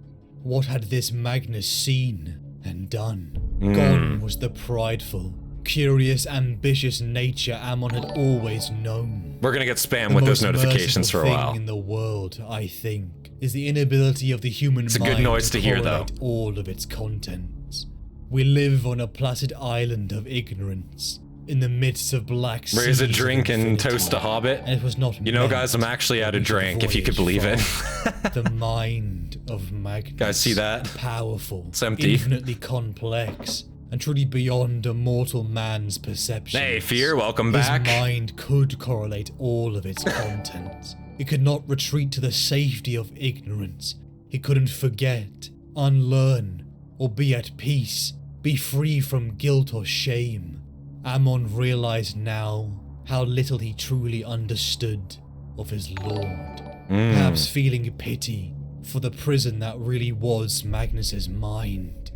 It was heartbreaking to see the Crimson King, Magnus the Red, the man who had fought so hard for the future of humanity, so broken. It washed away all the resentment Ammon had carried. F it, we dipping into the and kids' Prospero. university funds. Wisdom. Holy shit. Well, I mean, hey, man, I need my university fund too. No, I'm joking. I really do appreciate that, man. Again, if you guys, you can't afford it, absolutely, man. I understand completely. If you guys, can't support in that way, that is absolutely no hard feelings at all. I absolutely understand it.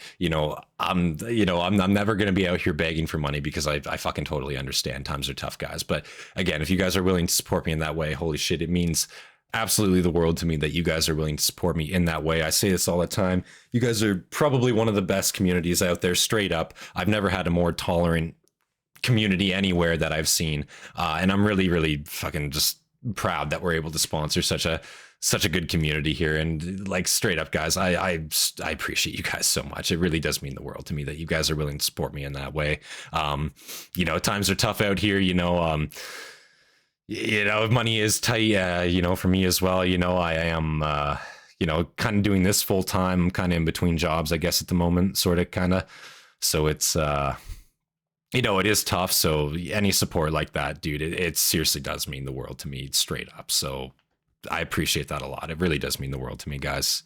Thank you so much. It says super chat and super stickers. How do you do the membership thing? It's like PC. So I think, I don't know how you do it on, I don't know how you do it on mobile, to be completely honest. I think if you go to my channel page and press join, I think there's an option there. But to be completely honest, I never looked into it on mobile, to be totally honest. But I think on PC there should just be a join option, and it should just be right there. But that's all I know. I apologize about that. Time for that Titan purchase. Oh my god. It's not a competition, guys. It's not a competition, but I do really appreciate it. Thank you. And Ammon had carried for Nikea and Prospero. Wisdom, the one piece missing for every decision he had ever made. The demons, pact. Nikea, the breaking of Terra's wards. The burning of Prospero. All consequences of a man with power, but no wisdom to temper it. The time had given it to him now. The ultimate perspective. The shard told Ammon he was not sure he could be the Magnus he had once been, but he finally agreed to return with Ammon. Scattered across space and time, more and more of the shards of Magnus were found. Below the ruins of true Prospero, a brother, Jagatai Khan, spoke with a splinter of his brother's soul. Ahriman and his cabal, who traversed time all the way to Terra during Khan the early actually Great communicated Crusade, with him, in a found sense. a Wow. shard inside the ruins of old Earth. A perilous journey made in pacts with creatures and demons. Upon the peak of Agru, the place Magnus had sealed during the Great Crusade, a shard battled a force of the wolves of Fenris. Inside the ashes of an urn, saved from Prospero's destruction, lay hidden a piece of that greater whole. Upon Terra, right inside the Imperial dungeon, Malkador the Sigillite found another broken shard of the Crimson King. The warrior, diplomat, the vengeful, the sorcerer, the curious. Not just his body and soul Malkador were found a piece broken. too. The very aspects of Magnus himself had been scattered, personified into singular characteristics that had made the man. For years, with the Horus heresy raging on, Magnus and the Thousand Sons were in exile, not truly taking a side, but that time was coming to an end. They could feel it. Unity was coming to the fragments. A time where they would soon be whole. With multiple shards in the Legion's hands, they headed to the location of their next piece. A world that was a scar in the mind of Magnus and the heart of the Thousand Sons. Nikea. Nikea. They're about to have a lot of trauma here. The Legion's greatest shame. Yeah. The place where Magnus had failed to save the use of psychic. The only time I've seen the Games Workshop community is when Woke tried to introduce good guys. This is 40k, we are all evil. That's true. Warhammer community is quite inviting. You'll find some gatekeeping fools, but I'd say it's very welcoming compared to most. I've gotten a few hate comments before, guys. I'm not gonna lie to you guys. I've gotten a few hate comments. If you're in the Discord, I sometimes post them there. You know what I'm saying? Because I just think it's fucking hilarious. You know, I recently got told that I actually don't care about the lore at all. Can you guys believe that? I don't care. You guys heard it here first. I don't care about the lore at all. I don't take the lore seriously. Can you guys believe that? You know, I'll do 8-hour streams on Amber King videos, but I don't care about the lore, guys. And that was on a video. That was on one of the shorts from the Space Marine 2 gameplay. It was literally on, oh, what was that comment on? Ungrateful Guard. Was it Ungrateful Guard or was it, what was it? It was the one about the Cadians. It was the one about the Cadians. I'm pretty sure. I'm trying to remember which one it was. But yeah, straight up said like, yeah, fucking, you know, no regard for the lore at all gets us shit content like this. And I'm like, what the fuck? Like, bro, you clearly do not know who the fuck you're talking to, because if anyone takes the fucking lore seriously, man, it's fucking my ass, okay? I do this shit every day. This is a fucking daily thing for me, motherfucker. I don't take the lore seriously. That's some BS. I got fucking, like, I'm not gonna lie, I laughed because of how fucking stupid it was, but that kind of fucking triggered me. That fucking, the nervous tick, I was like, you know what I mean? I was like, what? Fuck.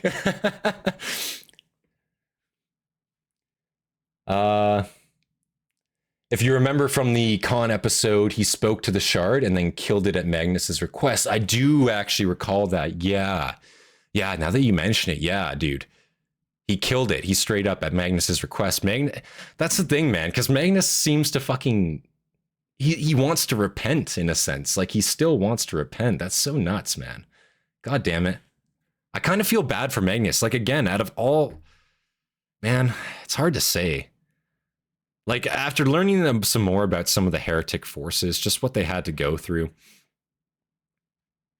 I'm starting to feel for them a lot more. I'm not going to lie. Some of them know. Some of them are very, very obviously just bad dudes.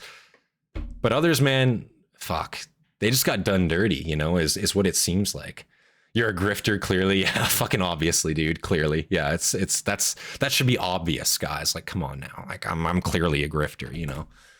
What the fuck? No, I was just like, I don't understand it. You know what I mean? I don't understand. And I don't know how someone's going to take the time out of their day to just go and like say that shit to you. Like, bro, I literally just said like, learn to take a choke, buds. Like, is literally what I said, because it's a fucking video game. It's meant to be fun. You know what I mean?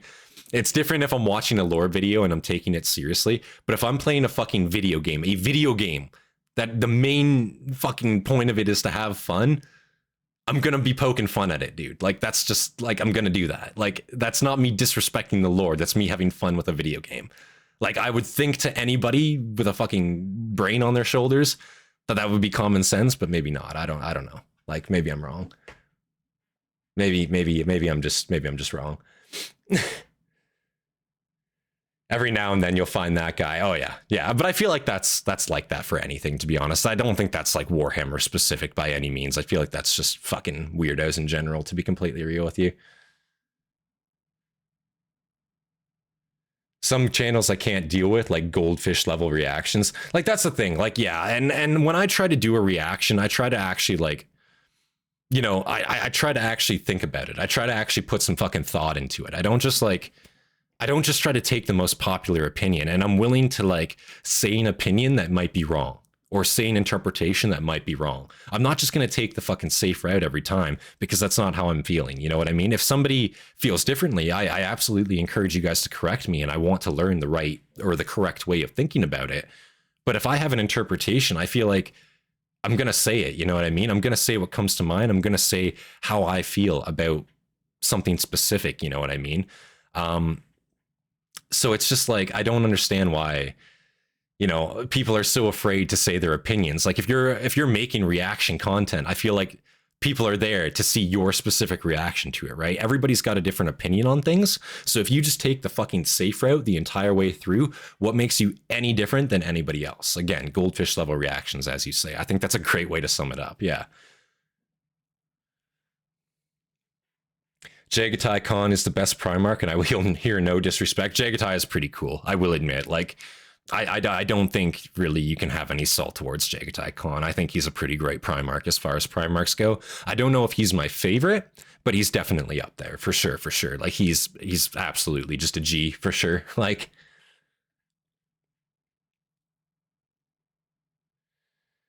you're my favorite bald grifting Warhammer YouTube. Bald? What the fuck, bald? Excuse the fuck me. I got a full head of hair, dude. I can fucking I grow hair like crazy. I'm not gonna lie. Like, I shave my face like pretty regularly, dude. If I fucking don't, it's It's a beard, you know what I mean? It's a fucking full thing. I actually find it annoying sometimes how quickly I can grow hair, because it's just fucking irritating having to shave all the time. In the military, dude, it was the worst fucking thing, going through BMQ. Thankfully, in Canada, once you get trained, you're allowed to have a beard. So I abused that shit out of that beard shit 24/7, bro. When I was in service, bro, you didn't see me without a beard, because I didn't want to fucking shave every day. Fuck that noise. You know what I mean? Like, that shit's annoying.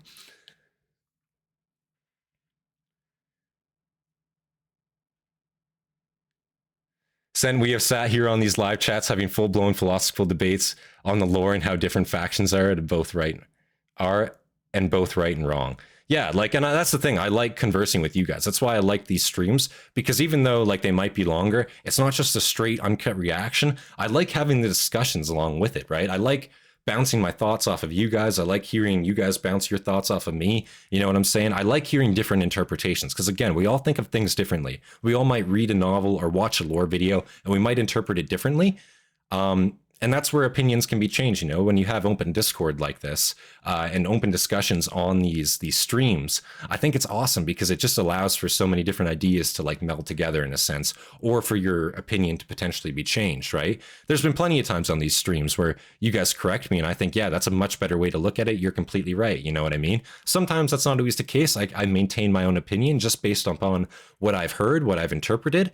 But a lot of the times, you know, I come to find out that might be a wrong interpretation, and I absolutely change my opinion. I think these streams are absolutely great for that. And to be honest with you, I don't know why more reaction content, like, sorry, holy shit, I just had a stroke. I don't know why more reactors don't do more live streams for their viewers, because I think it's a completely missed opportunity. It's a missed opportunity to react with you guys, to hear your ideas, and just to interact with the community in general. I think it's a fantastic opportunity for that.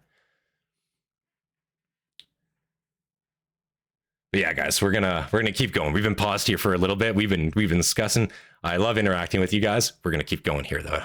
Game, the place where Magnus had failed to save the use of psychic powers. Fucking Ikea, man.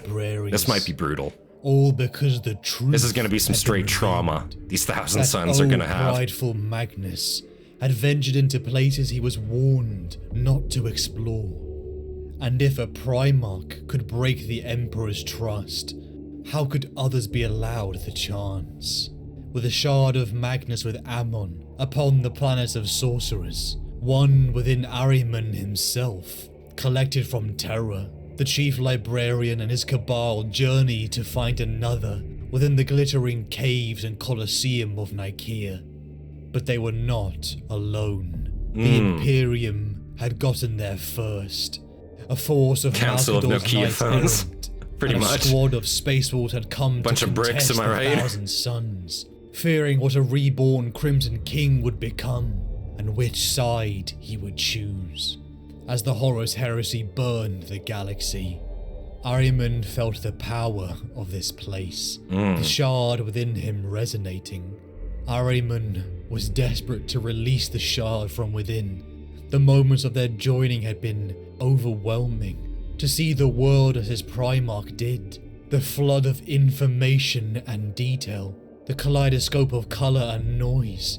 No wonder Magnus was seen as a demigod.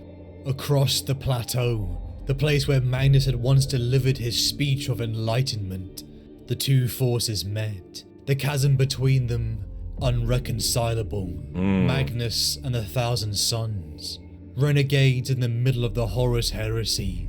They had sipped from the poisoned chalice, dabbled in sorcery, but yet had not sided with Horus and the primordial annihilator.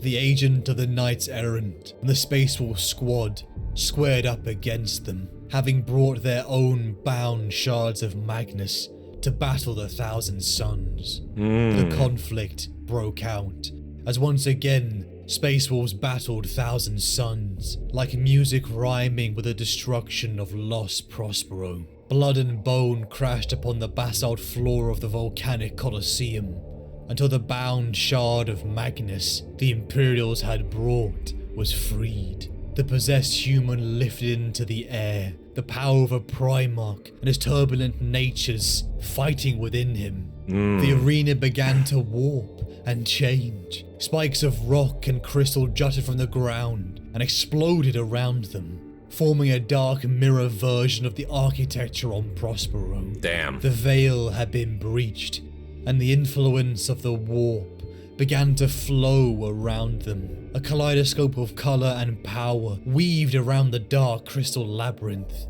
Demons from the warp haunted and whispered in the reflections and shadows. Towards the centre, again the two forces clashed, finding a towering projection of Magnus the Red, the shard of Nicaea, his very essence being devoured by the warp and demons at his feet. Was he letting himself die willingly? Ahriman did not know. Sacrificing one of his brothers, Hathor Mat, an act that disgusted his fellow Thousand Sons. They broke through towards the central chamber. Past the demons, Ahriman lifted up to face his lord, but was confronted by the possessed human Magnus, blocking him from the Nicaean shard. Venom and bile was spat from this possessed Magnus. It was the worst of the Primarch, his pride, arrogance and cruelty in one being. The shard then Ahriman rose up to fight, fully possessing Azek Ahriman. So with these shards, and that's an interesting concept too, with Magnus being split apart, every shard contains a different personality trait of Magnus. So I imagine the side that's going to go traitor is his arrogant side. It's going to be the main component in his character. It's going to be the main way he was reformed. And with his arrogance, that's obviously going to lead to hatred. That's going to lead to, you know, anger for what's happened to his legion, for what's happened to his world. He's going to lose the humanity that he had, the willingness to accept that he did wrong. He's going to lose that, I think, and he's going to go full traitor. Maybe that's a wrong interpretation. Maybe that's a wrong prediction. I'm sure we're going to see here in the future very, very shortly. But goddamn, I think I can see where this is going in a sense. So was the shard that Khan spoke to his regret? Yeah, that's kind of what I'm thinking. Like, exactly. The shard that Khan killed, right, was his human side. And that's kind of fucking really sad to think about. It was his actual, like, his real side, you know, the side that made Magnus, the side that was willing to admit that he was wrong. His humility, I guess, you know, and Khan killed it. Now Khan killed it with his blessing, of course. This is what Magnus wanted. That's what Magnus wanted. But again, other sides of his personality might not ask for that, you know, and that's where the problem comes from, because he's still going to be whole at the end of the day, as we see, but not whole as he once was, and that's extremely sad to hear about.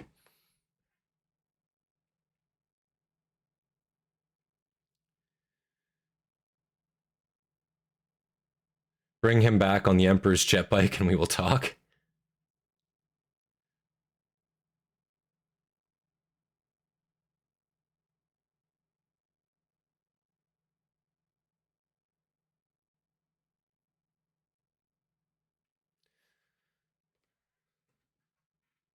Yeah, Khan's powers are very much known. At least he gains a new one when he returns.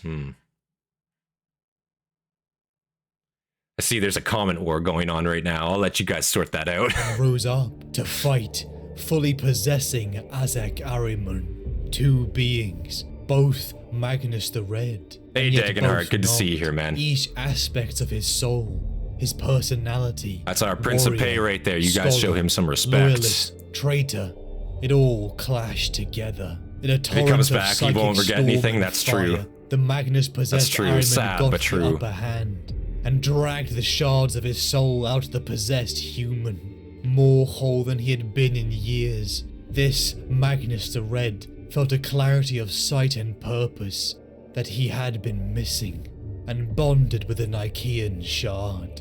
Transported back to the planet of sorcerers, leaving the wolves behind, Ahriman brought the shards back to Ammon, upon a throne, with what was left of the body of the old Magnus. The shards began to flow back into their vessel. Once corpse-like skin began to return to crimson bronze.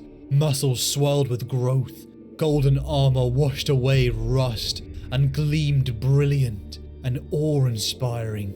A scarlet mane of hair returned as one glittering eye opened once again. Magnus the Red was reborn. The 1,000 Sons staggered. The sight of their lord reborn, a gift amongst all they had lost.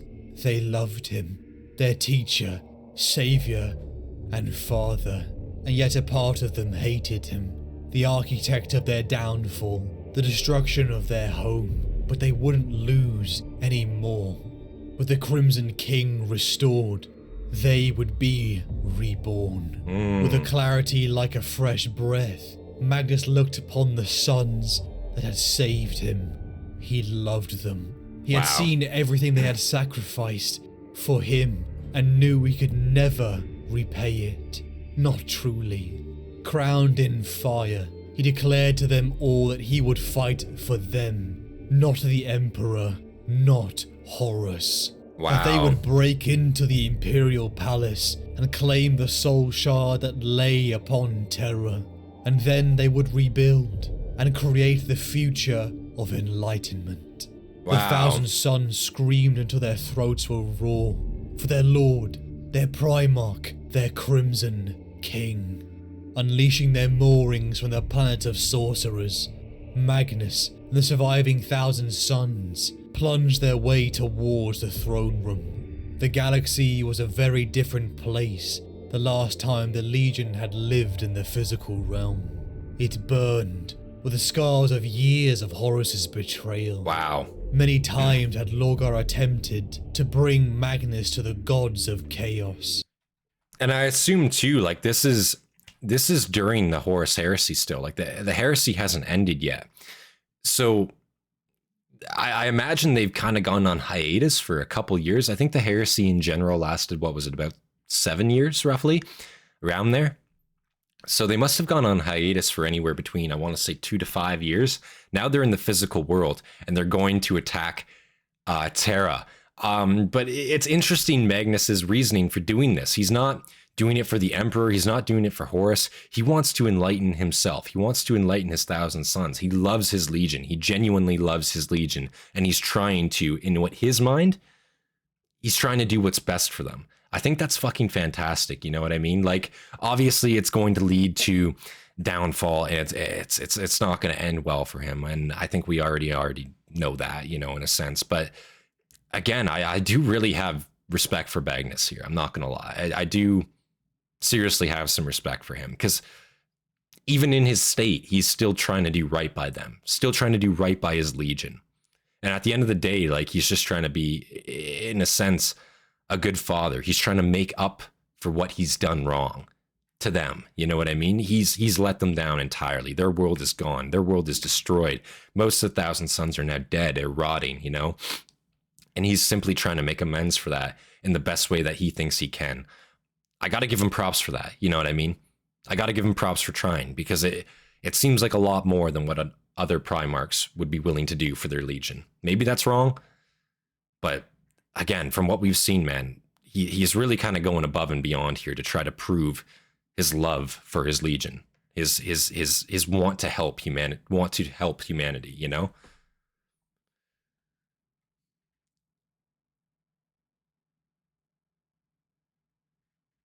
Where is Frank Coy's gone? I'm not too sure. He must have dipped. Classic word bearer shit. They were the catalyst to spreading chaos if you exclude the gods. Yeah, they definitely were. I think.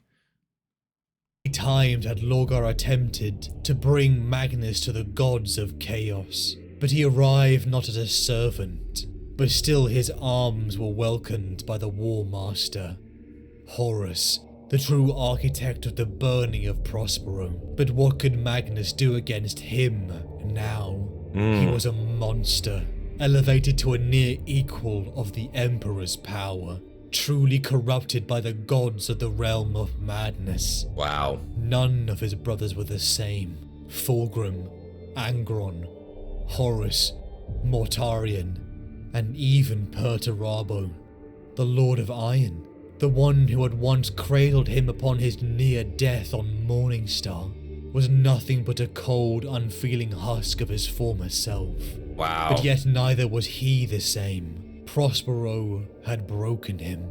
The shards of his soul had seen and done things beyond imagination. Even now, partially put back together, he was not whole. He was so far from the hopeful, but yet prideful Magnus of the Great Crusade. Mortarion, one who had spoken so vehemently against the use of psychic powers at Nicaea, was a hulking Chaos beast is a ladder, of pus little finger, and so weeping true. Sores. What a great Magnus quote. comforted his brother. Little fun fact for you guys there. Chaos is a ladder, that speech. I think it was in grade 11 or 12. That was actually one of my graded speeches that I did. It was the Chaos is a ladder speech by Littlefinger. I thought that was a great fucking speech.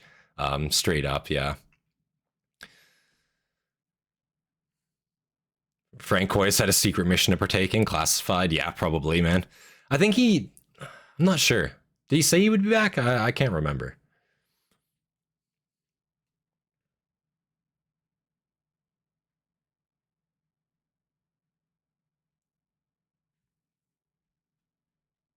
Of pus and weeping sores.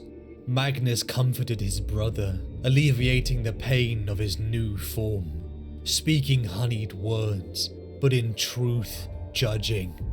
Only here for Varys the pride versus that lay Littlefinger, greatest behind the verbal duel. It walls of truly terror. is.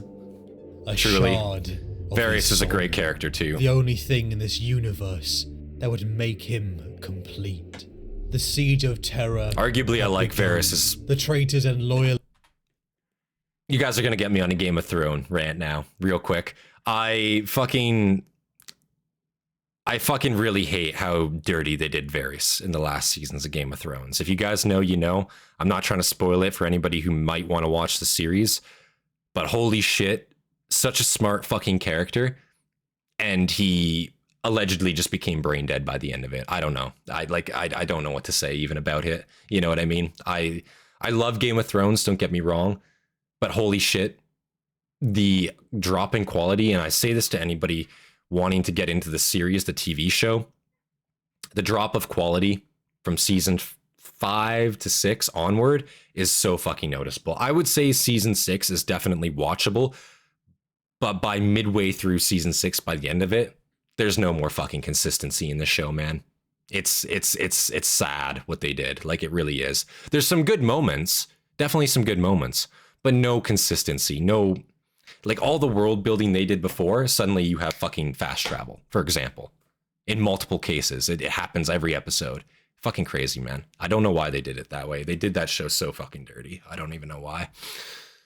Makes me sad. It actually does make me sad. The siege of terror had begun. The traitors and loyalist forces clashing in a conflict so violent and hateful it would scar the species forever.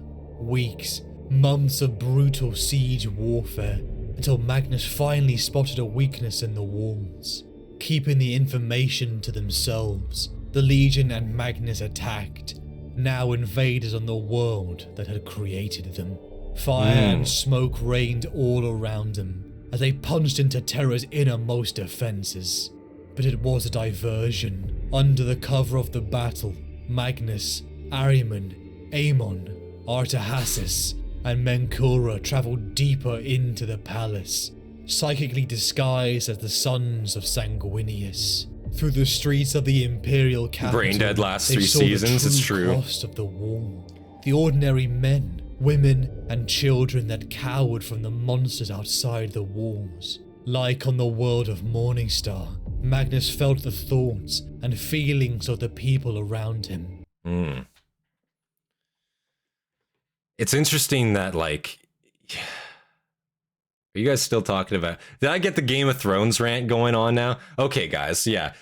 Fucking, here we go, yeah. GRRM better finish these books, for fuck's sakes. I agree, he better finish the books. Yeah, that's true. He's been writing the last ones for way too fucking long. He's been really fucking teasing us with that, I'm not gonna lie. Hollywood drop is real, but GRRM is just as much to blame for writing like an arthritis-riddled grandma with dementia. That is to say slow. Yeah, he does write slow.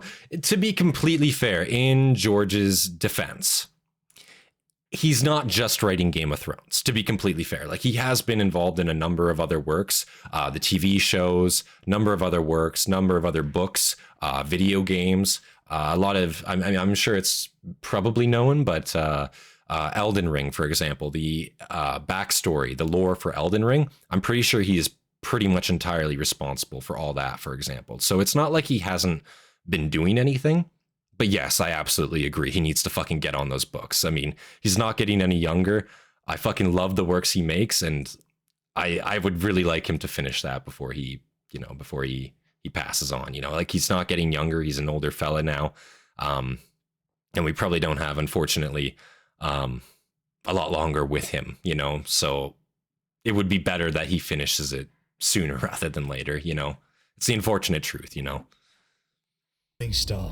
Magnus felt the thorns and feelings. That's a career weakness on his part. It's true. It is career weakness. Yeah, absolutely. I'm not denying that. Their hopes, their cries for the Emperor to save them and their families. Some backstory on Elden Ring, not all for sure. Of the Imperial I'm pretty sure he did a lot. I could be wrong, but I'm pretty sure he actually did do a lot of it. The realization of mortality brings out the best and the worst in humanity.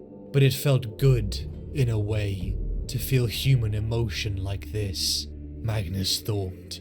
He wondered if he may run into the brother he respected, Sanguinius, or the brother he loved, Jagatai Khan. Further they travelled, Magnus feeling the essence of himself close by. The hidden entrance to the Hall of Leng was found, but refugees of this war had huddled all around him in this backwater alley. But before Magnus could unlock the entrance, the dome above him exploded in fire and ordnance. I'm not letting George use that excuse. He's had years. That's true.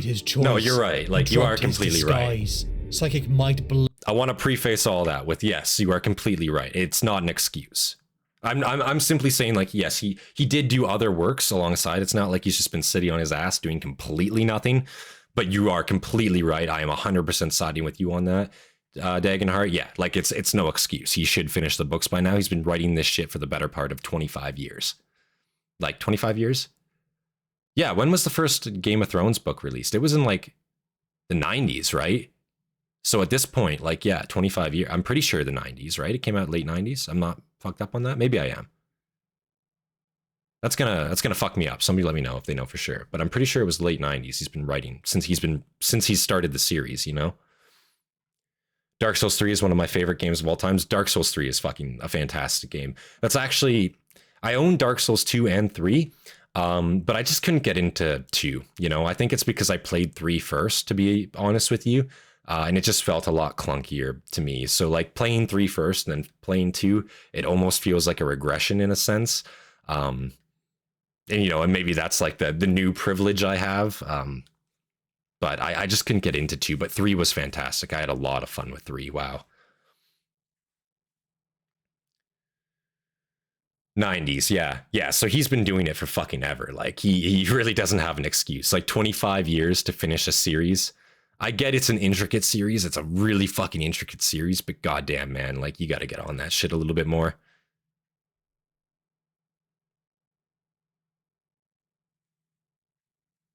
Bloodborne? I actually never played Bloodborne either. I heard great things about Bloodborne. I heard Bloodborne was actually arguably better than 3, depending on who you ask, like, depending on the style that you like. Maybe that's a hot take, but I heard Bloodborne was actually potentially better than 3, though I have never played it, unfortunately. Magnus made his choice. He dropped his disguise. Psychic might blazed from his hands, lifting the fallen rubble. The refugees huddled below the enormous figure. Last book was 2012, yeah. I think that's right. Them from death. I think that's right, 2011, 2012, around there, yeah. Time was his enemy, but he chose to save them. Like, it's been a while since he's made one. Die. 13 fucking years, man. Instinct. Maybe he was not what he once was, but he was still human. Inside of him was the Magnus who had earned the title of the Crimson King. The man who had shielded the people on Morningstar from the falling ship. With the people safe, Magnus took his first steps into the Hall of Leng, the ancient tunnels that ran into the depths of the Imperial Palace. created by a mad people in a forgotten age.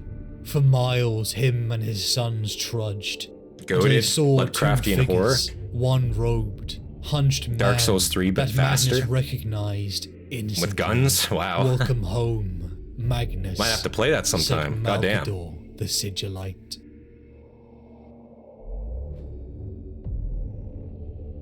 Siege of Terra, goddamn. Better lore too.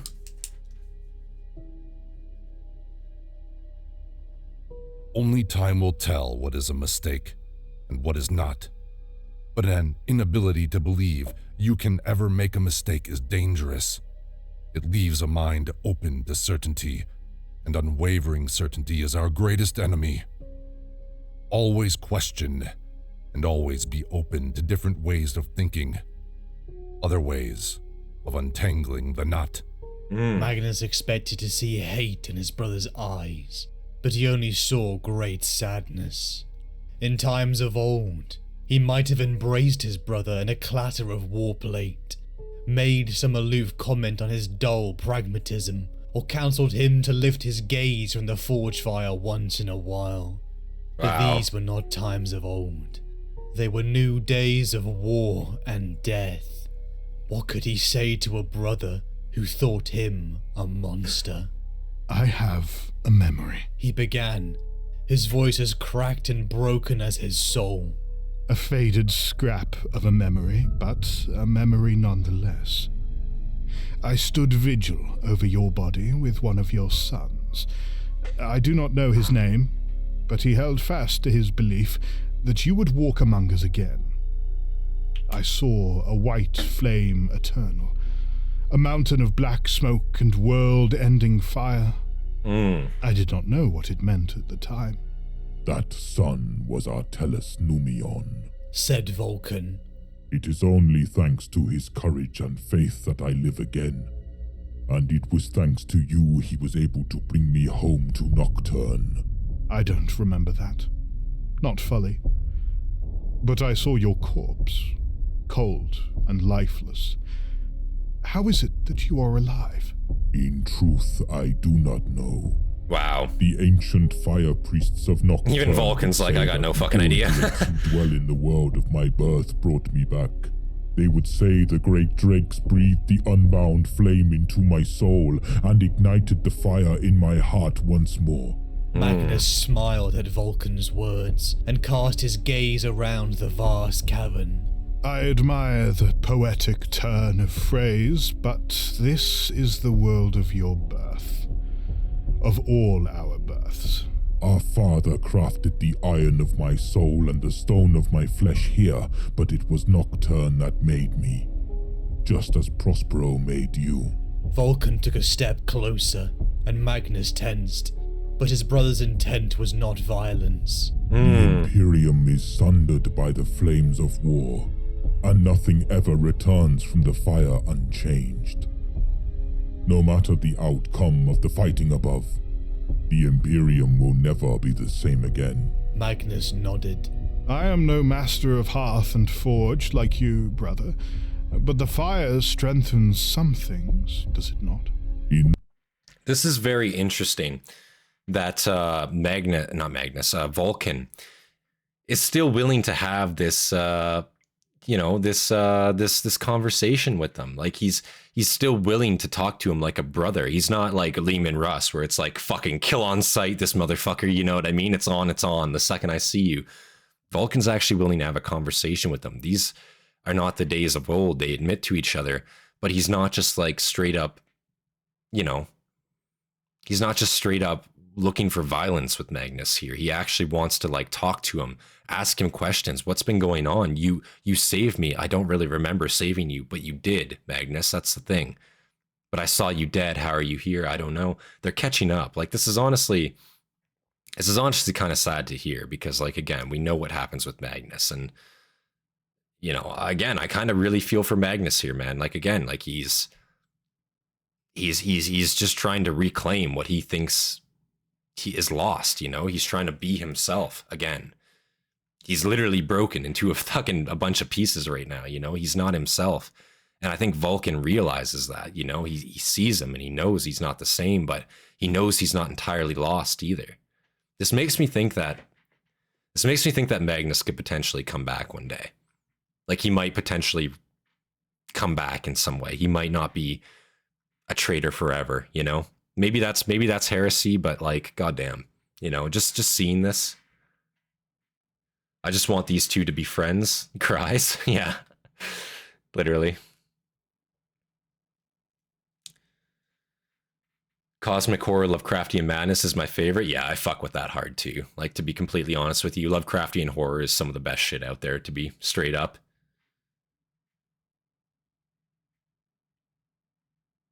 We know there is proper Eldritch stuff that's not warp related. Yeah, true. I feel like with a lot of the Xenos even that you could potentially see in Warhammer, like, yeah, absolutely. You could probably like see a lot of Eldritch shit without even like touching the warp, you know, for sure. Brother, but the fire strengthens. Finally, someone isn't shitting on Magnus. I don't like. Listen, I don't see a reason to shit on him here. Like, from everything I have seen so far, he made mistakes. He absolutely made mistakes. Yes, Magnus made mistakes. But the thing about him that's different is he's 100% willing to make up for them. Not make up for them, but acknowledge them at a minimum. Yes, I was wrong. I was incorrect. It was my fault. I'm the one who did that. No one else should have to suffer for my wrongs. He's one of the very few Primarchs that are actually in full, I think, willing to own up to his mistakes, like willing to own up to what he did wrong. And again, he still has respect for the brothers that he loved and the brothers that he had respect for, the brothers that had respect for him back. I don't really see a reason to shit on him right now. I don't even see him necessarily right now as a bad guy, to be completely honest with you. Like, I see him as somebody who's made mistakes, made really bad mistakes. Absolutely.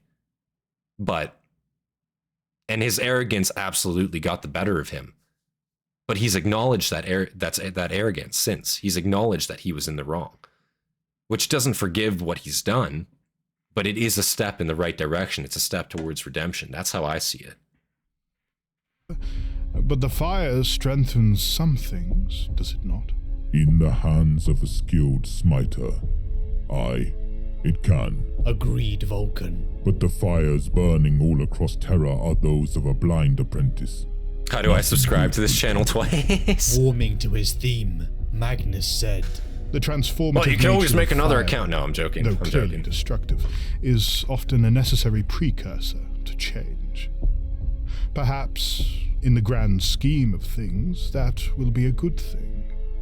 The enemy of progress is Money. stasis, and all things have in their nature a tendency So true. towards complexity.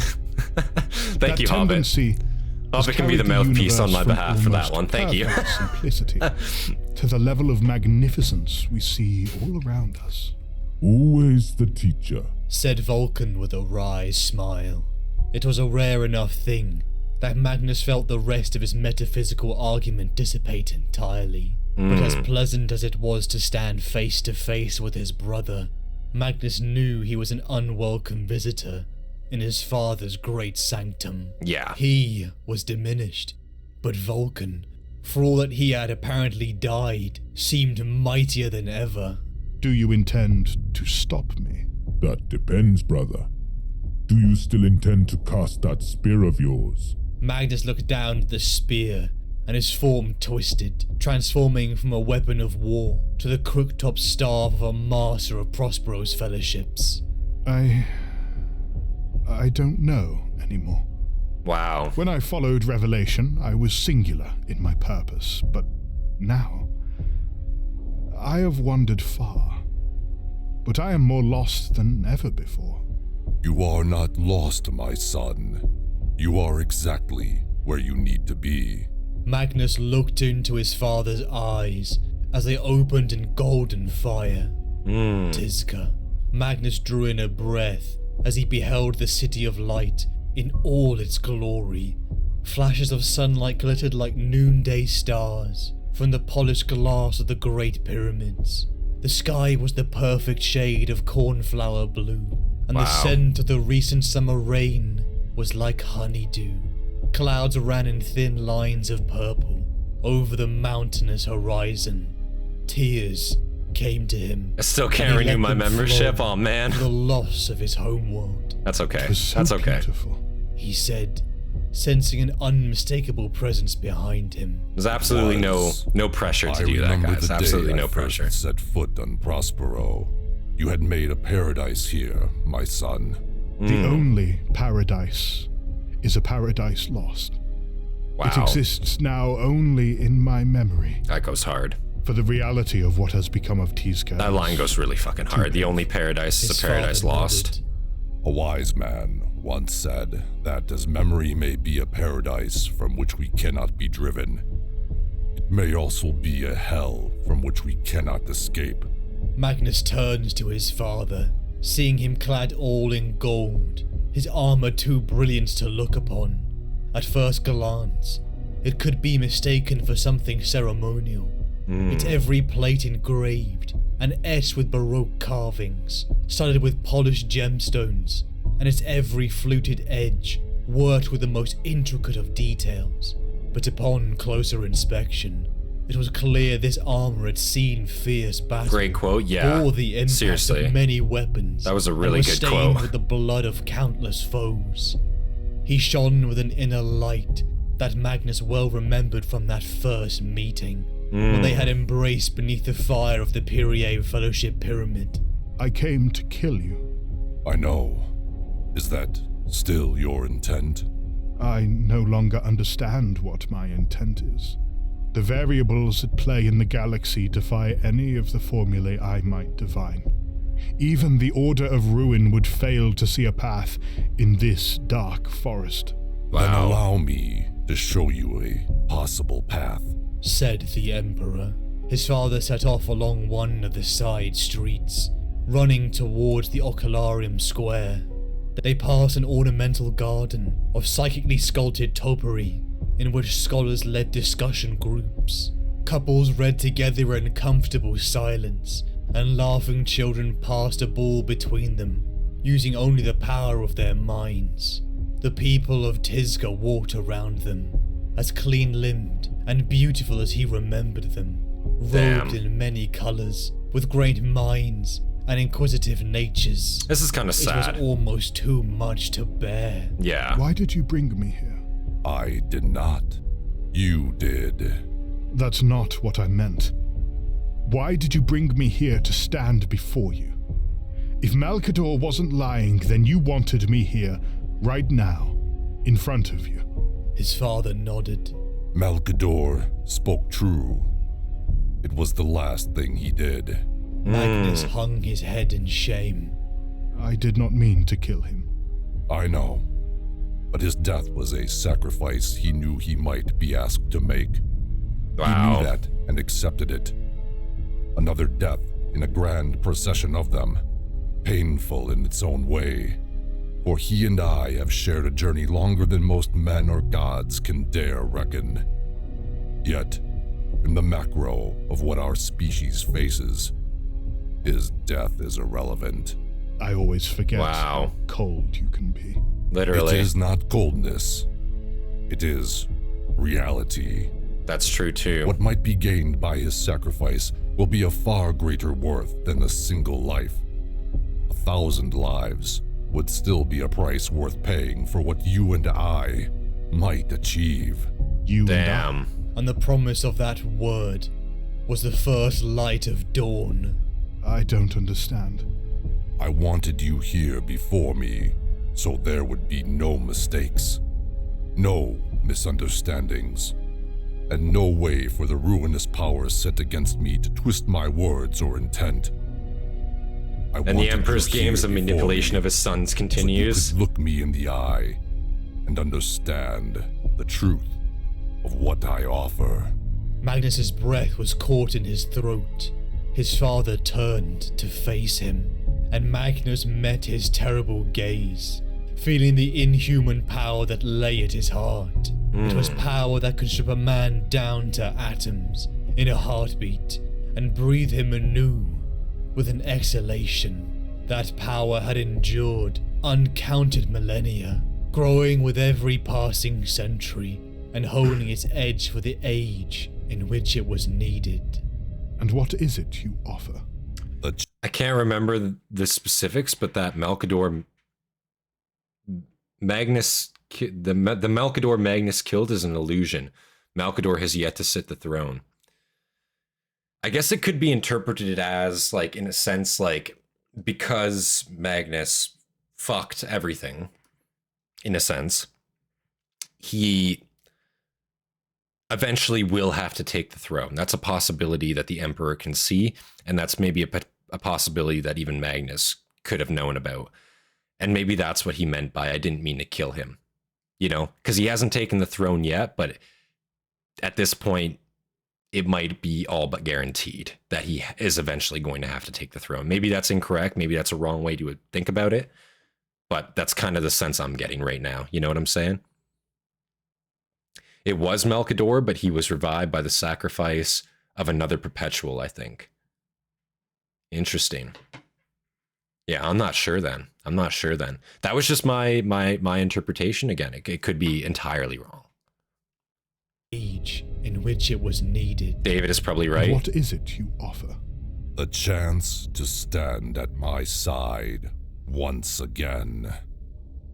Forgiveness.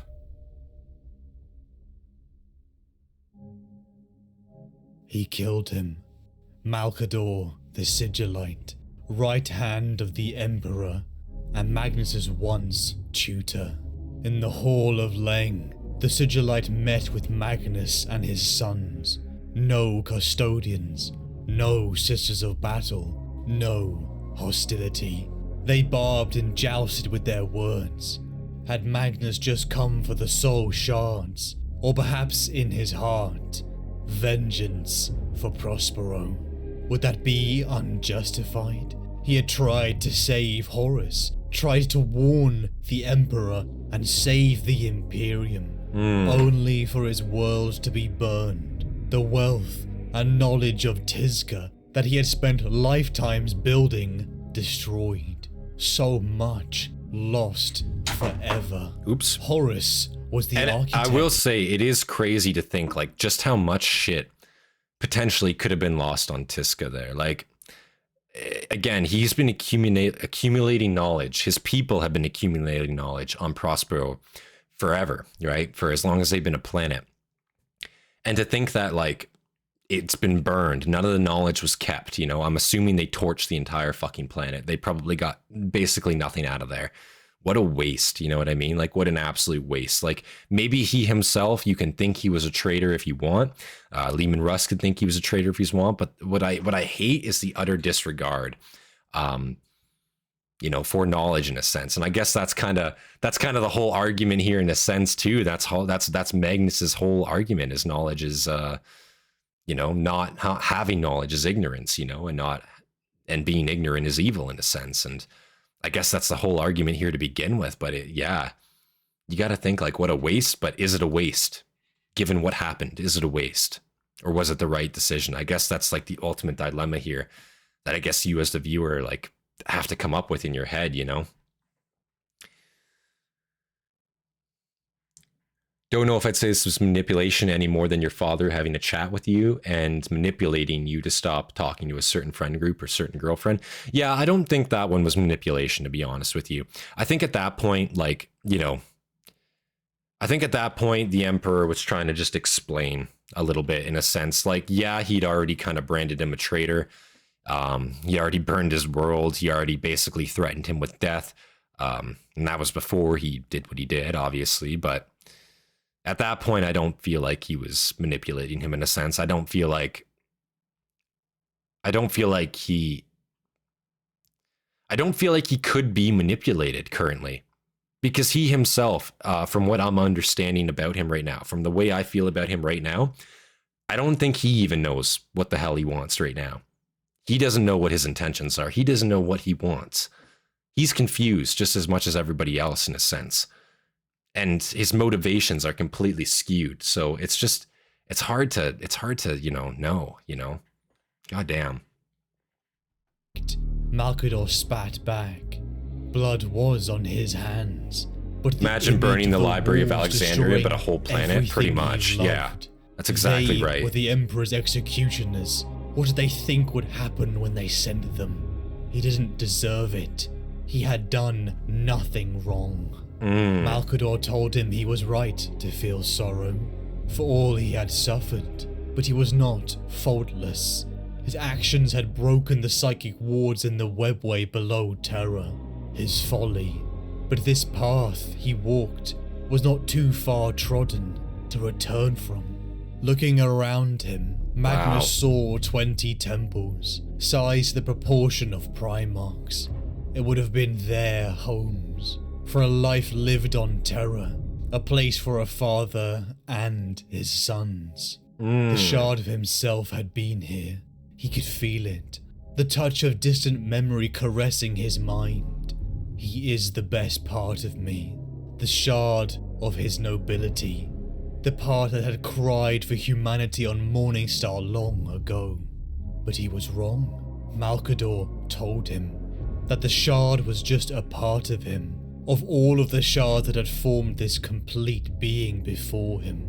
They were not aspects, not divided personalities, just pieces, just him. Magnus gripped Malcador by the throat. His blood roared with rage. No, it could not be. He felt its goodness, its purity. Magnus needed him. Without him, he was no better than a beast. He was no better than he was now, a creature of pride, hate, and rage. He would not be like his fallen brothers. He could be whole. He is gone, Malcador rasped out, beyond even your reach. Wow. The Crimson King howled in rage as Malcador burned alive in his grip. Wow. Nothing but a charred skeleton remained. No, it could not be. All he had done, the blood and death, the mistakes, he had justified them, allaying the guilt at the feet of the separate parts of himself, the shards. Only time will tell what is a mistake and what is not, but an inability to believe you can ever make a mistake is dangerous. That's it leaves true. the mind open to certainty, and unwavering certainty is our greatest enemy. He was Magnus the Red, Crimson King, Primarch of the 15th. He has studied more, seen more, and endured Force shot more me, than Papa. any. How could those mistakes be his? Magnus is the perfect example of the truth is always worth telling. Magnus is the definition of the path to hell is paved with good intentions. That's true. Yeah, that is pretty true. That's the rooms that were supposed to grow. That's the rooms they were supposed to grow up on in Terra. Dorn found them too. It shatters the planned scattering theory. Yeah. I don't think there was a plan with the scattering. No, I absolutely don't think that's the case at all. I think that was completely unintentional on the Emperor's behalf, like complete accident. Not accident. He obviously didn't do it. It was obviously, warp entities, potential chaos agents that did it, right? But I definitely don't think the Emperor did that himself. No, nor do I think he had any intention to do that himself. No. Wow. But like what Malcador said there, he basically said like, Magnus, you can't reform yourself, essentially. Is that what he said? Like, this is you. This has always been you. These pieces, they're not personalities. This is just you in general. And this is just how you're acting in general. Is that what he basically said? I just want to make sure I'm interpreting that correctly, Like, he basically said, like, you can't fix yourself. But then I was confused because he said this road hadn't been trodden far. There's still time to return. So I'm confused what Malcador's words were intended to mean there. Was he trying to goad Magnus? Was he trying to show him that this is just who he is? Was he trying to tell him the truth? I'm just kind of confused on that one, a little bit.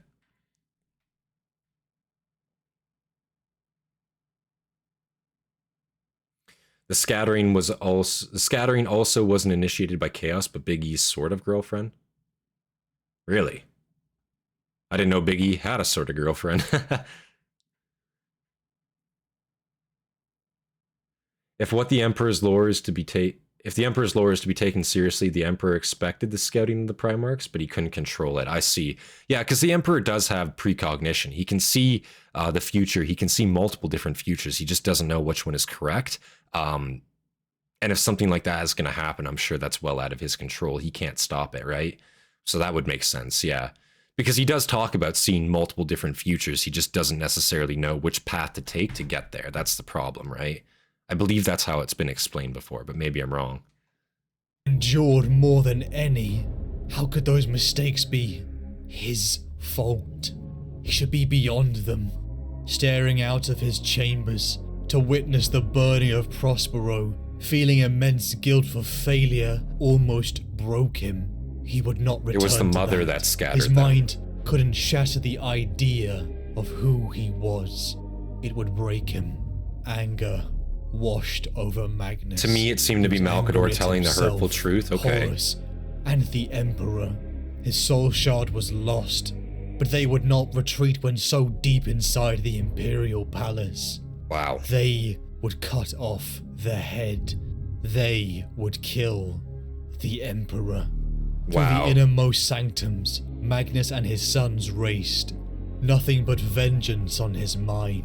Wow. A clouding red mist that needed to be sated. So he's giving needed into it right now. To be justified. Yeah. Closer, Magnus delved, until in a room of antiques of old Earth, a psychic apparition of the Emperor appeared. Revelation. Magnus was welcomed through, directly into the throne room. He was on guard, standoffish, but then he saw it. He saw him. Locked upon a titanic throne of gold and silver, a figure clad in brilliant oromite armor. Amber light glowed from him, swirling around the archaic device he sat upon. With his sons holding ground below, Magnus made his long approach. Hey there, up the Obi-Wan enormous Kenobi. How you doing, man? Towards his father. Got back from go-karting? A That sounds procession awesome. Of resentment, bitterness, and anger swelling within each Calling step himself he took. Revelation again. I noticed He that looked too, upon actually. His father's face, strained and locked within concentration. It had been decades since they had been this close, since they had bathed in the power of each other's presence. Magnus thought of Prospero, of his decimated home and legion, the outlawing of psychic powers at Nicaea, the father who shared nothing of his plans and schemes, and ignorance whose very consequences had made him suffer so greatly. He raised his arm, forming a harpoon-like spear of power. His hands trembled. He hated him, and yet he loved him. The man who he had admired the most, the man he had always hoped would be proud of him. Wow. The man who had caused him so much pain. I loved you like no other, he whispered. He hesitated. Tears stung his eye. Why had it come to this? Behind the throne, an enormous figure leapt forward, landing in front of the Emperor. A man that matched the size of Magnus, donned in green battle plate. Vulcan? Yeah. Time moved at a fractional pace as the three demigod beings stood atop the golden throne. It was as if the galaxy spun around this very moment. At the stairs, a force of space wolves and salamanders engaged with Ahriman. He was Aemon, chopping onions? and the Yeah, other man. 1,000 This is sons. rough. But the three paid no heed to the battle below. Brother, the word hit like a gut punch. Aw. Magnus and Vulcan both understood together just how much that word had changed, how much it hurt, and warmed them too. It was not hate that Magnus saw in Vulcan's ember-red eyes, but sorrow. The brother who had always looked to the sky, and the brother whose gaze was always locked upon the earth. It felt good to converse with a brother again. Vulcan words pulling at the humanity that still resided within Magnus. He was confused. What did he want? He had been blinded by hurt and anger for so long that he hadn't truly thought of what the future looked like, what he wanted to rebuild. What did that vision entail? Truly? Finally, those golden eyes opened as his father, the Emperor of Mankind, finally spoke directly to his son, free from the influence of chaos that had been manipulating Magnus for years. They connected psychically. A vision of Prospero coalesced into view, its very sight a knot on Magnus's heart. Oh, how he missed his world, lamenting of the magnitude of what was lost as it had burned. Magnus realized now that he had been allowed inside the Imperial Palace, allowed into the Golden Throne Room. Even the death of Malcador was in sacrifice to it, so the Emperor could offer him forgiveness.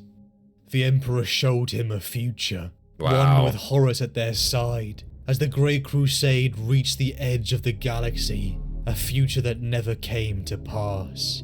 And the truth about the vision of Magnus upon the Golden Throne, how it was no prison, but a manipulation of the demon on Prospero.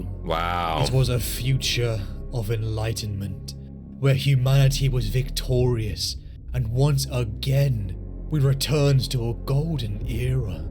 Magnus wanted it, the redemption, the forgiveness, the absolvement of his sins. But something gnawed at him. There's a price, isn't there? Wisdom. Magnus had finally learnt that such offers do not come free. And the price would be a new legion of warriors greater than any living now. A legion for him to replace the old. The 1,000 suns had to be annihilated. The flesh change. They had been tainted by the warp. It could not exist in the new era.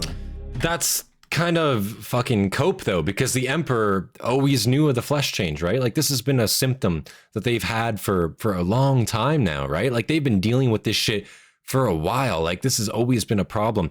Magnus made a sacrifice to make it temporarily go away, but the Emperor must have had knowledge of that gene defect, right? Like but he had no problem with it prior. But now he's telling Magnus the path to redemption is the annihilation of your legion, what remains of it. I don't think Magnus is going to take that deal. Everything he's doing is for his legion. He wants to fucking redeem it, right? Like he wants his sons to be happy. He wants them to fucking have good lives, you know? He wants his planet back. He wants, you know, all that back. So I don't think Magnus is going to give up his legion like that. I think that's absolutely where the line is drawn. Like maybe he could have had him there, but the fact that you want me to give up the one thing that I was still fighting for, no, he's not. I don't think he's willing to do that. Lack of humanity or pragmatism and realism. He's telling him the one thing he can go, the one thing that he can do, he can't do. Yeah, literally. To expect humanity from the Emperor is foolish. Like, yeah, I'm not really expecting humanity, but I'm like just expecting him to be like, you know, not a hypocrite. Like, again, he knew of this gene defect. He must have known of this gene defect. And that was never an issue before. They never saw that as being warp tainted before. So how come suddenly now it is? You know what I'm saying? Like, that's just weird to me, you know? How do you think he would have reacted if Sanguinius did tell him of the red thirst? To be completely honest with you, I think actually I went through that in the Sanguinius video that we checked out there. I think that was by Warrior Tier, if I recall. If he was completely honest about it, Sanguinius had a lot of sway. If he was completely honest about it, and he went there more so with the intention of telling him like, hey, this is an affliction that we're having, right? I've noticed this problem throughout my legion. I've noticed I'm having this problem too. I think if he was honest with the Emperor about it and didn't try to hide it, but went there with complete and utter honesty and didn't try to hide it, I think the Emperor probably would have tried to help him more than destroy him, to be completely honest with you. It doesn't serve him any fucking purpose to get rid of Sanguinius, you know, or the Blood Angels in general. So I don't think, you know, I don't think that would have happened. Unfortunately, I have to go for now. Enjoy the stream, boys. Yeah, Goop, you have yourself a good night. We'll see you later then, eh? And when he asked Vulcan if he would give up the salamanders, my heart, yeah, exactly. People love to say that and give Magnus a break and ignore the fact that the Emperor literally just gave up his best friend in the same book chapter for a shot at redeeming Magnus. That shit hurt. Yeah, but you see, like, the thing is with Malkador, though, like, Malkador, again, he was brought back by a perpetual, meaning that ability is there. And I think, like, that is just another plan by the Emperor, to be completely honest with you. I think losing Malkador in that way, because he didn't even technically really lose him, I think that was extremely calculated. But maybe that's wrong. But that's the sense I got from it. You feel like he would annihilate them? That's fair. That's fair. And I guess we really don't know at the end of the day. I feel like some afflictions are definitely worse than other. But again, I think if he went there, was completely honest, went there with the intent to ask for help, you know, and was completely honest about just how bad it was, I think the Emperor would respect that more than him just straight up lying about it forever. You know what I mean? Like, does that make sense? By the warp that could not exist in the new era. How? How could I fight at your side, knowing I had condemned my sons to death? I would look upon these new warriors and see in them the faces of my betrayed legion. Yeah. What kind of father would I be, literally, if I were to forsake them? How could you ask this of me? Yeah. Magnus was furious. Oh, yeah. His sons, they had suffered Nicaea. They had suffered Prospero. And when his body and soul were broken, they had put him back together. Yeah. How could he forsake them? Yeah. They couldn't be saved. That's according crazy. To whom? Yeah. He could save them. Wow. He knew it. Why couldn't he try? Anger and grief annihilated the hope Magnus had just felt. He asked Vulcan, would he sacrifice his sons? The words of Magnus echoed once again. When you love something with every fragment of your soul, you will sacrifice anything to save it. Liars, all of them. Magnus spat as his jaw clenched with hate. You promise forgiveness, then make it acceptance impossible. Magnus raised his spear as Vulcan brought up his hammer, and once again in this universe of cruelty and heresy, brother fought brother. Wow. Yeah, that was kind of crazy. I'm not gonna lie to you guys. Like, yeah, I take Magnus's side on that one, 100%. I'm not gonna lie to you guys. Like straight up, like, yeah. What he just said was true. You offer me forgiveness, you offer me redemption, but make its price completely unacceptable. Like, these are the people that, like, his legion went above and beyond for him multiple times, and we haven't really seen a legion really go out of their way as much for a Primarch as Magnus's legion has so far, to be completely honest with you. Like, they really are doing everything for him, and for him to turn his back on him, like he would never do that, you know what I mean? Like, he, again, you can call him what you will, but he really does just have a sense of honor here. He's not willing to betray his sons. He's not willing to betray what he holds dear. But the Emperor is, you know, and I think that's the big difference here. I side with Magnus on this one. Maybe that's, you know, not the popular opinion, but I'm definitely siding with Magnus on this one. There are only 1,000 sons left at the moment. Sacrifice 1K to save humanity. Well, but it's not just sacrificing 1K though, is it? Because, like, you know, Magnus is a part of those 1,000, you know?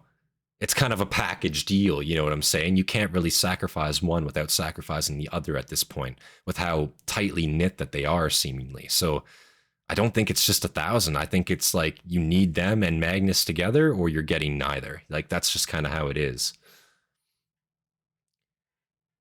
But he gave up the Golden Throne, though, at the end. He almost didn't want to do it. How come he doesn't get a pass to be selfish? Also, it's theorized that the new Legion he was going to get was going to be the Grey Knights, which is such an awesome concept. Imagine the Grey Knights had a Primarch. That would make a lot of sense, actually. That would totally make a lot of sense, actually, if he was to get the Grey Knights. Because I'm trying to think, like, what other... Unless they just made, like... Unless the plan was to make an entire new Legion from scratch, but the Grey Knights were already, I think, in the development stages at that point. So that would absolutely make sense. Grey Knights, yeah. And, again, their whole purpose is to fight chaos, right? And to think that Magnus would finally get his go at them after being deceived for so long, that would absolutely add up in my mind. That's a good idea, actually. Good theory. He forsake them.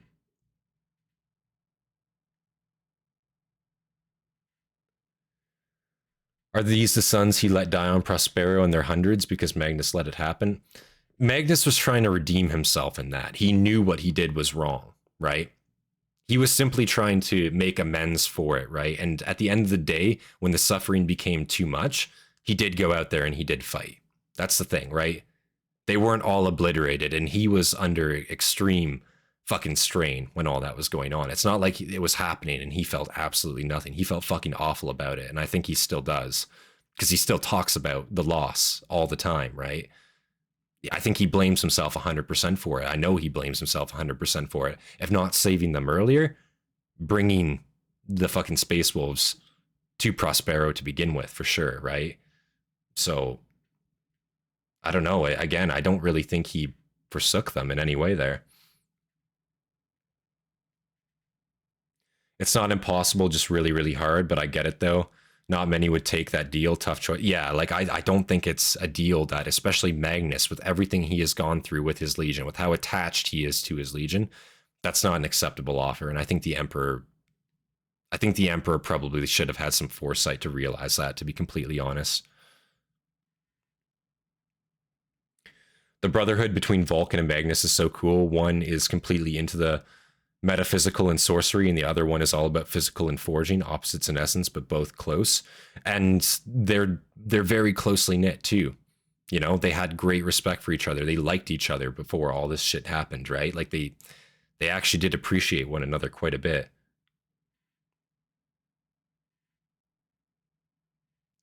Magnus would have been the ultimate chaos stomper. His rage after the heresy combined with his historic knowledge would have made him a beast of a demon hunter. Yeah, Magnus would have been a fucking god if he was a Grey Knight Primarch, dude. If he led those motherfuckers, dude, they'd be unstoppable, like straight up. That would be crazy.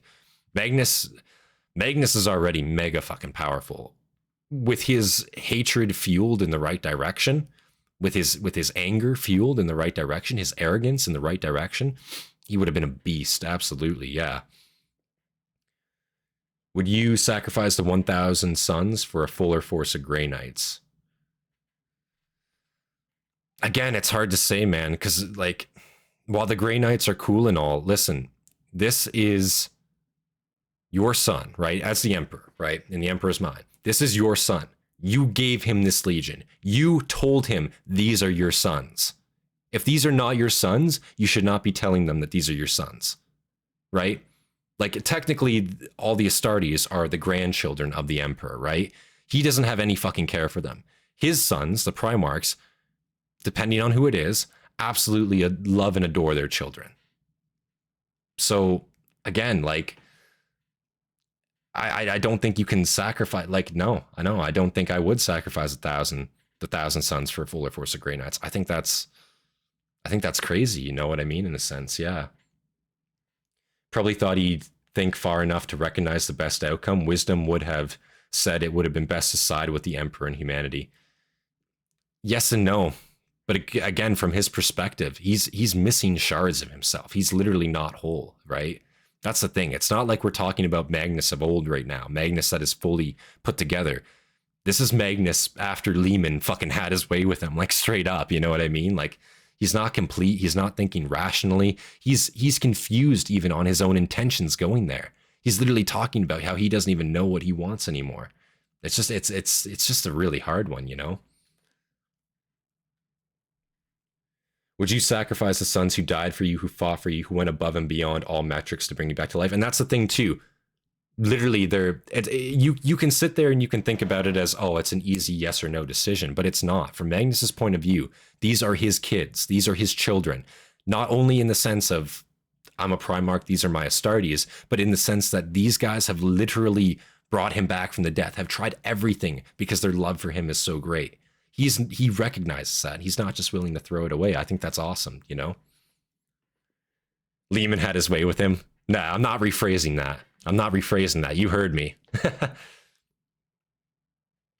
Big E thought he would think logically, not emotionally. I guess that's fair, yeah. I guess that's fair, but again, you're talking with a Magnus that isn't whole, and technically this is Big E's own doing to begin with, right? So expecting logic and not emotion from Magnus at this stage of his life where he currently is at, I think that's crazy, you know? I don't think he should expect logic from Magnus at this point because, again, everything we've just seen from the past 15, 20 minutes proves that he's not thinking logically at all. You know what I mean? In his current state. That's just how I've been seeing it, right? Yeah, Magnus is one of the few semi-cases where Primarchs and their sons actually loved each other. Yeah, exactly. They actually had so much respect for one another. And for Magnus to just say, fuck you guys, you can be sacrificed because you have this condition that isn't even your fault. No, I don't think he would do that. No.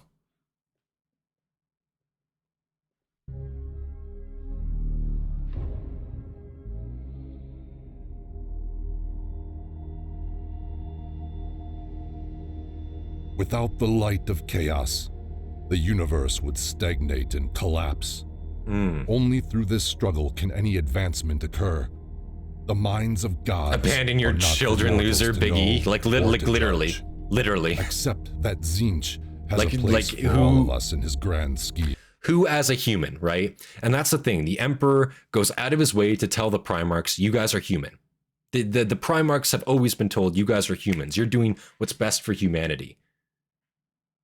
And the human thing is not to abandon your children, right? Like that's just plain and simple true, right? Like that's just not going to happen. You condemn all of humanity for 1,000 Astartes. You're looking at it as it's a simple yes or no choice. It's not a simple yes or no choice. That's the problem here, right? Like it's not as simple as condemning all of humanity for 1,000 Astartes. It's the fact that these are literally his kids. They have done everything for him. He has a great attachment to them. He's not thinking logically. And why would he sacrifice people that have given literally everything for him? Everything for him, and he's going to turn their back on him. That's not the kind of guy Magnus is. You know, maybe if you don't have a heart, maybe if you don't have a soul, which arguably the Emperor is showing his complete lack of humanity here while claiming to be human, right? That's the problem, right? That's the problem that we're having here. But it is? No, it's not. That is way too oversimplified for this situation that we're currently in. The Emperor would sacrifice 10,000 Space Marines before a single Custodes dies. Yeah. Yeah. Except that Tzeentch has a place for all of us. But yeah, that is a way too oversimplified and be happy place to put it. In the part you have to play. This is what I would have you understand, brother. The Imperium is the lie we tell ourselves to make sense of a reality we fear to face. We tell each other that it is necessary, that we do what must be done, that whatever might replace it would be worse. But look at all that we do not say. Father is a tyrant. Damn. And you, out of all of us, should have seen that first. The Imperium is built on the lies of a would-be god and the violence of his crusade. What benevolent monarch instigates a crusade? Under the Emperor, we have perpetuated a holy war that has sucked worlds dry of resources and cost billions upon billions of lives. Wow. We have spent life like meaningless currency. All because one man said we must. One man, exactly. Have we annihilated? And that's the thing too, with the Emperor calling himself a man, right? Obviously, we know he's capable of great power. We know he's the emperor of mankind, right? But when he's calling himself a man, when you're lowering yourself off that pedestal, right? You're putting yourselves on equal terms as the Primarchs, as any other human, as any other Primarch, morally, correct? If you're just calling yourself a human. So to just call yourself a human and then say, hey man, kill all of your kids. No, no, that's not a human thing to do. You know what I mean? Like if he took the whole God thing and ran with it, then maybe they could personify it as this is for the greater good. But as a human, talking to another human, telling them to do that, that's a crazy statement, right? We must. How many cultures have we annihilated, Vulcan? No, I agree, Anthony. It is the in quotation marks, maybe morally the right thing. But I don't think there is a right choice here, because what the Emperor is asking is fucking crazy also, is in my opinion, right? Like, I think it's such a big ask, and I just don't see, again, like when he turns to Vulcan, he says, Vulcan, would you give up all your children? Do you honestly think Vulcan would do that? Do you think Jagatai Khan would do that? You know, do you think Gilliman would get rid of every single Ultramarine out there because the Emperor told him to? Kill every single one, exterminate them all. Like, I don't think so. I don't think so. I think that's crazy, you know?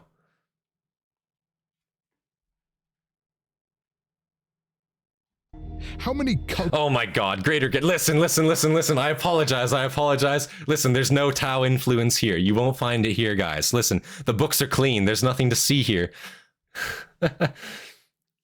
All because one man said we must.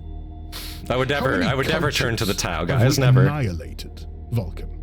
How many have we assimilated and robbed of their vitality, replacing innovation with conformity?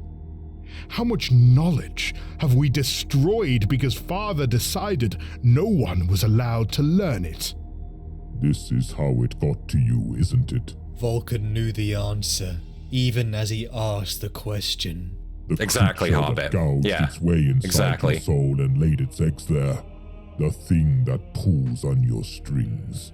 Did it promise you knowledge? Did it paint the Emperor as the death of enlightenment? Magnus's expression answered for him. Long red hair fell to frame his face, and the sorcerer brushed it back from his cheeks. The Imperial truth is a lie.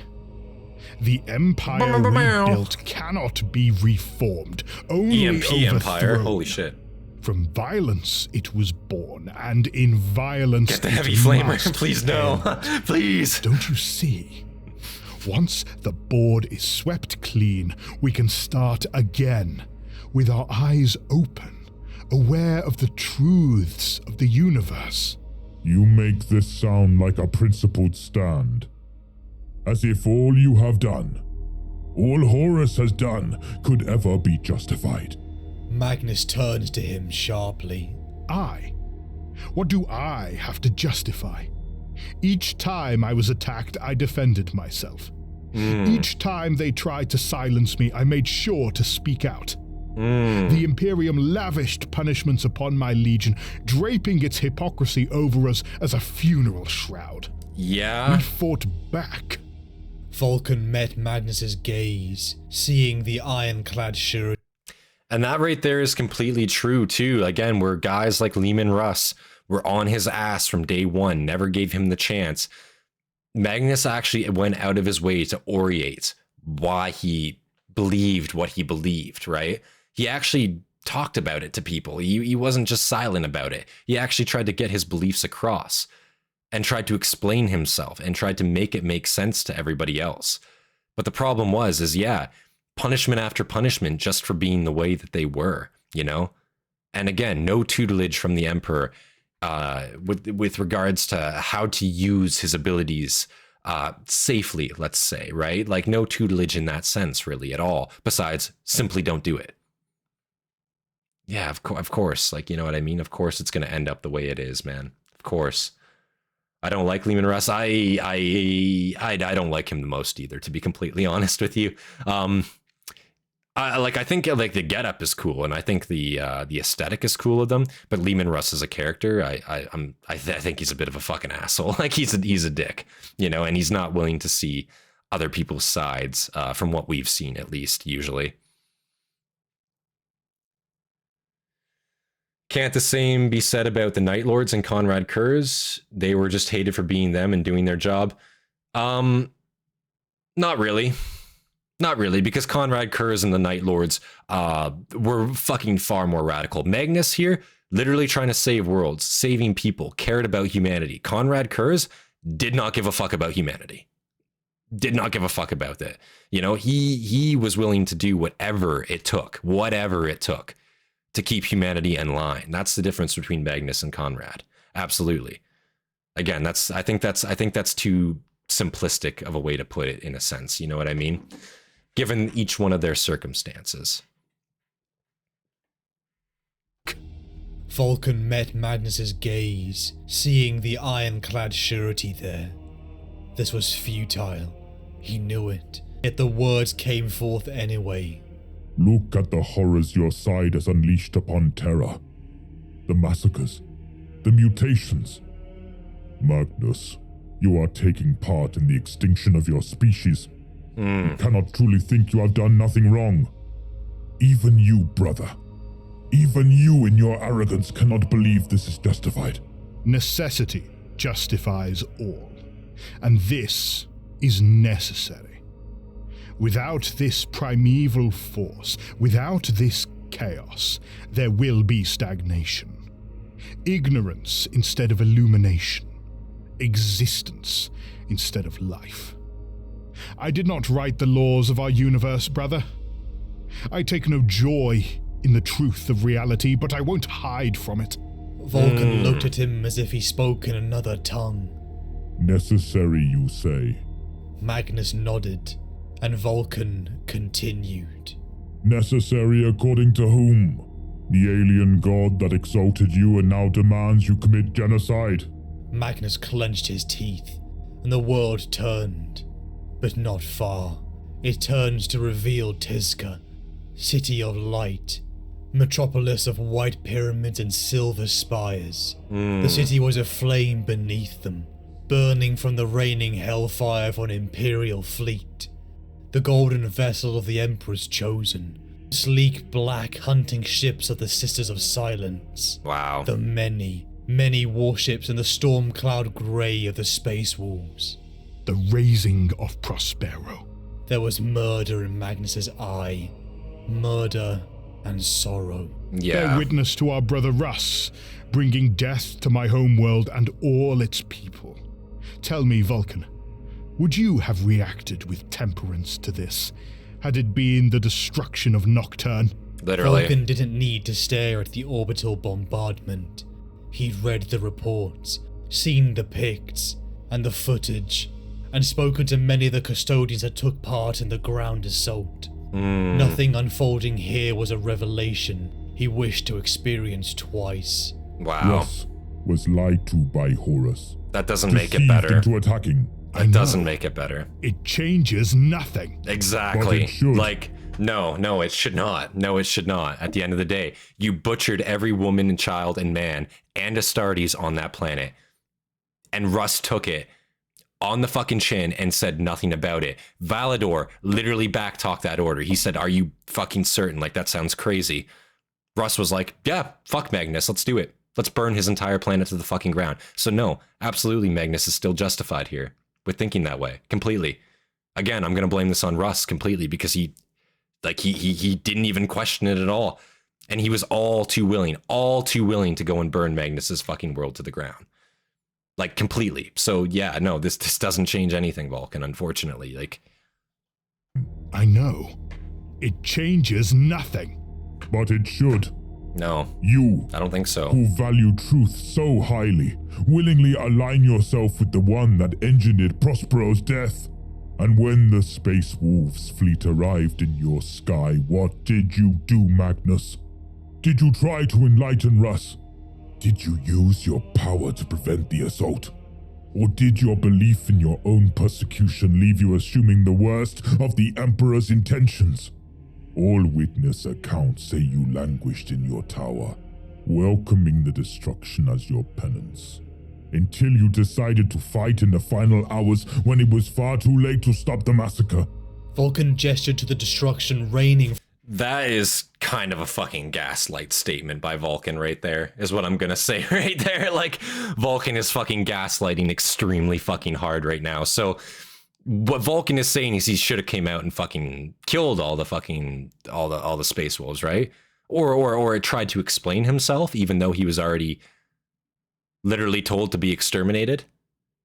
I don't know if he's cooking, man. I don't know if he's cooking. That was kind of a gaslight statement right there. But let's keep going here. Let's keep going. That shit, you're siding with the man who orchestrated the death of all you love when that wasn't even going to happen. I mean, I don't think so. I haven't let chaos into my thinking. No. I'm just seeing this from Magnus's point of view, right? Because they didn't have to send Russ.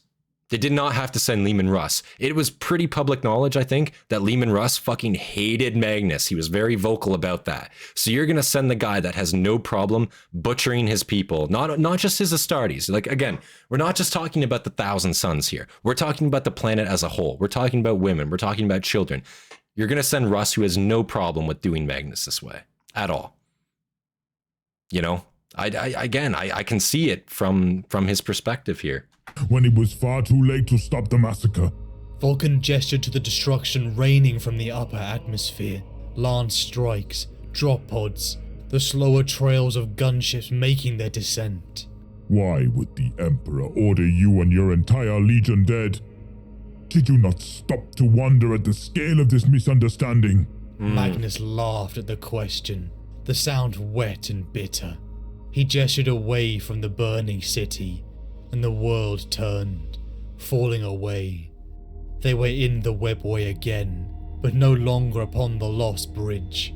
They drifted through the oval tunnels, following the angles that hurt the human eye. Always ahead of them, an avatar of fire blazed through the tunnels, shattering the wraith-bone membranes without heed, blind and deaf to the horde of demons surging in the webway in its wake. I did this. I thought he wished to punish me for ruining his great work.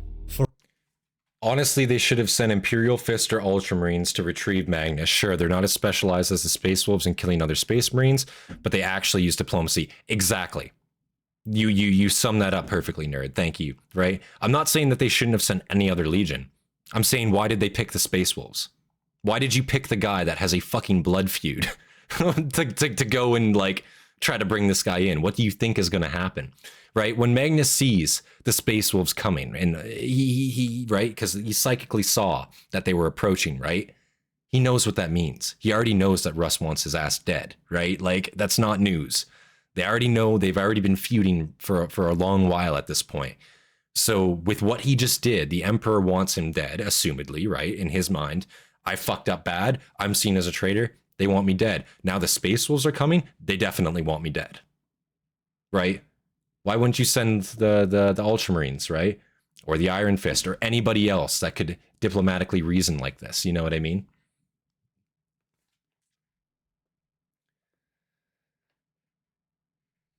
I thought he wished to punish me for ruining his great work. What diplomacy did Magnus show? He let his planet get punished because he stayed silent? What diplomacy did he show? He didn't fight back. That's what diplomacy he showed. He didn't fight back. He let his planet get fucking butchered. They didn't have to keep going with it. Like, that's the thing. That's what I'm trying to tell you here. Like, explain to you guys here, right? The diplomacy is that we're not going to fucking fight you guys, right? Like, I should be punished. It's me. I'm the problem. Come get me. But why are you burning my fucking planet, guy? Like, that doesn't make any sense. Rush tried diplomacy to his credit. He tried for hours and Magnus didn't respond because he wanted to die. Again, man, given the circumstances, you're going to show up to the planet. You couldn't communicate with him. Okay, so maybe you tried to communicate him. The phone call didn't go through. Okay, let's assume that. The phone call didn't go through. So you're going to instantly arrive to the planet, send drop pods down, and start butchering women and children. That's correct. That's the correct response to not being received. Am I that drunk? I'm not even drunk, motherfucker. Like, what? No. I wish. No, I'm actually not that loaded. I've only had a few potions. I thought he wished to punish me for ruining his great work. For a moment, Magnus paused, gazing at the host of Neverborn, darkening the tunnels, as if seeing them for the first time. But how was I to know? He refused to tell me of his grand plan. If he had told me... Vulcan resisted the urge to spit at the sun. They drifted through the oval tunnels, following the angles that hurt the human eye. What just happened? Always ahead of them, an avatar of fire blazed through the tunnels, shattering the wraithbone membranes without heed. Just took us back a couple minutes there. Hold on, let me just find where we were. At the host of Neverborn, darkening the tunnels, as if seeing them for the first time. But how was I to know? He refused to tell me of his grand plan. The fuck was that? I don't know. I have no idea. Vulcan I have no idea. It resisted just the went back urge like to spit at the sudden 30 foul seconds or taste on his something. tongue. Again, you see the worst in all others, absolving yourself of blame. Why did you need to know of the great work? You were warned not to toy with the warp. We all were. But you couldn't resist. You believed that you knew more, that you knew best. And why is it that you alone lament being kept unapprised of Father's plans?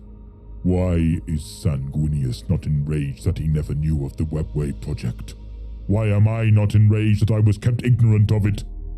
Why did you need to know? Magnus's eye gleamed at the reflection of the burning icon ahead. Why did Magnus need to know? Because Magnus is a fucking psyker. That's why Magnus needed to know. Magnus was one of the few people that had the potential to absolutely fucking trash the Webway project. I think that's why he probably should have been one of the few to know, personally. Again, I'm not even trying to look at this in a biased perspective, but like, again, these other Primarchs do not have the ability to absolutely fucking throw the Imperium into the dust like that. Magnus does, right? So you would think that Magnus having this ability, the Emperor might warn him, you know, in a sense, might tell him a little bit more than the other Primarchs. That was my assumption. Maybe I'm wrong. To know. Magnus's eye gleamed at the reflection of the burning icon ahead. His former self, years before, racing to warn the Emperor of Horus's betrayal, reducing the Webway to unsanctified rubble with his passing. Had I known the truth, I would never have done what I did. Father should have told me. Vulcan laughed, unable to believe what he was hearing. How could Father have predicted you would defy his one command? Not only did you use the warp against his orders, That's fair. You fueled your psychic warning with human sacrifice. How could any of us have known you were capable of such barbarity? Yeah. Magnus exhaled, slowly, his hands clutching the folds of his toga. In complete fairness, yeah, that's an amazing point by Vulcan right there. Yeah, you fueled it with human sacrifice. He did explicitly tell you not to do that, but you never explained what the consequences of those actions could be. Even if he didn't even, like, if he didn't tell him what his plan was, at least telling him the consequences of the actions potentially would have saved him a lot of grief, I feel like. You know what I'm saying? At least like warning him of the danger that he is potentially in by doing the things that he is doing. Instead, he just told him not to do it and left it at that. That's the problem, right? Like, he didn't explain it at all. He wanted to martyr himself and the whole planet. That's cope. That's like not showing up to court and then getting mad at the law for coming for you to get. That's like not showing up to court, then getting mad at the law for coming to get you at your home. I mean, kind of, yeah, but like, also not really, because the law isn't fucking shooting your dog and your family and everybody else in your house before they come and get you. So that's also kind of not really a correct statement. You know what I mean? Like, I mean, I'm sure that does happen. Don't get me wrong, but like in a typical instance, right? Like, the authority is not supposed to go in there guns blazing, right? Unless they are, right? But in this case, again, they weren't fighting back. They literally were not fighting back. So it's just like hard to conceptualize that, like, you know, people are saying that Russ was kind of in the right there, you know. I'm not saying Magnus was in the right. Again, it was Magnus's fuck up that caused this to begin with, right? I'm not justifying that. But to sit there and say that sending Russ, the guy with a blood feud, the guy that had no problem completely wiping this planet, I think that was a wrong call. I think they could have sent a lot of other people that would have done a lot better than Russ in this instance. Slowly, his hands clutching the folds of his toga, he spoke a word of power, and the world turned. They were in the throne room. The blazing avatar had incarnated before the scientists and techno-magicians of the Emperor's secret work. It had forced the webway portal open. They were fighting? Are you guys saying they were fighting? Horus sent Russ? Did Horus send Russ? Because to mine, like, I thought it was the case of Russ was en route and then the plans changed, right? Because didn't the Emperor say to Russ, or at least the fleet going to the planet, bring him back alive? And then Horus's orders came in while they were on transit that said, no, fucking kill him. Did I misinterpret that? Because I'm pretty sure initially Russ was dispatched not by Horus, because the initial command was to take him alive, correct? Yeah, initially the Emperor sent Russ. Yeah, that's what I thought. Yeah. Somebody's not paying attention here, because I'm pretty sure, like, yeah, that's correct, right? The Emperor sent Russ, and then Horus changed the orders. Yeah. Yeah, exactly. Yeah. The Emperor's secret work. It had forced the webway portal open, making it radiate wounded light. It grew dark with the silhouettes of demons as they drew near. The custodians present, precious few of them, for how could they have anticipated the sudden death of the Emperor's dream? They opened fire on the image of ghostly flame. It ignored their paltry defiance. Yeah, correct, okay. And it ignored the explosions its arrival had birthed across the great laboratory. It hovered before the Emperor, like some spectre of religious revelation from the... Again, you guys are saying Magnus waited until he felt too guilty to join them. His entire reason for not fighting them was that he didn't want to give in to chaos. The whole purpose in his mind at that time, right, and it was explained, right, was that if I start killing Space Wolves, if I start killing fellow Astartes, if I start butchering members of the Imperium right now, then chaos is getting what it wants. I'm feeding into that. And his whole reasoning for not fighting at that point was, I'm not going to give chaos what it wants, right? So with that in mind, like, again, it's not as simple as he did feel guilty, and that is the reason he went out and eventually fought, yes. But that was also a thought in his mind too. He did not want to give in to what chaos was trying to tempt him into doing, what they were trying to manipulate him into doing, because he realized by that point he was being manipulated. He had no idea what was true anymore, I think, right? So hand himself into Russ, why not let the planet die? Like, I agree with that. But equally, why didn't Russ just come and get him specifically? Why did they start torching the whole planet to begin with, right? Like, they know where he was. It was no secret where Magnus was. He wasn't hiding on the planet like he was in his tower, right? Like, they knew exactly where he was. They could have went there and gotten him, right? Like, hovered before the Emperor, like some spectre of religious revelation from the ancient tomes, when such things were believed by credulous men. I had to warn. Do it, said Magnus, True. Watching the scene. No, you believed you had to warn him. You believed it was that badly you handled by always both believed sides. Like, yeah, that you at the end of the day, it knew was. It completely that was. You had to act, that you alone knew what had to be done. And never once did you think, through all this destruction, that there was something deceiving you. The sorcerer glared at him. Why do you speak Shit to show me all around. as Yeah, if like I it were was a lowly shit show all pawn around. in Yeah. this game of regicide?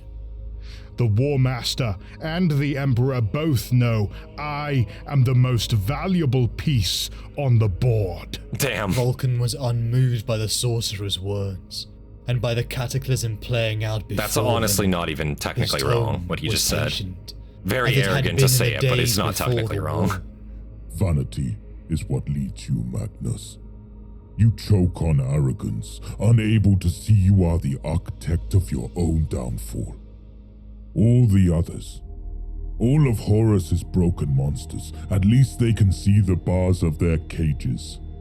Even Horus, driven out of his mind to serve as a hive for the Pantheon, knows in his soul's core that he has lost control. You are the only one that still believes he is free.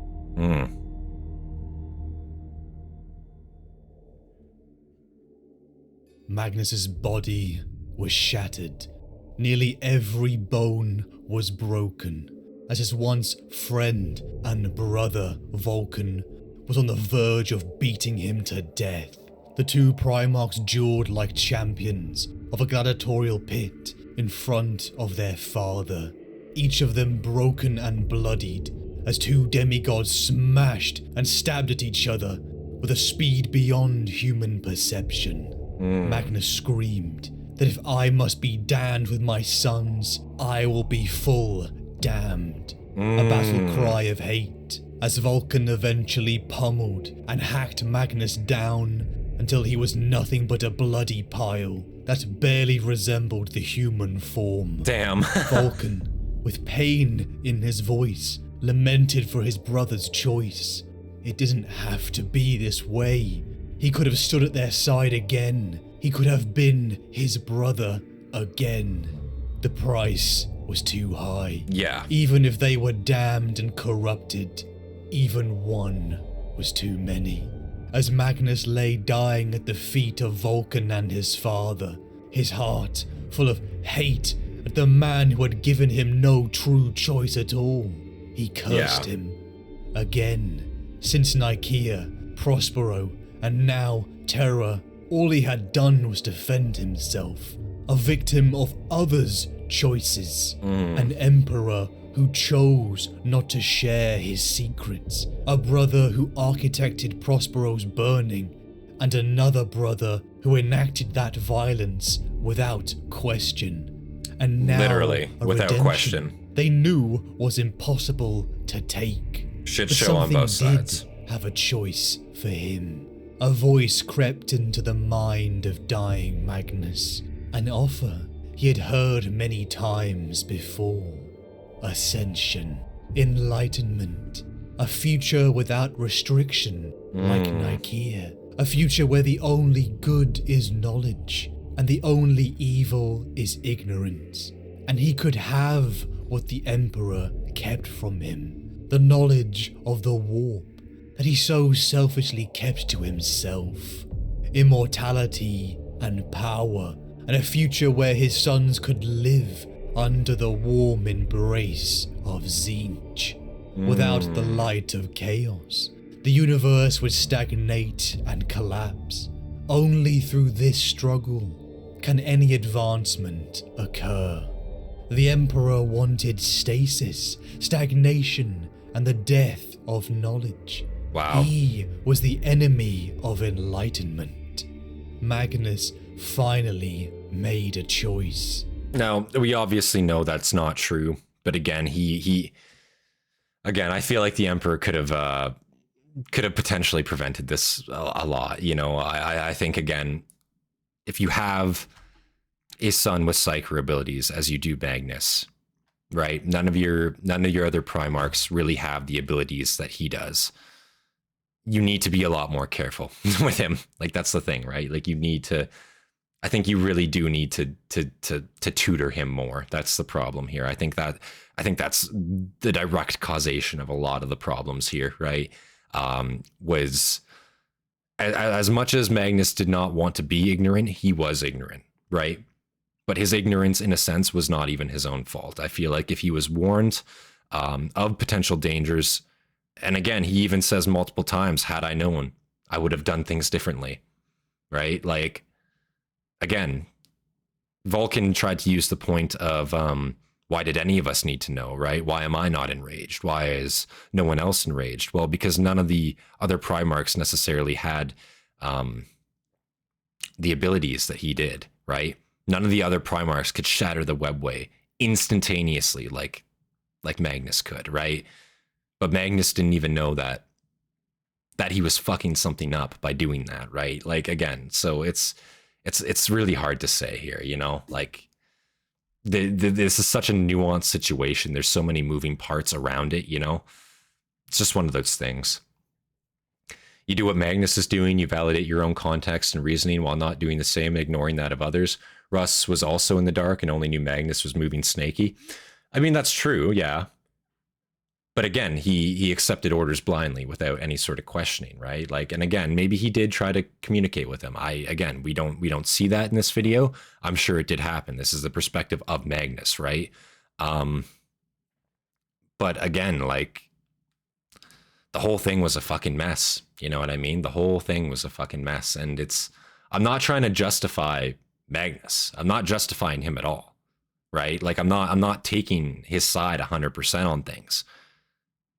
But he does have justification for the way he's acting. And again, asking for redemption through the sacrifice of your entire legion. That is a big fucking ask. That is a very, very big ask, right? That's a price that for Magnus at this point is a lot higher than I think, you know, it's a lot higher than he is willing to pay. And I think the Emperor probably should have knew that going in, right? That he was not going to pay that price. While taking logic, you can think maybe he was willing to take logic. He assumed he was going to take logic over his feelings, over his emotions. No, I don't think so. You know, not at this point. No.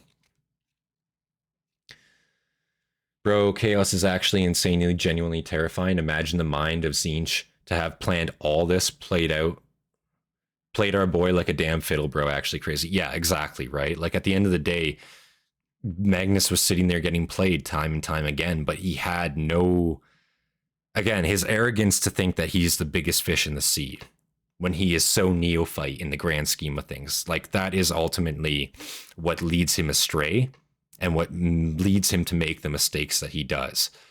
But to sit there and say that he wasn't done dirty by his brothers, by the Emperor in a sense, like, I don't think that's true. I think he was completely done dirty in a sense too. You know what I'm saying?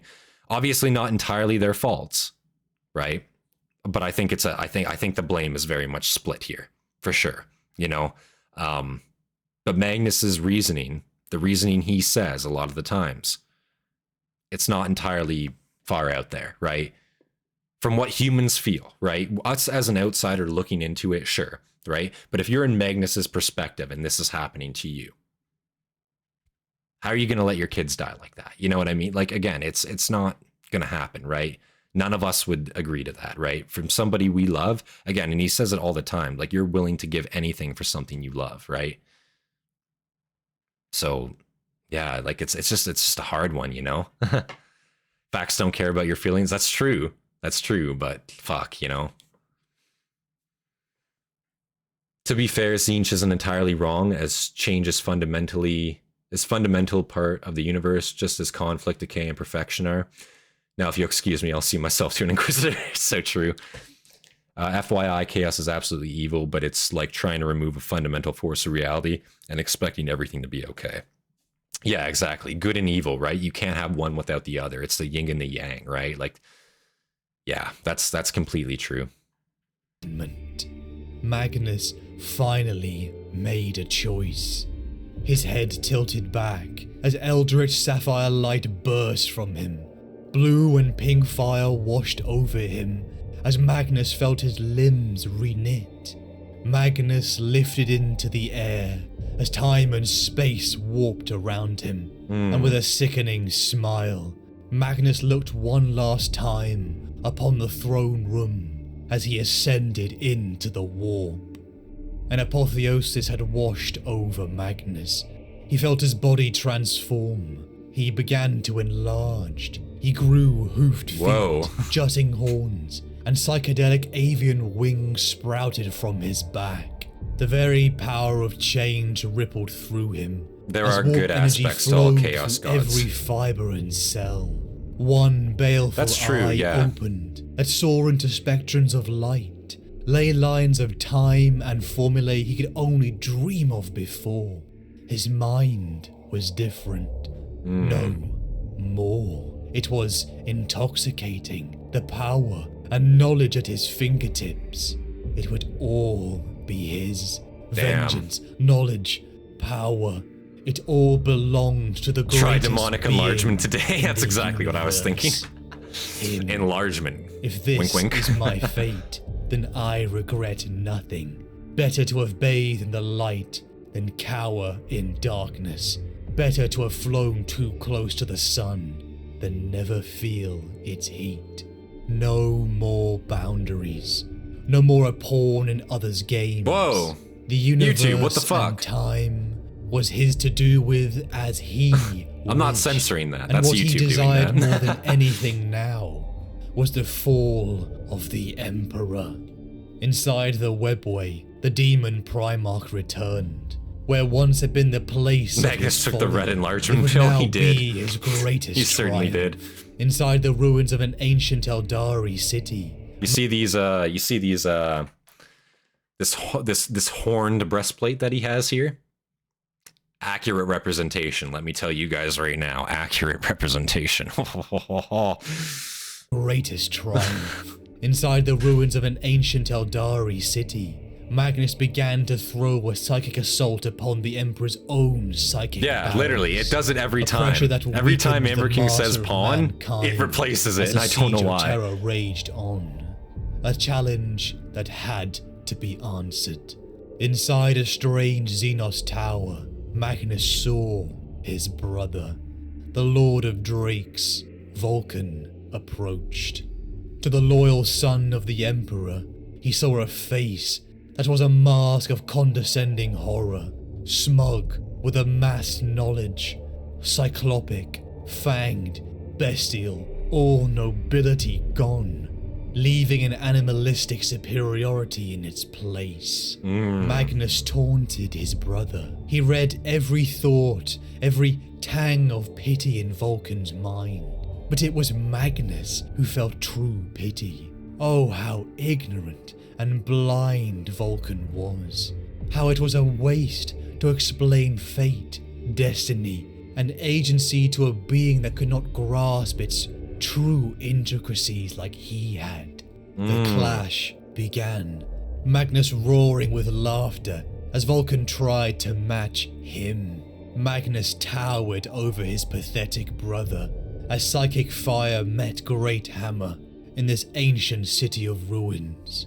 Magnus connected with Vulcan's mind one last time, showing him the hypocrisy of the Emperor, the man who had enacted a crusade that had wiped billions from the universe in order to create his imperium of stagnation, that every action he had taken, he was punished for. Nicaea, Prospero, his folly were all because the Emperor had hoarded knowledge from him. It was not his fault. Even now his actions were necessary. Necessary according to whom? Magnus had delved too far into the warp because he had to know. He had been warned not to, but he knew better. Oh, the great knowledgeable Magnus didn't think that he could be manipulated, that his judgment surpassed the Emperor, that he could outwit the gods of chaos. He alone was responsible for saving the Imperium and warning the Emperor with methods that were forbidden to him. That when That's not Prospero true. burned, That's a bit of a he cope believed statement. that his guilt, his punishment was so deserved that he did nothing when the wolves came. He didn't Yeah. try to reason with Russ or defend his world. He wallowed in his own guilt Yeah. and didn't raise a finger to spare the others caught up in his self-sacrifice. That when he was offered redemption, he refused it. And in truth, it was not because of his sons, but because he desperately needed to be in control, the one who had the choice. that every failure and mistake, every boundary broken, was not his fault, because the idea of the great Magnus the Red being responsible was too much to bear. Why do you speak to me as if I were a lonely pawn in this game of there it is again. regicide? The War Master and the Emperor both know I am the most valuable piece on the board. There And this is who we see fight the Guilliman heart on of it Luna, all, yeah. Pride and vanity. Magnus was not the man who left the cave and dug the light towards his friends. He was the man too deeply afraid to admit to himself that he was blinded by the sun, not wise enough to let his eyes adjust. The true Magnus was dead in Vulcan's eyes, and all that remained was a creature that was the combination of his brother's worst traits, too blind to see the bars of the cage he had put himself in, too ignorant to see that even now, the creature he served had taken away his choice. Inside the Webway city, the two brothers clashed, each time Magnus burst apart, immolated, or suffocated Vulcan. His brother would rise again, an immortal, perpetual, another secret kept from him. The Lord of Drakes and the Demon Primarch battled across the ruins, until upon a bridge, after countless revivals, Vulcan began to tire Magnus out. Still, Countless Magnus revivals. threw psychic attacks against the Emperor. Even in the midst of this brutal duel, his true target would suffer. Finally, Vulcan landed his enormous hammer upon the demonic flesh of Magnus. Bones cracked, and eldritch blood poured from Magnus. Fear finally showed upon Magnus's face. He couldn't believe he was losing. He was the Crimson King. He was superior. I'm just gonna say right now, is it still technically losing if you've killed this fucker like 30 times and he just keeps coming back? Like, is that still technically losing? I think you've just won like 20 times and you're about to lose once, right? Like, isn't that more what it's like in a sense? Like, I know in the grand scheme of things, no, but like technically, right? He was the Crimson King. He was superior. Finally, Magnus saw behind Vulcan's ember eyes the golden light of his father. He heard the thought imprint upon his brother's mind. As the Emperor screamed to kill him now, Magnus began to unmake his brother down to the very atoms. Flesh and bone peeled away. Magnus thought he had won, until Urkdrakul roared down onto his skull, sundering him from the material universe. God damn. Inside the warp, the demon Primarch began to coalesce. Vulcan hit me with your hammer. Oh no. Existence in this realm. Soulsborne logic. On the planet of sorcerers, a demon Crimson King sits upon his throne. Long has passed since the time of the Horus heresy, the defeat of Horus, and the internment Yeah, of that the is some Corp Soulsborne Emperor logic, on the Hobbit, you're right, Golden yeah. Throne. Gone Doesn't was the matter if you kill him child 20 of times Terror, if you only have to kill him son once, of it's true. Prospero, Primarch of the 15th, an arrogant creature with knowledge, That is but actual without facts. wisdom remains, and a man who thought he could do no wrong. A pawn of a god of change. I swear to And a God. future of enlightenment for humanity. Can't wait till my video gets murdered. demonetized because All of of it gone. that. All is dust. Without wisdom, power will destroy the one who wields it. Seekers desire power, but not wisdom. Power without wisdom is dangerous. Better to have wisdom first. Those who have knowledge do not predict. Those who predict do not have knowledge. If you abuse power, you will be burned. Vulcan just built different, not his fault. He's a Giga Chat. That's fair. If you live. That is fair. Vulcan. Oh! Ne- Did it just end right there? Oh, wow, that was a pretty abrupt ending. Jesus Christ, we're going to like go back just a little bit there because I want to just catch the last end of demon that. Primarch began to coalesce. I just want to catch the end of that Do there. not predict. Those who predict do not have knowledge. If you abuse power, you will be burned, and then you will learn. If you live. Interesting. That's a very abrupt ending there. Wow. But that was awesome to see, guys. Magnus the Red 40k lore. Ah, man, I don't know. Wow. That was very, very interesting, guys. I don't know if I liked the explanation why he refused the Emperor at the end there. I don't know if I necessarily agree with that. Again, I think you can justify in a lot of ways why he refused. But I don't think it's just simply because he thought he was wrong, or because he couldn't admit he was wrong. Again, at that point, to me, from what I've seen, from my understanding, it seems like he was very much already admitting that he was wrong. You know what I'm saying? So I don't know if I agree necessarily with that statement, but I thought that was a fucking fantastic video. Magnus the Red, guys, man. Again, I think this might be one of my more favorable Trader Primarchs, to be completely honest with you. Like, again, I didn't really feel a connection with Angron. I didn't personally feel a connection with Kurz. But with Magnus here, I feel like he can definitely be justified a lot more, maybe not a lot more, but in my mind, I can see his justification for things just a little bit better, I suppose, I guess, in a sense. And maybe that's just down to bias, perhaps. I'm not too sure, and I'm willing to admit that. But I think maybe I can see his justification for going Primarch a little bit better. Again, as people said in the Valador video, the Burning of Prospero has some retarded writing, and I think that causes a lot of the controversies with him. Yeah, yeah, a lot of people have said that Prospero, like the entire story arc there, can be a little bit messy, for sure. So yeah, like maybe the problems just in general come down to that, you know, just the story writing in general. It's hard to say. It is hard to say.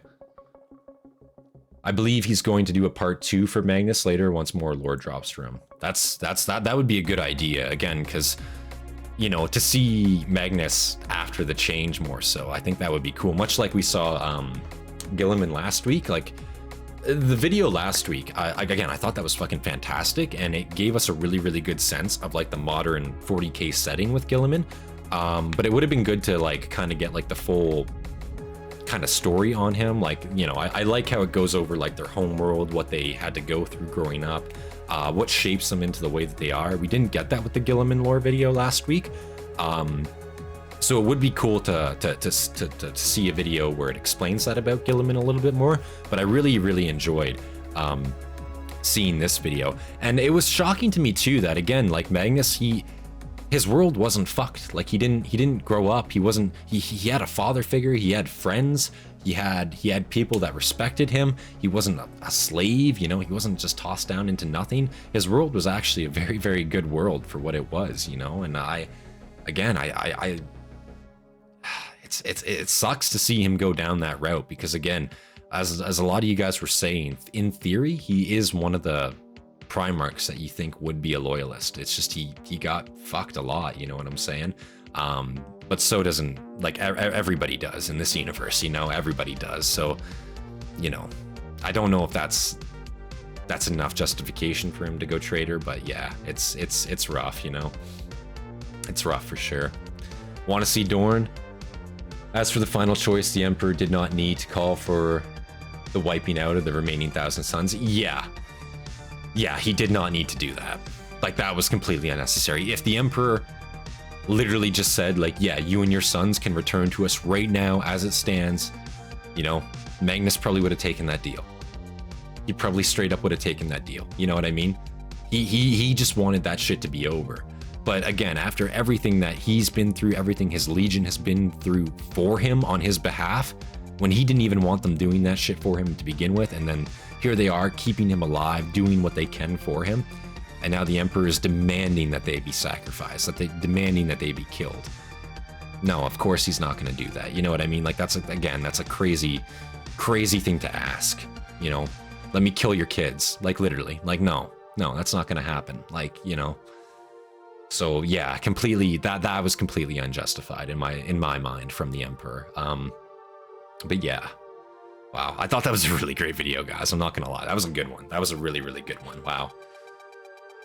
The city of Fiska was good. The world itself was mega fucked, but he grew up real well. Like, yeah, comparatively to like some of the other Primarchs we see, yeah, he had a pretty good upbringing, I will say. Pretty good upbringing, and again, I can see where his arrogance comes from in a sense, because again, he was the smartest person on his world, filled to the brim with some of the smartest individuals, you know what I'm saying? Like, you can kind of see where his arrogance in a sense comes from, you know, when you have all these guys around you that are so to sacrifice the 1,000 kids is a bad idea, but sending them into battle just to die is bad. Well, I mean, there's a difference between going into battle and potentially winning, right? And just straight up slitting your wrists and dying, right? There's a big difference between that. So I think that's not the same, you know what I mean? But that's just my opinion. We've already covered that. You're beating a dead horse, yeah.